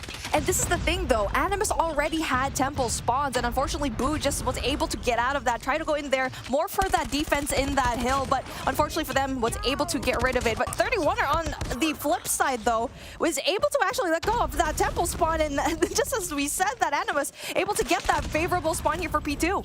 All right, I'm just going to stare at the minimap for the next minute because I missed both of those spawn flips, and I'm not really sure how it happened. It looks like this time it's going to be 31er. Legacy getting pushed up, and nobody seems to want to anchor right here. It's going to be Animus on the bottom side, Boot right below the window, but gets sniffed out by Brixta. Same for Narcs, and suddenly the 31er players come flooding in. Right now, though, 31er, you already have the more favorable spawn, but they're still not able to connect and contest here in this hill. Only player number 1, that's going to be Zed, trying to go in for the touch, but this is going to be smoked out so far. Smoke's being played really, really well coming in from Animus, and so far they still have control, even though they don't have the Temple spawn. And 31ers just haven't been able to get anybody into those power positions, so Animus still locking in the time, even coming from weak side, and now the spawns flip once again as 31er actually going to be closer toward that P2. Animus locking in basically a full 60, even with the spawn flip, and they flip it. I mean, there's just no semblance of any organization right here. It's non-stop flips, but Animus are the team that comes out on top as a result. Here we go, P3 though. Animus still has a little bit of control. Only one player can try to make a big difference. That's gonna be Legacy. So far wins a huge gunfight. And so far also, 31 is going to be going in for top spawn, but Shark able to get rid of Legacy, going out for that Sparrow, and that's going to be a huge deal for him. Right now, Gore trying to sniff one out. It's Shark broken in already. 31er do not capitalize on the early rotations at all. And in my opinion, the hard point is most of the time going to be the guaranteed lock win for Animus. It's very much a question of if their hard points or if their search and destroy is going to be there. They have looked untouchable. Obviously, a big factor for the fact that 31er got that early time yesterday was the fact that they started on strong side. They didn't have that early advantage, and as a result, they have looked abysmal at best.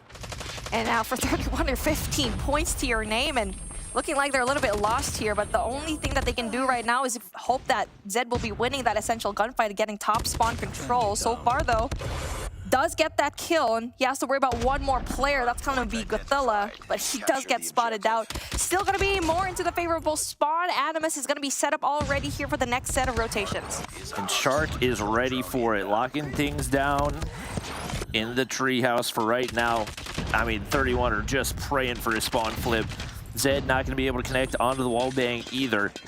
Legacy trying to flood in from the front side, but that is going to be nightmare to deal with, but takes down the Purifier. Animus still in control, but Gore's gonna pop the Annihilator, and it looks like they should be able to flip the spawns right now. Big gunfight win right there with one player anchoring, and now it's Animus spawning across the map with an opportunity for 31er to finally find some time. Pinch happens coming in from 31er on the upper side of things. They have the Annihilator on the bottom. It's going to be that War Machine from Brixta, and that allows them to go in there for the pinch, and 31 are able to finally sustain a few points, but unfortunately for them, Shark gonna be there for the retaliation. Open hard points so far, and when it comes to the scrap points, they're still trying to fight for it, and it's still Animus getting those mere 5 points. I mean, if you're 31, you just got to win gunfights. There have been multiple times that you flip for favorable spawns, and you have still gotten picked apart by this Animus squad. And when you allow that to happen, they can just play wherever they want to. It doesn't matter where they rotate to. It doesn't matter what spawns they have anchored. If they can still win the gunfights even without the advantage, why not just go and have fun at the end of the day? So Animus right now is sitting up by 130 points and continuing to move upward. It is spawn control right now for 31er as they come down from the top side, but still failing to capitalize as Lydia finally pushes in to make some use of the Purifier. But we've seen it time and time again where 31er actually has really good spawns, but not able to go in their mano a mano, going in for the gunfight inside of the hill. We've only seen signs of life in that first few seconds of the first hard point, and also going in here, just getting mere single points into each hard point. Now, though, they're able to finally turn things around, getting the scrap points here in P1. Not just that, they are set up, fully set up into P2. The question is, can they make something out of it? Animus is going to go ahead, lock in the rest of the scrap time, and once again, if you can win the gunfights even without the advantage, then why fight for the spawns? You send 2 players through right here, and now all you got to deal with is Lydia. Legacy on the top side going to be able to shut down one. Boot taken down as well, but Animus still able to make it happen, and the spawns flip once again as Legacy is the only player left. And that spawn flip should be the beginning of the end for Animus. I would like to see them play a little bit more disciplined, keep one player on the top side to keep those spawns locked in, and make life easy for your OBJ players. Now, taking a look at what we have when it comes to the kills as well, it's just Shark, and I already mentioned that this guy needs to be stopped, and so far he has 28 to his name, Sparrow in hand, with just 30 seconds to play with. They're going to be able to just get this lead down. So far, though, 31 are not able to touch it just a tiny bit, and you see the hop-up right there. That's going to be Shark. Not being able to get those kills down. But Brixta, though, speaking of player number 5, able to get away with her life with just 1 HP left. The sole reason why that 31 are getting these scrap points down. But the rotation still needs to happen here because Animus can end it in P3. Right now, Animus locking in the top side. Rasmo's got to be dealt with. Boot on the heady as well.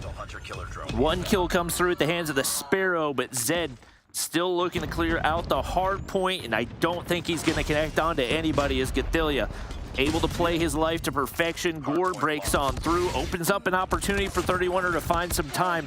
And right now, they're still spawning from that bottom side, so reinforcement should be there soon. But in the top side, it's Rasmo, Purifier in the hands of Narcs as well. And once again, Animus in complete control here in the hard point. Trench control coming in from Animus, and that's going to be huge for them, getting the bottom spot. But there you go, Brixta! Really good plays from her, though, being able to get those spawns back in that previous hill, and now also getting really major kills. But it's a little bit too late now, as only 8 seconds left coming in from Animus to try and win this in a very convincing fashion. They're going to be funneling a lot of these players down, but still signs of life from 31ers stopping the push. And we've seen a couple signs of life, but they just have not lasted very long. Seems like 31 are right now simply being outgunned as they make their way up to 77 points, but they've left enough time for Animus to get the win here on P3. And man, oh man, that was not a pretty map. 100-point club welcomes 31er. It was just down to pure gut skill. Animus just did a phenomenal job, and obviously Shark being such a nuisance as the slayer of the team, because you get to see that 31er had spawns. They were trying to fight for spawns, but how can you even get those spawns when you're not winning those gunfights, we're not winning those rotations going into the hard point?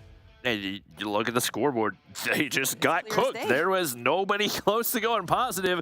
At the end of the day, like that's the most basic element of COD Mobile, but it wasn't even like they weren't putting themselves in position to win those gunfights. It was even when they had the high ground control. It was even when they had spawns, easy reinforcements, a small choke point. They just couldn't seem to come out on top, and there's not a whole lot to break down outside of that. Over on the flip side, Animus, everybody firing on all cylinders. You got Rasmo at 28 and 15.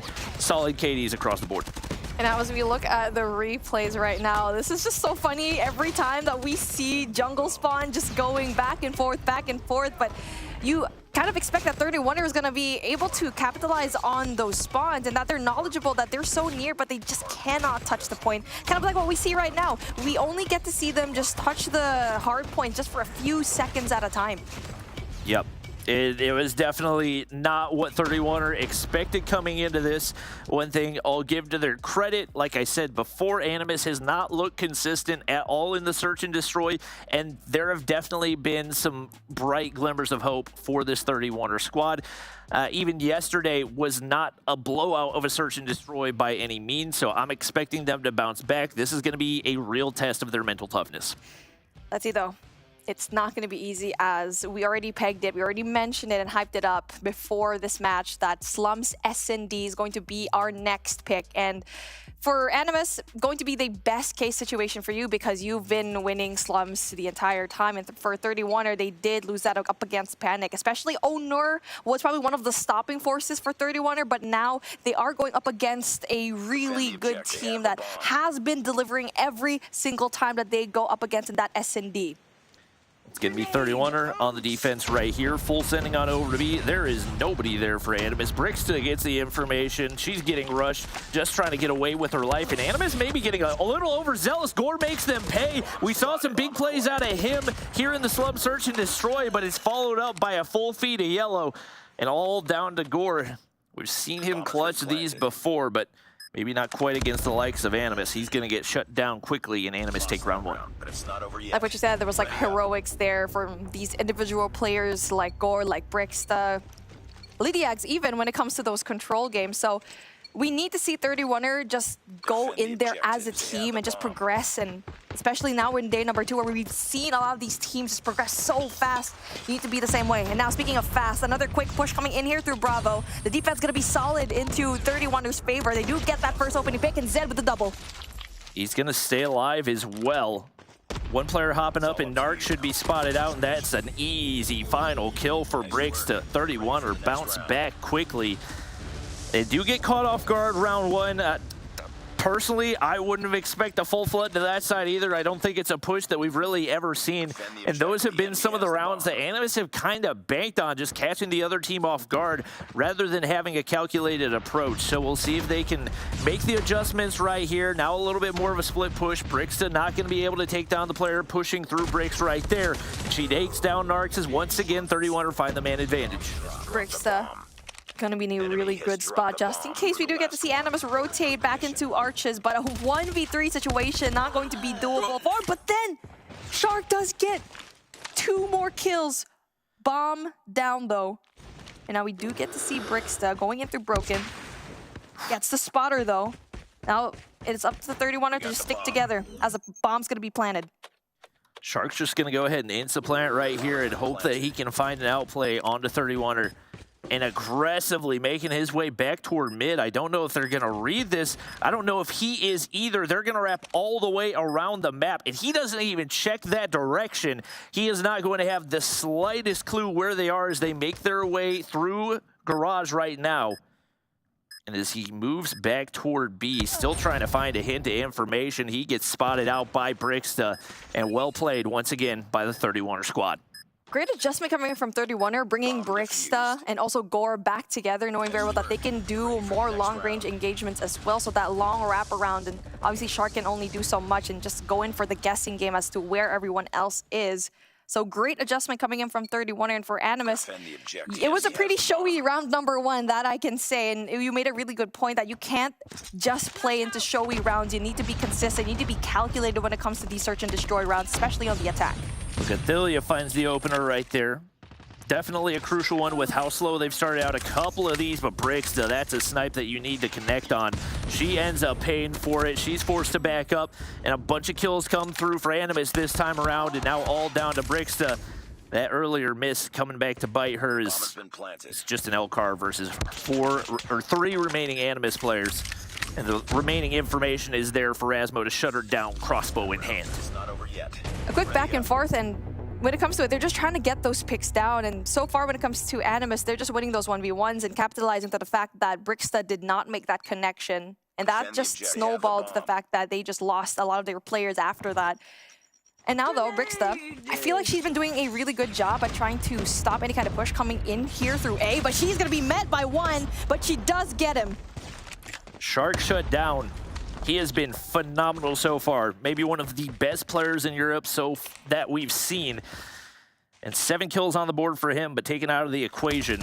That makes the offensive push for this Animus squad that much more difficult. Gothillia bomb in hand. He is way at the back of the map and not in position to make a play, but Razmo, crossbow onto Lydia right there. Unfortunately for him, Gore's there to fire back.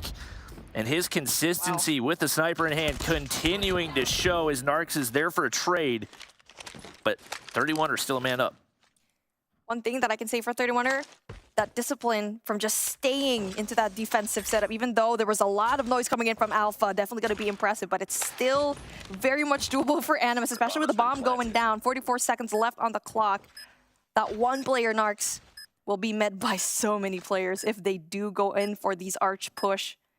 There you go. He's going to be able to give that vital information to his teammate. Oh, tragic timing for Narcs. He has no idea they're behind, and he gets flooded like you said, and now left to the one lone player on the bomb.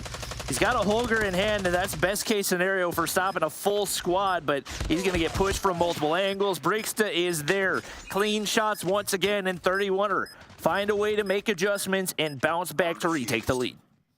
Something about Brixta right now that's actually doing a really good job for 31er, the fact that she can give that information, possibly get a pick, and if she doesn't, she backs away with her life. And even though that sometimes the life advantage is not there, they're able to sustain and also kind of group up together and playing the numbers game to their advantage. But here we go.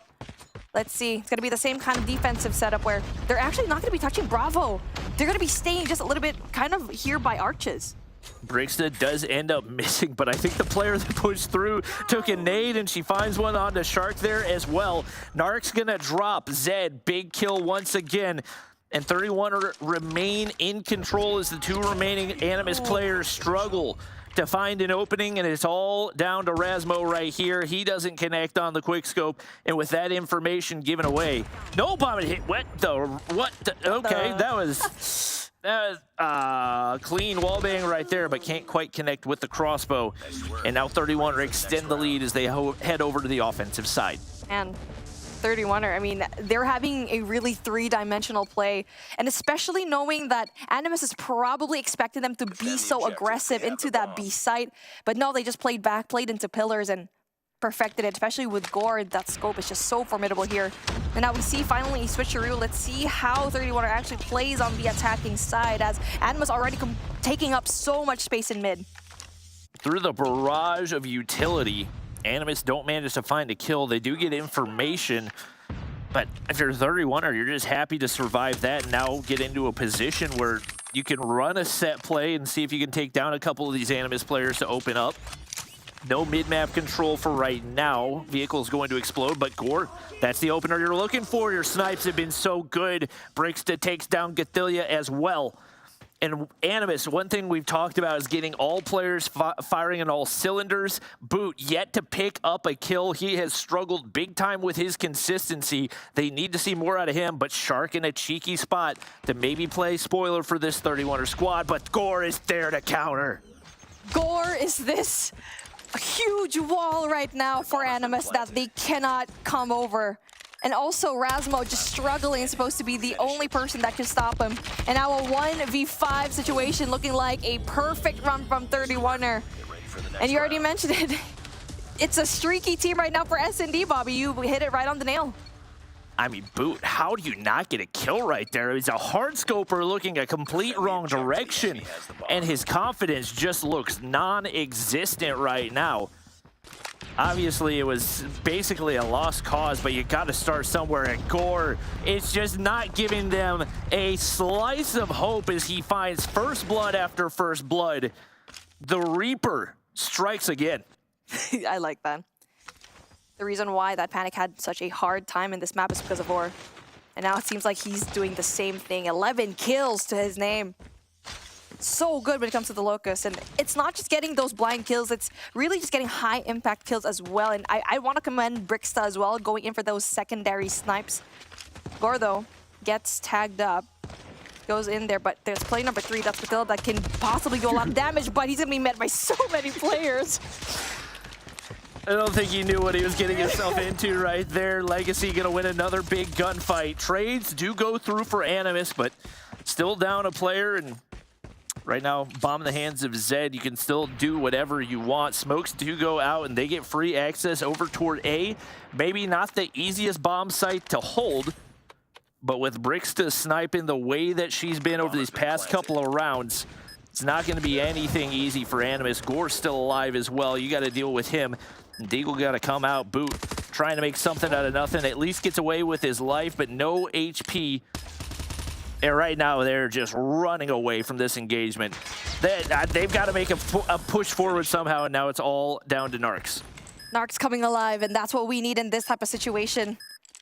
And I was able to get Brixta, able to get one more. Let's see, is he able to go in there for the kill? But unfortunately not, as we still get the State 31er already at match point. Animus, what is happening right now? Search and destroy. When it's good, it's really good, and for Animus, when it's bad, it is awful. Right now, Boot sitting on 1. Gathilia, Rasmo trying to get about 4, and it's been all 31er all the way. The Gore and Brixta show, and Zed pushing up. They make him pay. Brixta gets a double nade kill off the start. And the bomb site is as free as can be, as Gathilia and Rasmo forced all the way back. They find a couple of kills right there, but Rasmo gonna hit marker. That's some crucial information for 31er, as they are now in game point, bouncing back from a rough hard point. They have looked phenomenal here in the search and destroy, but who else but Gore to pick up the kill right there to leave it all down to Rasmo. Rasmo 1v3, but with a sniper in hand and not the fastest one that you have in your hands. Definitely going to be hard, and there you go. Lydiag's able to seal the deal, and 31er wins this slums and finally get their revenge, especially in this map mode combo. Yo, this is what I like to see. Day number 2, man. I swear it's surprising everyone, but you actually really hit it. I already mentioned it a while ago. It's streaky for Animus right now in the search and destroy. So far, looking kind of scary, because when we're looking at the maps, 31 are not looking good in raid, so possible Animus win. But once you're looking down the line, we're ending it into another S&D where 31er is looking super solid.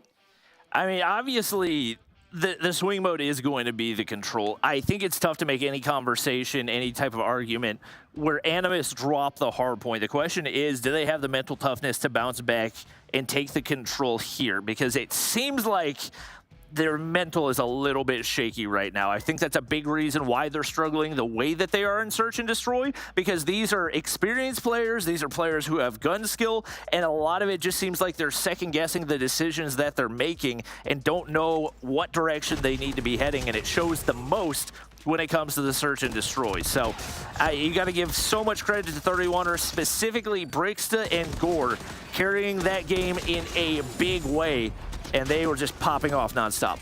And the fact that Boot only got a kill at round number 8, you cannot make those mistakes, especially at such a high level of play here in Call of Duty Mobile. This is stage 4. And now 31er, that must feel good, especially after that game in Hardpoint Apocalypse. But right now, it seems to be like everyone is stepping up in that team. Brixta, Gore, like what you mentioned, even if they were down with the numbers, they stuck together, made those objective plays, and eventually paid off. Yep, no question about it. Heading into the control, obviously a big factor, likely going to be who is starting out on that defensive side. So many times we've seen that play a big factor, especially on the standoff and the raid. There are a lot of situations where if it's a solid team heading into a crossroads strike that you can find a way to take it on offense, but it is so much more difficult to do on these two maps. Right now, there is a very tall task, and it's for Animus as they're starting out on the offense. You need to have that mid-map control, because when you're trying to cross over, especially if you want to deny that spawn trap, you need to find a way to just defend that kitchen area. And so far, though, full push coming in through Bravo from Animus, but one player does go down in mid. And speaking of a mid-map control, you do get to see 31 and get a hold of it. Couple big kills to open things up here for Animus. Trades back for 31er, and it's Animus. 3 players already stacked onto B in a solid spot. Zed's got no reinforcements. Lydia trying to make her way around that top laundry area, but they are taking a long time to get over here to B. They are able to farm a couple of lives off of it, and they look pretty content to just go ahead, give up this B side, and look to play defense over on A, but that's a big feed for Animus to equalize all the lives that we've seen so far. Mid-map control going to be crucial. Now, speaking of mid-map, you do get to see shots being fired right now. A crossfire here and through mid. Erasmo gets that information down, makes his presence known, but not really getting a kill as we do get to see that player back off into safety. Another engagement, though, and there you go. That's what you needed here. That's going to be Lydiax winning it for her team, and now kitchen control is going to be right there, but then the spawn trap possibility for Shark. That's going to be 2 kills for him. A possibility to get so much more as we do get to see the Holger 26 in hand, the perfect gun for that spawn trap. Somehow 31er escape it with a life advantage. Animus do not manage to capitalize at all. Those smokes absolutely crucial. Shark is gonna pop the pred, and he takes down Zed, but once again, with how packed in the 31er players look, you would think he'd look to find more value.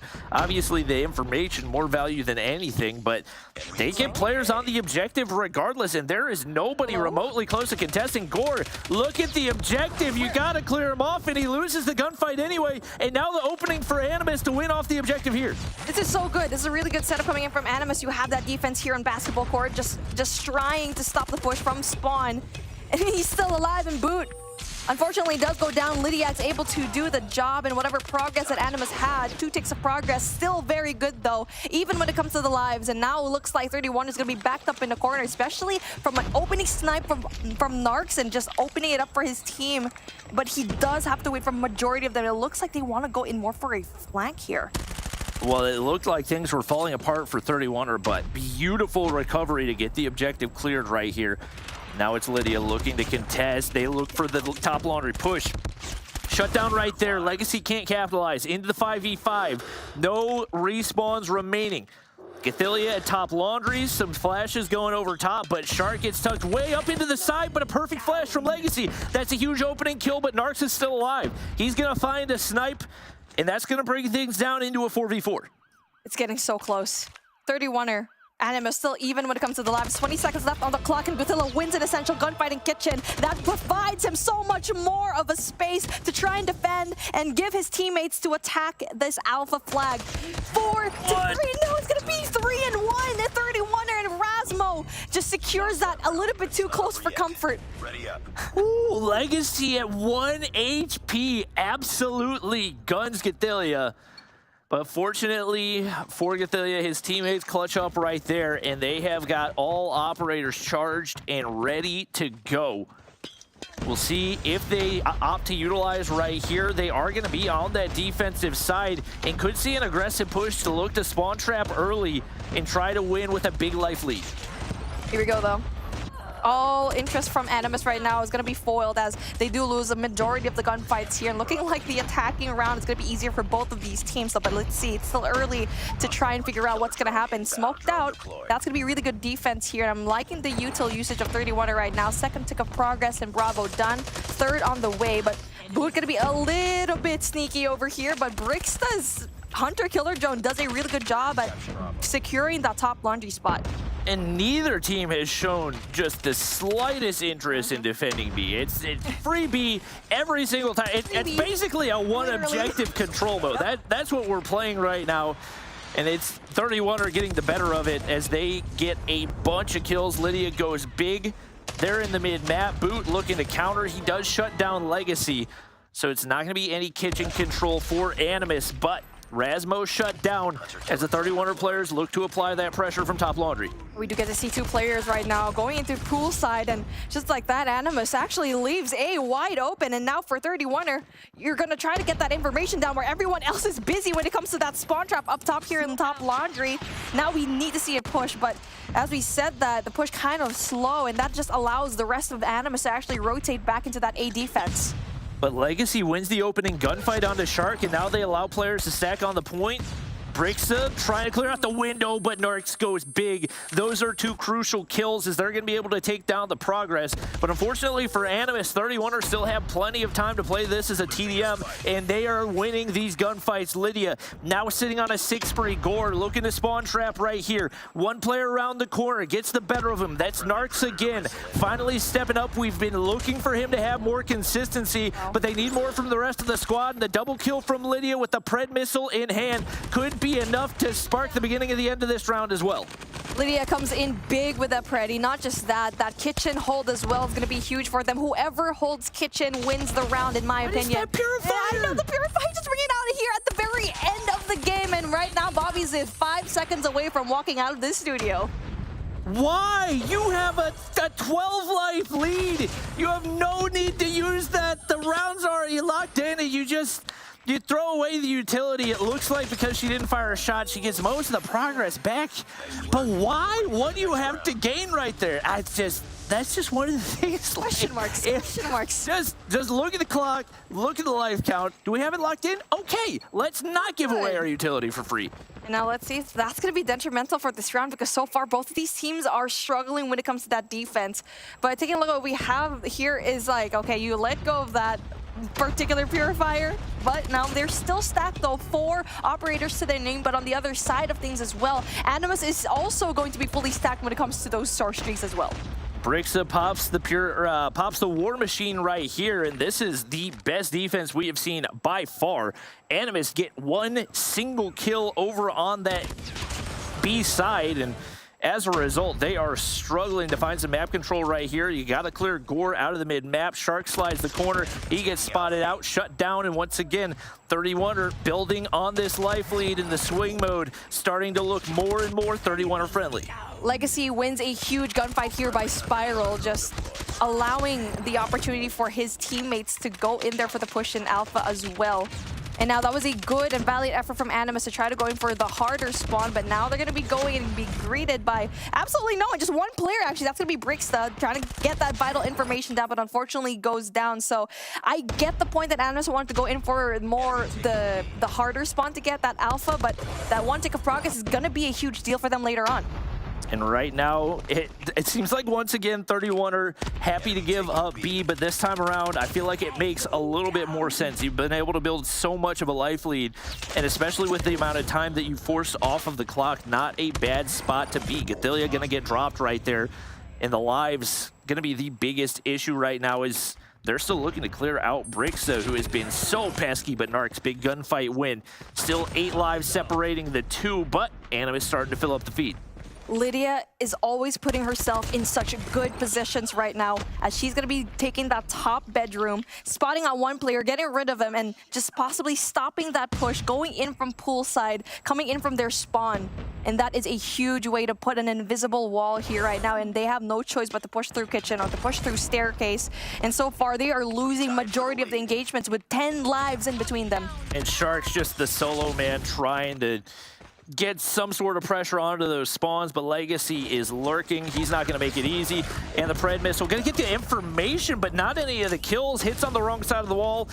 Once again, one of those situations, did you really need to invest it? You've got a 10-life lead right here. You got players, you got one player that has any chance of spoiling. And this is something that I feel like these 31er players got to look back on. Like, these small mistakes can stack up in a big way, and were this to be played a little bit closer, it could still end up coming back to bite them. Nice work. Fair. For the next round. Especially now when they're trying to close this control round to swing it. And Obviously, if you are making those small mistakes up against other teams, that's not going to fly. But right now, Animus, it really is a difficult time for them. And so far, they try to go in for a different approach, more for that alpha push, but now it's a full stack going into Bravo, and looking like it's going to be the same case for 31er. Same case for them. As always, Gore will try to go in for that mid-map, but there you go. He's going to be solo holding A, and that's going to put a lot of pressure from Animus to split up their team and go in for that alpha push instead. Animus forced to use the operators early. Shark gonna pop the Sparrow. Not a whole lot of value to be found. On the flip side, Gord gonna go ahead, pull out the Annihilator and see what he can make of it, but he gets instantaneously shut down. And that could be a deadly loss. Boot turns and burns onto Lydia right there, and all of a sudden, signs of life out of Animus. We do see a tiny bit of A progress right here for 31er, but Legacy up in the top side, gonna win a big gunfight. He's got the claw, now looking to spawn trap. They were able to sell B, but unfortunately, Gore wasn't able to capitalize that lurker role that he had. Loses that gunfight here through Cubby. So now that we see a little bit more control for Animus this time around, and looking like that mid-map control, especially here through Kitchen, is going to be huge for them, but Bricksta's going to be right there. Does get spotted, though. And if she does engage in Kitchen, she's going to be greeted by 2 other players, and you get to see Narcs giving that vital information, gets 1, but the rest of the team is going to be right there for the pick. Well, it's going to be Shark lurking through pillars, Rasmo there as well. But Shark gets traded out, and that leaves 1 player still standing on the objective. So 31er safe for right now, but you need to get that full capture. Only 20 seconds to work with a Gatilia. Maybe gets saved by his teammate right there, but ends up getting shut down by Bricksta anyway. 31er, you've got to keep players on the objective, and right now they don't have it. They have got to make a push, and it's probably going to cost a lot of lives to do it. And the fact that they keep losing mid is the reason why they're just funneling through driveway one by one. Oh my goodness. It's just going to be stopped right now with 2 seconds left on the clock, and everyone just so far away. And now 31 are looking like they're dropping the ball. And even though they had the advantage here, we're switching sides, and they're going to be on that defense, yes, but we've already seen how weak their defense can get.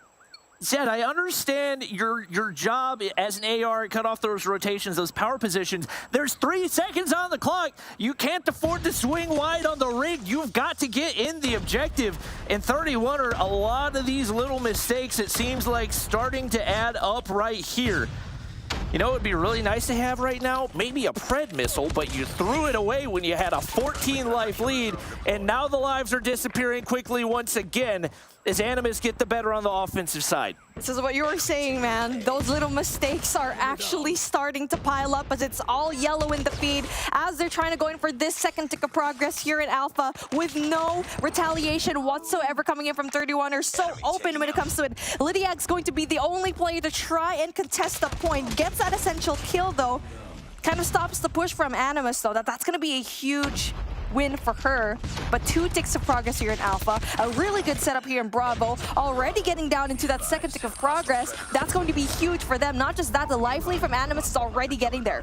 And this is the point where the experience really starts to show. Animus, a team, regardless of how poorly you're playing, once you get into a sticky situation, you've got the mental resolve to bounce back, and they have absolutely done that. They lock in the B capture and now only need 1 tick of progression over on A. They've won the gunfights 14-5 so far this round, and with some utility, some operators still ready to go, it looks like a very good chance that they find a way to lock this one in. Here we go, though. That's going to be huge kills from Legacy. Stops the push down, and trying to look at the operators that they have. They still have 2 to play with to try and defend Alpha. Everyone else, though, needs to catch up from Animus. Surely not going to be losing this round, though. But 31 is actually doing a good job putting out the brakes. Rasmo, though, gets an essential kill, and they do have kitchen control, looking like they do want to have that spawn trap now. But Zed goes big with so many kills already here in kitchen. Thing is, you've still got a big life lead for Animus. You can't afford to keep going 1 for 1. Legacy gonna pick up the Holger, and Animus more than happy to play this as a TDM. Gore's gonna get peeked around the corner. Shark, big gunfight win there as well. Looks like maybe finally going to make a move toward the objective and see if they can win things that way. Still, 31er, heavy operator investment, just not able to make up any of that life lead. And the lives continue to dwindle. Legacy able to find one, but it continues to be 1-for-1. And now with no respawns remaining, all signs of hope for 31er have disappeared here in the control. Lydia and Legacy, couple of operators. Hey guys, you might as well pop them? No? Nope. Not gonna pop them? Okay. Not gonna happen. Better luck next time. Looks like Animus find a way out. Whenever it was dark, they power through. Find the light, man. And even though it was such a strong opener coming in for 31er, they fell apart in those last 2 rounds, and they had so much of an advantage. It was those small engagements that they lost, bringing out the Purifier when the round was ending, when you had the upper hand, the Pretty, when you didn't even have to bring it at the same kind of case, same situation, where, like what you said, in that opening round of that last half, you could have popped it out. And that's just kind of what happens to a lot of these younger teams, maybe not quite as experienced. You don't think about the repercussions, just like, oh, I heard something. Let me use it immediately. And it backfired. I even said I hope it doesn't backfire, but it absolutely did. Oh my gosh. So Legacy, even. how did you die 40 times? What? Oh my. Ow. What? That's a lot of engagements, let alone deaths. His body right there. I'm not entirely sure what happened. I mean, everybody else kept it pretty even. Lydia, fantastic performance, even despite maybe, actually, I think it was Bricks that had a couple of the regrettable uses on some of the utility. But, I mean, overall, nobody really popped off for Animus. It was really just a few mistakes that built up, and they built up quickly for 31er. Everyone did a phenomenal job when it comes to slaying, but again, what you mentioned, it was Lydiag's anchoring, which was the brightest spot for 31er. She was so good at just controlling that. You can see over here, look at the bottom of your map. I mean, Legacy, that's where you get to see Brixta and also Lydiags usually try to get in flank control and try to stop that push going into Alpha, especially when they were on the defensive side. But obviously, that is not enough when it comes to those small mistakes, snowballing. That kind of is a big deal going to the next round, because takeoff, that's where you're using your operators and also score streaks more for that timing. And hopefully we do get to see a quick adjustment from 31er. Yeah, I think that they're more than capable of making those adjustments, but I felt like the control was a must-win map, and now heading into the hard point, they're in that much more of a dire position, because realistically, you know that you can take a search and destroy off of Animus. That was just that one that you needed. It was so doable, and I think that's one that they're definitely going to have to go back and study and see what they can correct on, because they looked solid in the control up until the tables flipped, and then it was all downhill from there.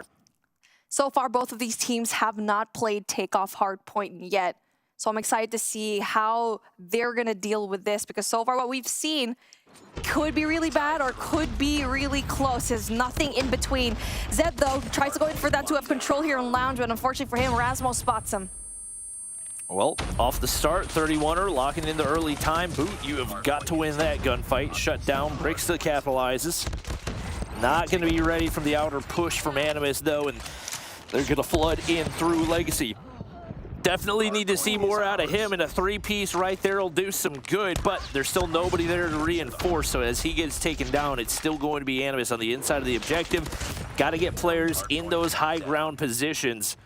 And we've not really seen a whole lot of attempt to make that happen so far out of either team. Narcs finally makes his way up. Now for Animus, what they're trying to do is not get the high ground control, no, but they're getting control coming in from P4 and P3 area, which is working out so far. Because not only do they get the more favorable spawns in Special Forces base, but also they need to find a way to control here as well into Health Center. They're winning a lot of the gunfights there so far. And now the anchoring spawns, they know very well. They're very much well-versed when it comes to the spawns here in Takeoff. And so far, they're also set up for P2. Well, Narcs ready for Gore on the flip side. Big gunfight win to get some stadium control. Lydia looking to see if she can force Animus back into those spawns. Zed going to be able to shut down one, and it is going to be Legacy on the inside of the objective. He got that one triple kill and has not found anything since then. Need a little bit more consistency out of you, and he's going to get shut down by Boot. Gathili on the bottom side looking to push spawns back the opposite direction. He might be able to flip, but Zed stays locking that window down, and he's not giving that up anytime soon. They're locked in, man. They have a really good setup so far, and Legacy hopping up here. That's going to be good for scaffolding, but unfortunately for him, Gathili and Bigsta actually gets nade kills, but it's not enough for 31er to actually flush out a lot of the players here. And where is everyone coming in from 31er? You have to go and push. 12 seconds left. No one's going to be contesting. They're just going in there one by one, but they are going to be going in for that setup instead here for P3, but I hope that's not going to be a little bit too early now. Well, they're set up nicely. You got to make sure if you're going to rotate that early that you get high ground control. They do not do that, and they get absolutely torn to pieces by Animus right here. That is 6, 7 straight Animus kills. Can we make it 8?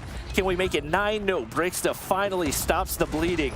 But you got to get players in these power positions, and 31er just have not been able to make it happen. You got to deal with Narcs with the Purifier in hand, and right now, as expected, Animus maintaining their dominance in the hard point. It really is that map knowledge that Animus actually has, and they're very much aware how to play this takeoff map. They've been playing it for months, for years in this competition, and this is where you do get to see the experience finally pull through. Even though the rotation was really late, it doesn't really matter because they know how to break the hill, and so far they're also set up coming in for that P4. 31 are looking a little bit lost, looking so far away. They're going to be at the launch center where you have to be in generator, you have to be in special forces base to try and go for the pinch, but that one lone player, that's Zed, try to go in there just alone.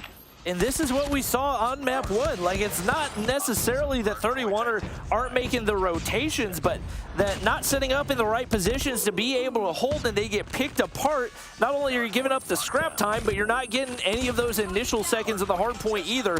Heavy operator investment out of both squads right here. Legacy stays alive, and finally a solid feed for 31er as they look to lock in their first full 60, or really their first 60 points at all. So 31er, everything for them to get into this hard point. And so far, though, it paid off. They're getting majority of the points down so far, but it is going to be heavily contested. Legacy wins an essential gunfight, but Brix is going to be right there for the trades. And so far, we get to see the spawns flip just a tiny bit where the generator spawn slumps the favor of 31er, and for Animus, gonna be set up actually for P1, but they should be letting this go. And so far, Brixta doing a phenomenal job at that defense, going in for a 6 spree. He has no idea where they're coming from. Trying to figure it out, gets shut down anyway. Does have some streaks to work with and a solid hold for 31er as they close the gap a little bit. This is a very, very late push for 3-4 seconds of scrap time. And the bare minimum, you got to try to get some high ground control to make life easy for your OBJ players, but they get absolutely cleared out by Rasmo. And once again, sent back to the drawing board as Animus in prime position to lock in big time on P1. So now with Animus here, we're finally going to this next set of rotations where they predominantly wanted to go in for more of the control and lounge area spawns. Now they're going in for a more split approach, and that's not really working out for them this time around as 31er able to control this hardpoint just for a little bit. Brixta going a really big gunfight, but unfortunately for her, Narcs is going to be in top lounge, getting a lot of these kills from up top. And you're allowing Animus to hold basically both of those high ground positions without any type of contest.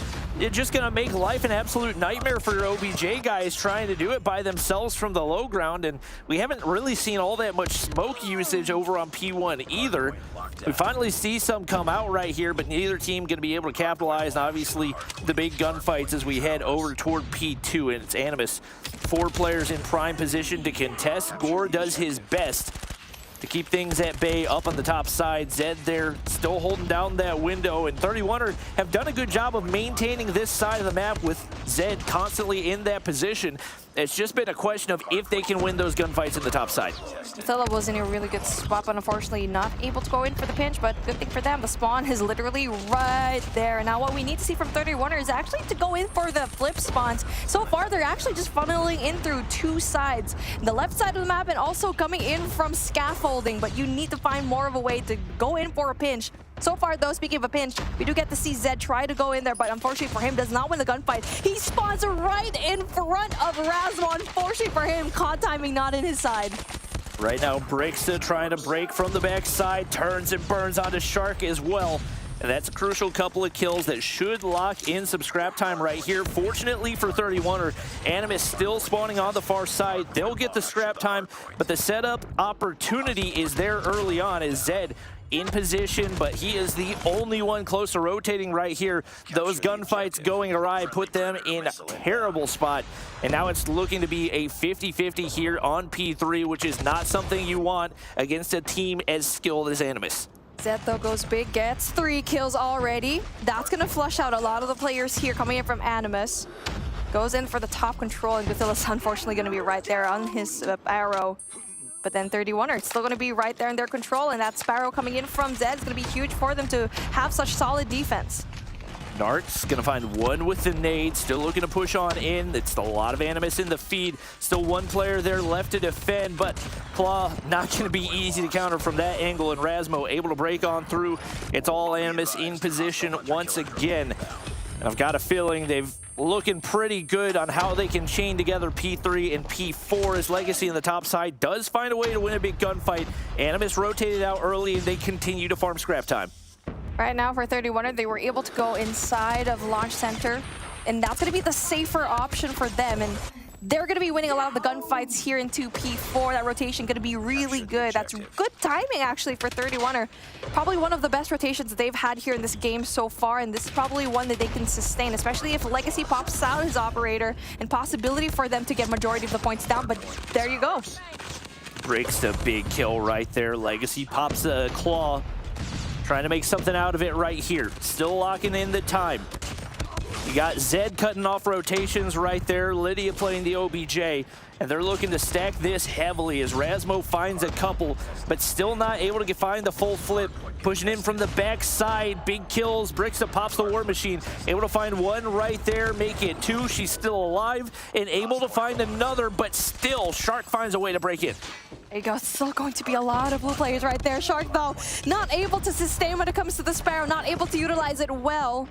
And now we do get to see it, a contested hill, very heavily contested with just 30 seconds left on the clock, and Animus is just trying to stop any kind of progress here, in Boot actually goes in there for a late operator usage. Not quite sure if that's my favorite, but there you go, able to get rid of a lot of the players there, but they're not going to have too much points, though. 31er was able to get 30-plus points in P4, and now they have to go rotate. Border's going to get spotted out on the bottom side, and once again, Animus opportunity to take that high ground, control all of 31er. Spawning in the back, Shark sniffs out one, looking to make it 2, but gets turned on by Gore. Boot still locking in the hard point time, smokes for days. And as long as you've got players in those high ground positions, he can keep running circles around P1 as they continue to move upward toward that 250 point mark. Lydia able to find one right there, keeps the hard point clear, but you've got to get the time. You can't afford to play 50-50 hard point. It's got to be perfect hard point the rest of the way through. So far, though, 31er Signs of Life still going to be heavily contested, and like what you mentioned already, Animus always has that high ground control. Scaffolding going to be occupied. Early on in the round, you saw Narcs always going to that 2F in Lounge. So far, still going to be close. 231. So close, and we need to see Animus close it out here in P2. They're not going to be in position, though, as 31 are already a little bit of a step ahead, also having the more favorable spot on their side. Lydia needed to win that gunfight, and she does. Gets a second one right there. 31 get a full wipe. She's going to have a Purifier to work with, but there's nobody spawning on that side of the map, and I don't know if she knows Gore's going to be able to find one before getting shut down. Is going to be able to get pushed up into the hard point, but maybe a little bit overzealous right here as she pushes down the barrels of the opposition. And another wasted operator that will likely come back to bite 31er. They continue to throw away opportunities, and Animus is there to capitalize every single time.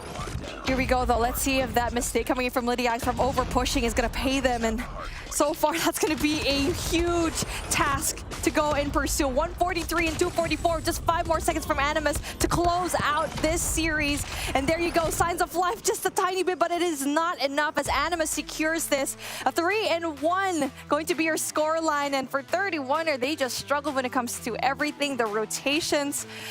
You saw Signs of Life in P4, but like you saw mistakes like that from Lydiags pushing with that Purifier. That's not going to bring you far away. You remember what score I predicted? Oh, man. This guy is on a roll today, man. Let's go, baby. All right. 2 for 2. 2 for 2 on the exact guesses. I'm big swing and a miss on the Zidium game, but you got to give credit to Animus. Rasmo, absolutely cooking. Your Roman Slayer going to be able to find 43 and 19. Very difficult to take down. You got to give credit to Boot and Shark, the OBJ players as well. Over on the flip side, there were some bright spots for 31. Absolutely no question about it, but for the most part, it was Animus in complete control. You know, someone who's excited to break down a lot of these while we're watching the replays. He's dancing around. He's got the moves. But let's see what is going to happen here so far into this last game. And I feel like the moves right now of 31 are a little bit confusing when it comes to their respawns at the moment. I mean, to be fair, I felt like they were making the right plays. Yeah. Once again, it was just a question of could they win the gunfights. In a lot of those situations, the answer was no. There were too many big gunfight wins for those Animus players that even when they were taking individual ones, finding double, triple kills, and it was just too much firepower. Animus close out match number 4. Got a little bit hairy there for a moment. But you saw him when you guys were coming back from the other side of the studio. We do have Shift standing by with one final telestration to close out the day, so let's check it out.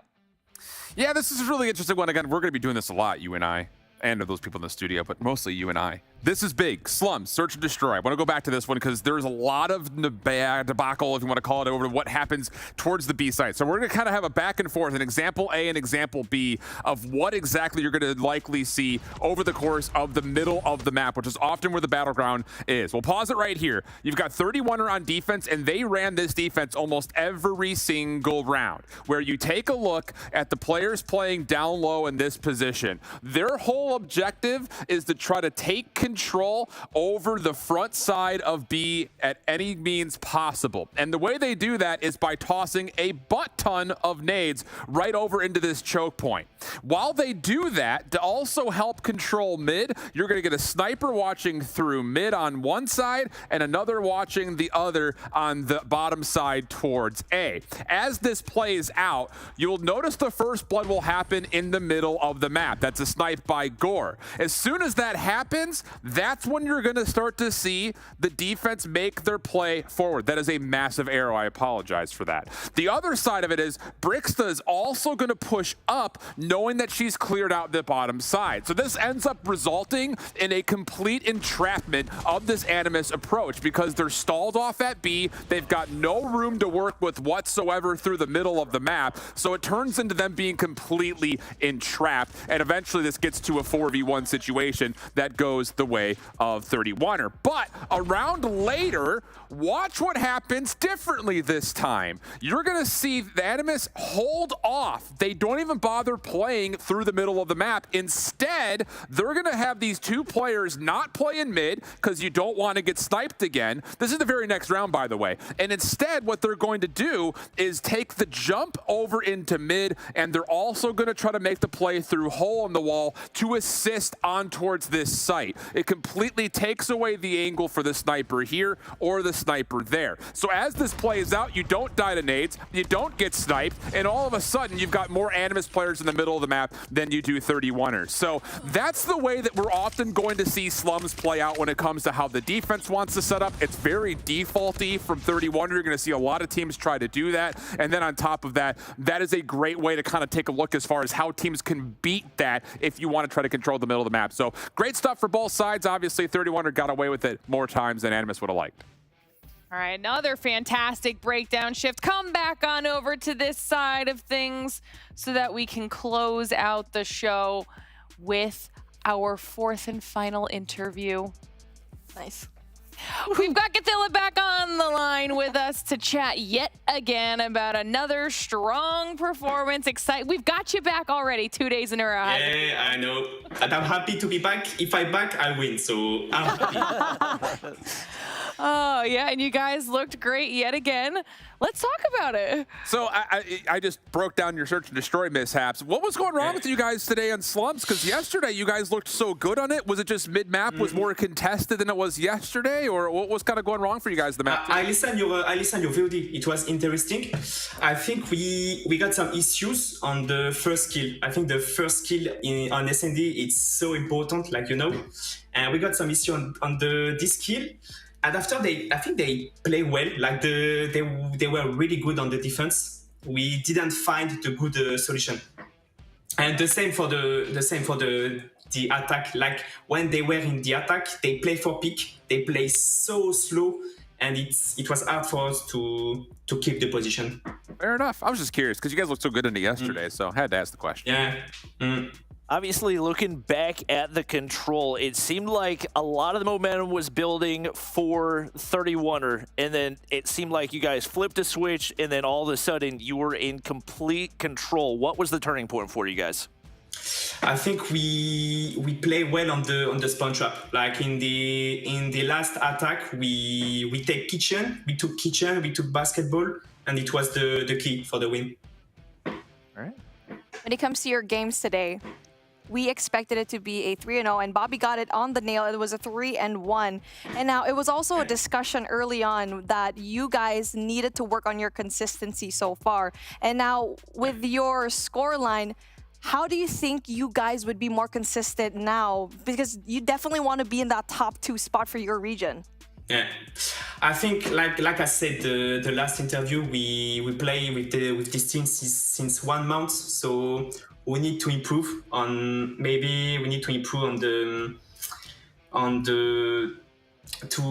need to adapt to the strat with the team, particularly in SND, and just keep to be confident. We have to be confident. That's the secret to win. I think that's all.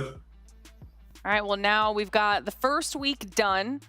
You guys have done well. Looking forward to the rest of the season.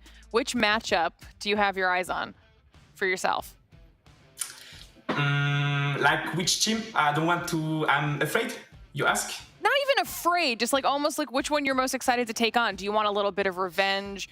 Or do you want like another matchup with 117? You know, do you... Yeah, of course. I want to take the revenge against 117. Yes, and maybe against Deb, against Kings, and yeah.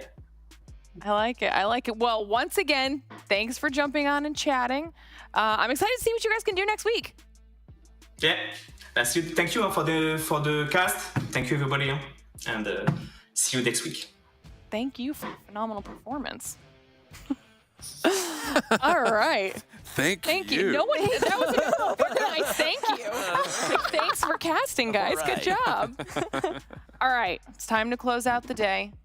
We had a really fun day, some really solid matches today to at least close out the entire first week. That's literally a quarter of the challenge now done. Okay, we're going to take a look back at the standings so we can see where they have all shaken out. It's Kings, 117 and Animus all at the top with the 2 O's, and you've got Exclusive and Zidium in the middle, and 31er, Panic, and Mont yet to find a dub, but it's only the first 2 days, first week. They still have plenty of opportunities as we continue to get some different matchups next week as well. We still haven't seen all of these teams face off against each other yet because we just started.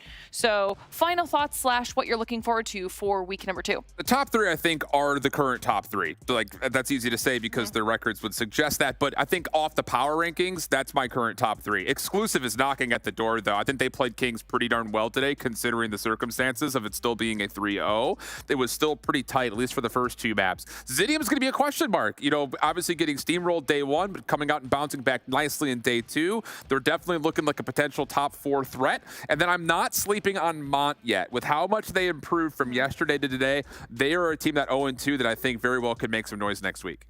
I would agree. I think there's no real surprises inside the top 3. I think anybody that's watched Europe consistently over the past few months would have expected to be those to be the 2 undefeated teams. I think the biggest surprise for me is that Panic squad with the addition of EUR. I expected them to look a lot stronger. There's a lot of experience there, and I think the big challenge for them is, number 1, looking at the VOD, seeing where things went wrong, but number 2, figuring out who's going to be the leader on that squad and who you can really look to in those difficult moments, because it's been in those moments that they've kind of looked at their weakest.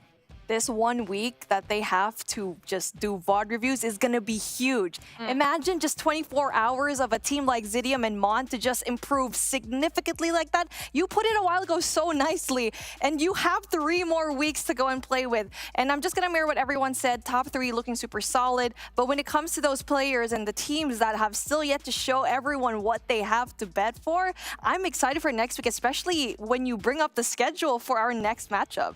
Yeah, I cannot wait to see how the whole season shakes out. But we also have another region coming up right around the corner. USA, USA, USA. I'm in Poland. I'm not going to make it home to the hotel that I was going to We have NA in just a few days. If you guys are trying to keep up with all of our COD Mobile regions, okay, this is the first week of EU. We've got NA coming up as well. We can take a look at that schedule so you guys can know what to... don't have a schedule. What I meant is that they're coming up, and we'll tell you the schedule when you're here to watch the show. All right. Now, we also have this for next week, next Saturday. I think is that the schedule we have? Yes. We've got something. We've got a schedule for next week as well. All right. We're going to be starting things off with Panic versus 31er. Then we'll go into Mont versus Zidium. Oh, wow. Then we'll go to Exclusive versus 117 and Animus versus Kings. Let's talk about it because y'all had the same reaction. Those first 2 matches are essentially must-win matches for all 4 of those teams if you want to crack into the top 4. Flat out. You got 2 teams at 0-2 playing each other. You got Mon at 0-2, Zidium at 1-1. Those are all the matches that you would circle on the schedule and say, we have to win these if you want to have a chance to make it to the playoffs. So those first 2, those are going to be the juiciest ones when it comes to playoff conditions. Obviously, the bottom 2 are going to be real fun to watch, but I think those top 2, do not sleep on those as far as what they mean in terms of placements overall. I mean, the bottom 2 are just absolute bangers. I think there's nobody who's not excited to see Animus versus Kings. Yeah. And I think especially based off the way that we saw Exclusive play so closely up against Kings today, them going up against 117 is going to be a phenomenal one as well. I'm already expecting that whole day to be very long. Game 5s, Game 4s, bring it on. And we were talking about it before the broadcast, right? We need to have that one day that we're all comfy and that we're all wearing onesies. I feel like this is the day for us to bring out all of those. Week 2 already. Yeah, imagine. We're already all right. Well, that means that you all at home definitely need to be following our social media and definitely make sure you are here next week for week 2 of the challenge because it's going to be an insane day 1 and then we'll have a day immediately after that with even more action. I am already stoked for that. Like I said, we've got other regions coming up. So there's just so much. So make sure you're on all of our social media. You're hanging out in our Discord and then you won't miss a single thing. Love that. All right. I think that's it. I think we're done for today. Phenomenal performances across all of our squads. Week number 1 was an absolute blast, and it is now done and dusted in the books with 3 of our teams tied at the top at 2-0 after the first week. Pretty rightfully so. We'll have to see how everybody fares throughout the rest of the challenge, and I cannot wait to see how all of that unfolds. As always, a huge thank you to Snapdragon Elite Gaming, Samsung Galaxy, and Monster Energy for helping us to put on the entire show. It's time for all of us to go to bed, so we'll see you next week.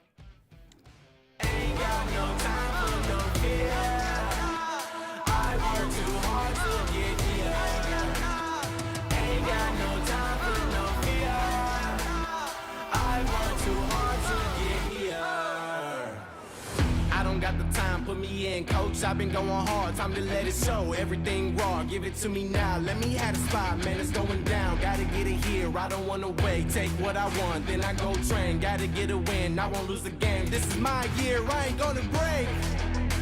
Strap in, cause it's gonna be a long ride. Working on me every single day and night. There comes a time when your worlds will collide. If it's holding you back, push it right to the side. level, I will never settle. Mind over matter, get the gold medal. On another level, I will never settle. Mind over matter, get the gold medal. Ain't got no time for no fear. I work too hard to get here. Ain't got no time for no fear. I work too hard to get here. On another level, I will never settle. Mind over matter, get the gold medal. On another level, I will never settle. Mind over matter, get the gold medal. On another level, I will never settle. Mind over matter, get the gold medal. On another level, I will never settle. Mind over matter, get the gold medal.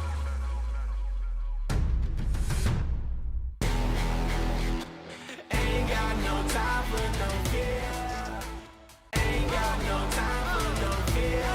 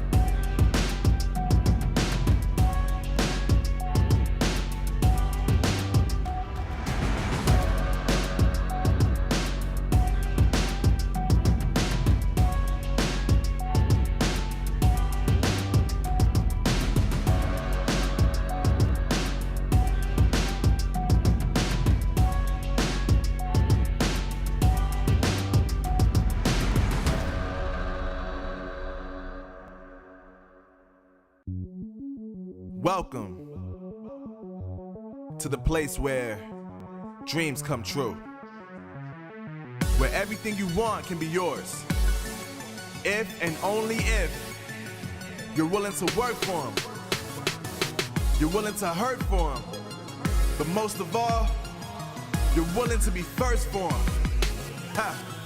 Look, I'm going straight to the top. I don't know how I would stop, like it or not. I got some goals that I'm hitting. You hear what I'm spitting? It's hot. Look what I got. Whole lot of passion and pain. The road to success is insane. Stay out my lane, cause I'm on a mission. I'm getting what stands in my way. Yeah, I'm a beast. I wouldn't play with me, baby. The way that I'm training is crazy, and I do it daily. You wanna talk about drive? I got more drive than Mercedes. I've never been lazy. I'm in the room, it's a red alert. You wanna compete? Well, get better first. I got 10 toes in the dirt, push through the hurt just to show them my worth. I'm the best. Yeah, I'm the best. I never stress. I know what's next. I'm who they test, like we playing chess. But I'm unimpressed, so now let me flex. Ha. Yeah, I'ma work through the struggle and hurt, cause I know my worth, and I gotta be first. Ha. Yeah, I gotta be first. Look, I don't want anyone's sympathy. I understand what it's meant for me. I give my focus and energy. If it's meant to be, then it's meant to be. But mentally, I'm undefeated. They hear that and say I'm conceited. Like there's no reason. Like I don't beat them and come back again just to teach them that when you work under pressure, you reach higher measures. They'll try and bring you down, but you cannot let them, and only get better and focus on cheddar. Eye on the prize and you'll become a legend. Like, when I'm in the room, it's a red alert. You wanna compete, well, get better first. I got 10 toes in the dirt. Push through the hurt just to show them my worth. I'm the best. Yeah, I'm the best.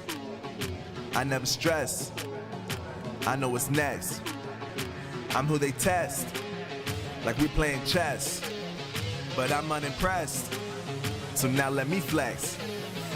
Yeah, I'ma work through the struggle and hurt. Cause I know my worth. And I gotta be first.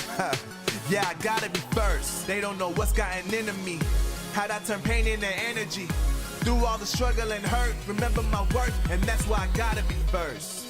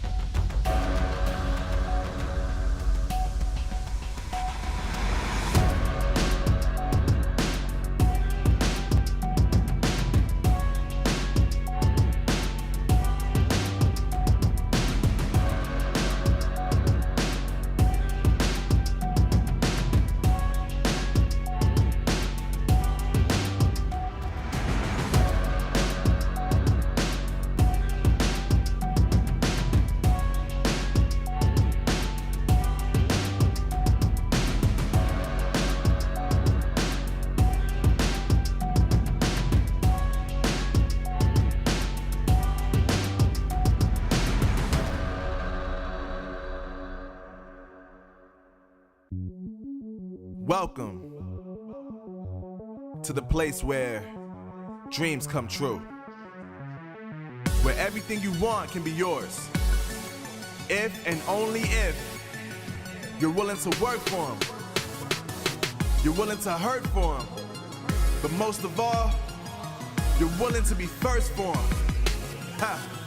Look, I'm going straight to the top. I don't know how I would stop, like it or not. I got some goals that I'm hitting. You hear what I'm spitting? It's hot. Look what I got. Whole lot of passion and pain. The road to success is insane. Stay out my lane, cause I'm on a mission. I'm getting what stands in my way. Yeah, I'm a beast. I wouldn't play with me, baby. The way that I'm training is crazy, and I do it daily. You wanna talk about drive? I got more drive than Mercedes. I've never been lazy. I'm in the room, it's a red alert. You wanna compete? Well, get better first. I got 10 toes in the dirt, push through the hurt just to show them my worth. I'm the best. Yeah, I'm the best. I never stress. I know what's next. I'm who they test, like we playing chess. But I'm unimpressed, so now let me flex. Ha. Yeah, I'ma work through the struggle and hurt, cause I know my worth, and I gotta be first. Ha. Yeah, I gotta be first. Look, I don't want anyone's sympathy. I understand what it's meant for me. I give my focus and energy. If it's meant to be, then it's meant to be. But mentally, I'm undefeated. They hear that and say I'm conceited. Like there's no reason. Like I don't beat them and come back again just to teach them that when you work under pressure, you reach higher measures. They'll try and bring you down, but you cannot let them, and only get better and focus on cheddar. Eye on the prize and you'll become a legend. Like when I'm in the room, it's a red alert. You wanna compete? Well, get better first. I got 10 toes in the dirt, push through the hurt just to show them my worth. I'm the best. Yeah, I'm the best. I never stress. I know what's next. I'm who they test, like we playing chess. But I'm unimpressed, so now let me flex. Ha. Yeah, I'ma work through the struggle and hurt, cause I know my worth, and I gotta be first. Ha. Yeah, I gotta be first. They don't know what's gotten into me, how'd I turn pain into energy. Through all the struggle and hurt, remember my worth, and that's why I gotta be first.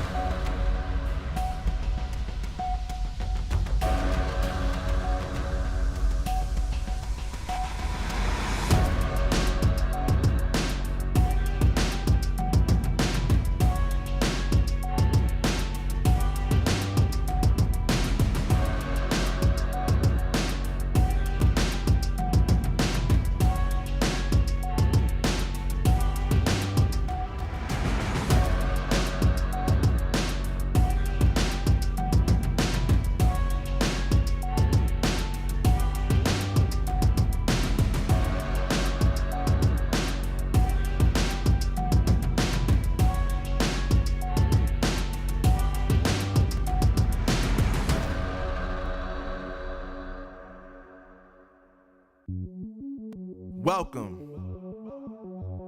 to the place where dreams come true, where everything you want can be yours, if and only if you're willing to work for them, you're willing to hurt for them, but most of all, you're willing to be first for them.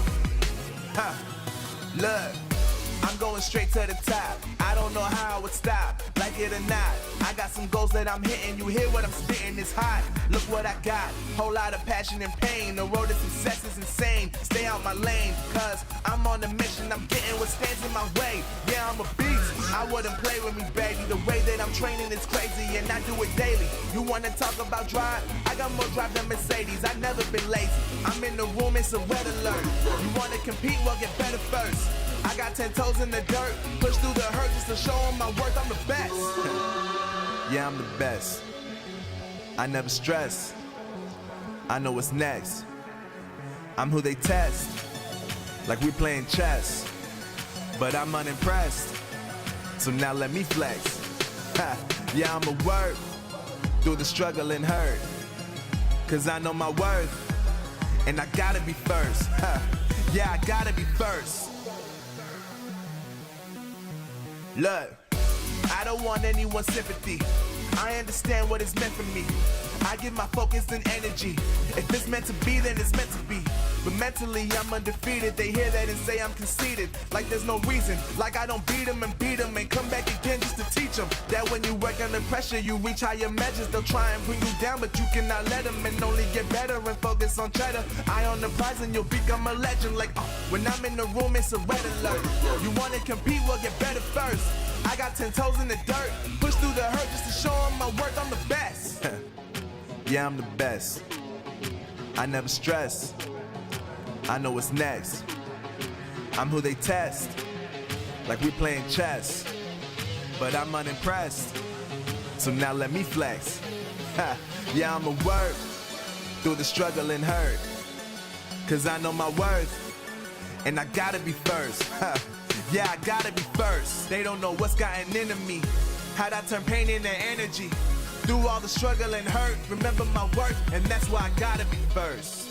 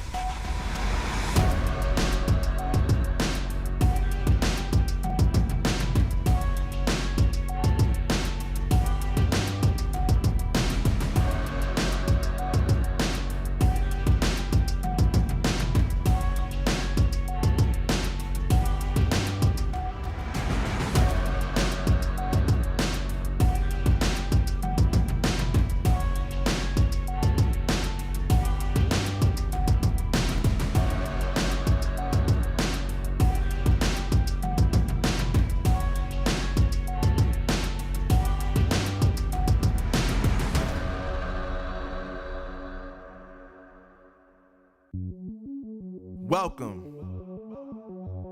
to the place where dreams come true, where everything you want can be yours, if and only if you're willing to work for them, you're willing to hurt for them, but most of all, you're willing to be first for them. Ha, look, I'm going straight to the top. I don't know how it would stop, like it or not. I got some goals that I'm hitting. You hear what I'm spitting? It's hot. Look what I got. Whole lot of passion and pain. The road to success is insane. Stay out my lane, cause I'm on a mission. I'm getting what stands in my way. Yeah, I'm a beast. I wouldn't play with me, baby. The way that I'm training is crazy, and I do it daily. You wanna talk about drive? I got more drive than Mercedes. I've never been lazy. I'm in the room, it's a red alert. You wanna compete? Well, get better first. I got 10 toes in the dirt, push through the hurt just to show them my worth. I'm the best. Yeah, I'm the best. I never stress. I know what's next. I'm who they test, like we playing chess. But I'm unimpressed, so now let me flex. Ha, yeah, I'ma work through the struggle and hurt, cause I know my worth, and I gotta be first. Ha, yeah, I gotta be first. Look, I don't want anyone's sympathy. I understand what it's meant for me. I give my focus and energy. If it's meant to be, then it's meant to be. But mentally, I'm undefeated. They hear that and say I'm conceited. Like there's no reason. Like I don't beat them and come back again just to teach them that when you work under pressure, you reach higher measures. They'll try and bring you down, but you cannot let them, and only get better and focus on cheddar. Eye on the prize and you'll become a legend. Like, when I'm in the room, it's a red alert. You wanna compete? Well, get better first. I got 10 toes in the dirt, push through the hurt just to show them my worth. I'm the best. Yeah, I'm the best. I never stress. I know what's next. I'm who they test, like we playing chess. But I'm unimpressed, so now let me flex. Ha, yeah, I'ma work through the struggle and hurt, cause I know my worth, and I gotta be first. Ha, yeah, I gotta be first. They don't know what's gotten into me, how'd I turn pain into energy. Through all the struggle and hurt, remember my worth, and that's why I gotta be first.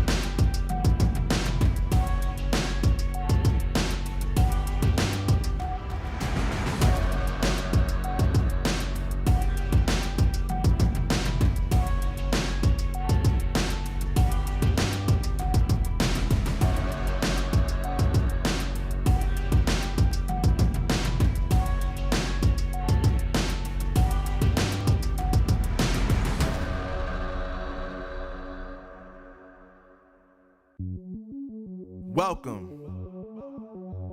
to the place where dreams come true. Where everything you want can be yours. If and only if you're willing to work for them. You're willing to hurt for them. But most of all, you're willing to be first for them. Ha! Look, I'm going straight to the top. I don't know how I would stop, like it or not. I got some goals that I'm hitting. You hear what I'm spitting, it's hot. Look what I got, whole lot of passion and pain. The road to success is insane. Stay out my lane, cause I'm on a mission. I'm getting what stands in my way. Yeah, I'm a beast. I wouldn't play with me, baby. The way that I'm training is crazy, and I do it daily. You wanna talk about drive? I got more drive than Mercedes. I've never been lazy. I'm in the room, it's a red alert. You wanna compete? Well, get better first. I got 10 toes in the dirt, push through the hurt just to show them my worth. I'm the best. Yeah, I'm the best. I never stress. I know what's next. I'm who they test, like we playing chess. But I'm unimpressed, so now let me flex. Ha. Yeah, I'ma work through the struggle and hurt, cause I know my worth, and I gotta be first. Ha. Yeah, I gotta be first. Look, I don't want anyone's sympathy. I understand what is meant for me. I give my focus and energy. If it's meant to be, then it's meant to be. But mentally, I'm undefeated. They hear that and say I'm conceited. Like there's no reason. Like I don't beat them and come back again just to teach them that when you work under pressure, you reach higher measures. They'll try and bring you down, but you cannot let them, and only get better and focus on cheddar. Eye on the prize and you'll become a legend. Like, when I'm in the room, it's a red alert. You wanna compete? Well, get better first. I got 10 toes in the dirt, push through the hurt just to show them my worth. I'm the best. Yeah, I'm the best. I never stress. I know what's next. I'm who they test, like we playing chess. But I'm unimpressed, so now let me flex. Ha. Yeah, I'ma work through the struggle and hurt, cause I know my worth, and I gotta be first. Ha. Yeah, I gotta be first. They don't know what's gotten into me, how'd I turn pain into energy. Through all the struggle and hurt, remember my worth, and that's why I gotta be first.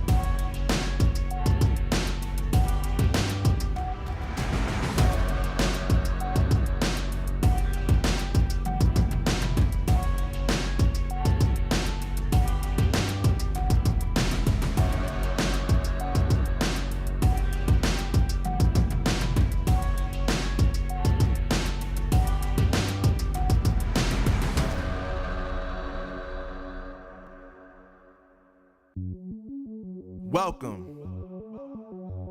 to the place where dreams come true. Where everything you want can be yours.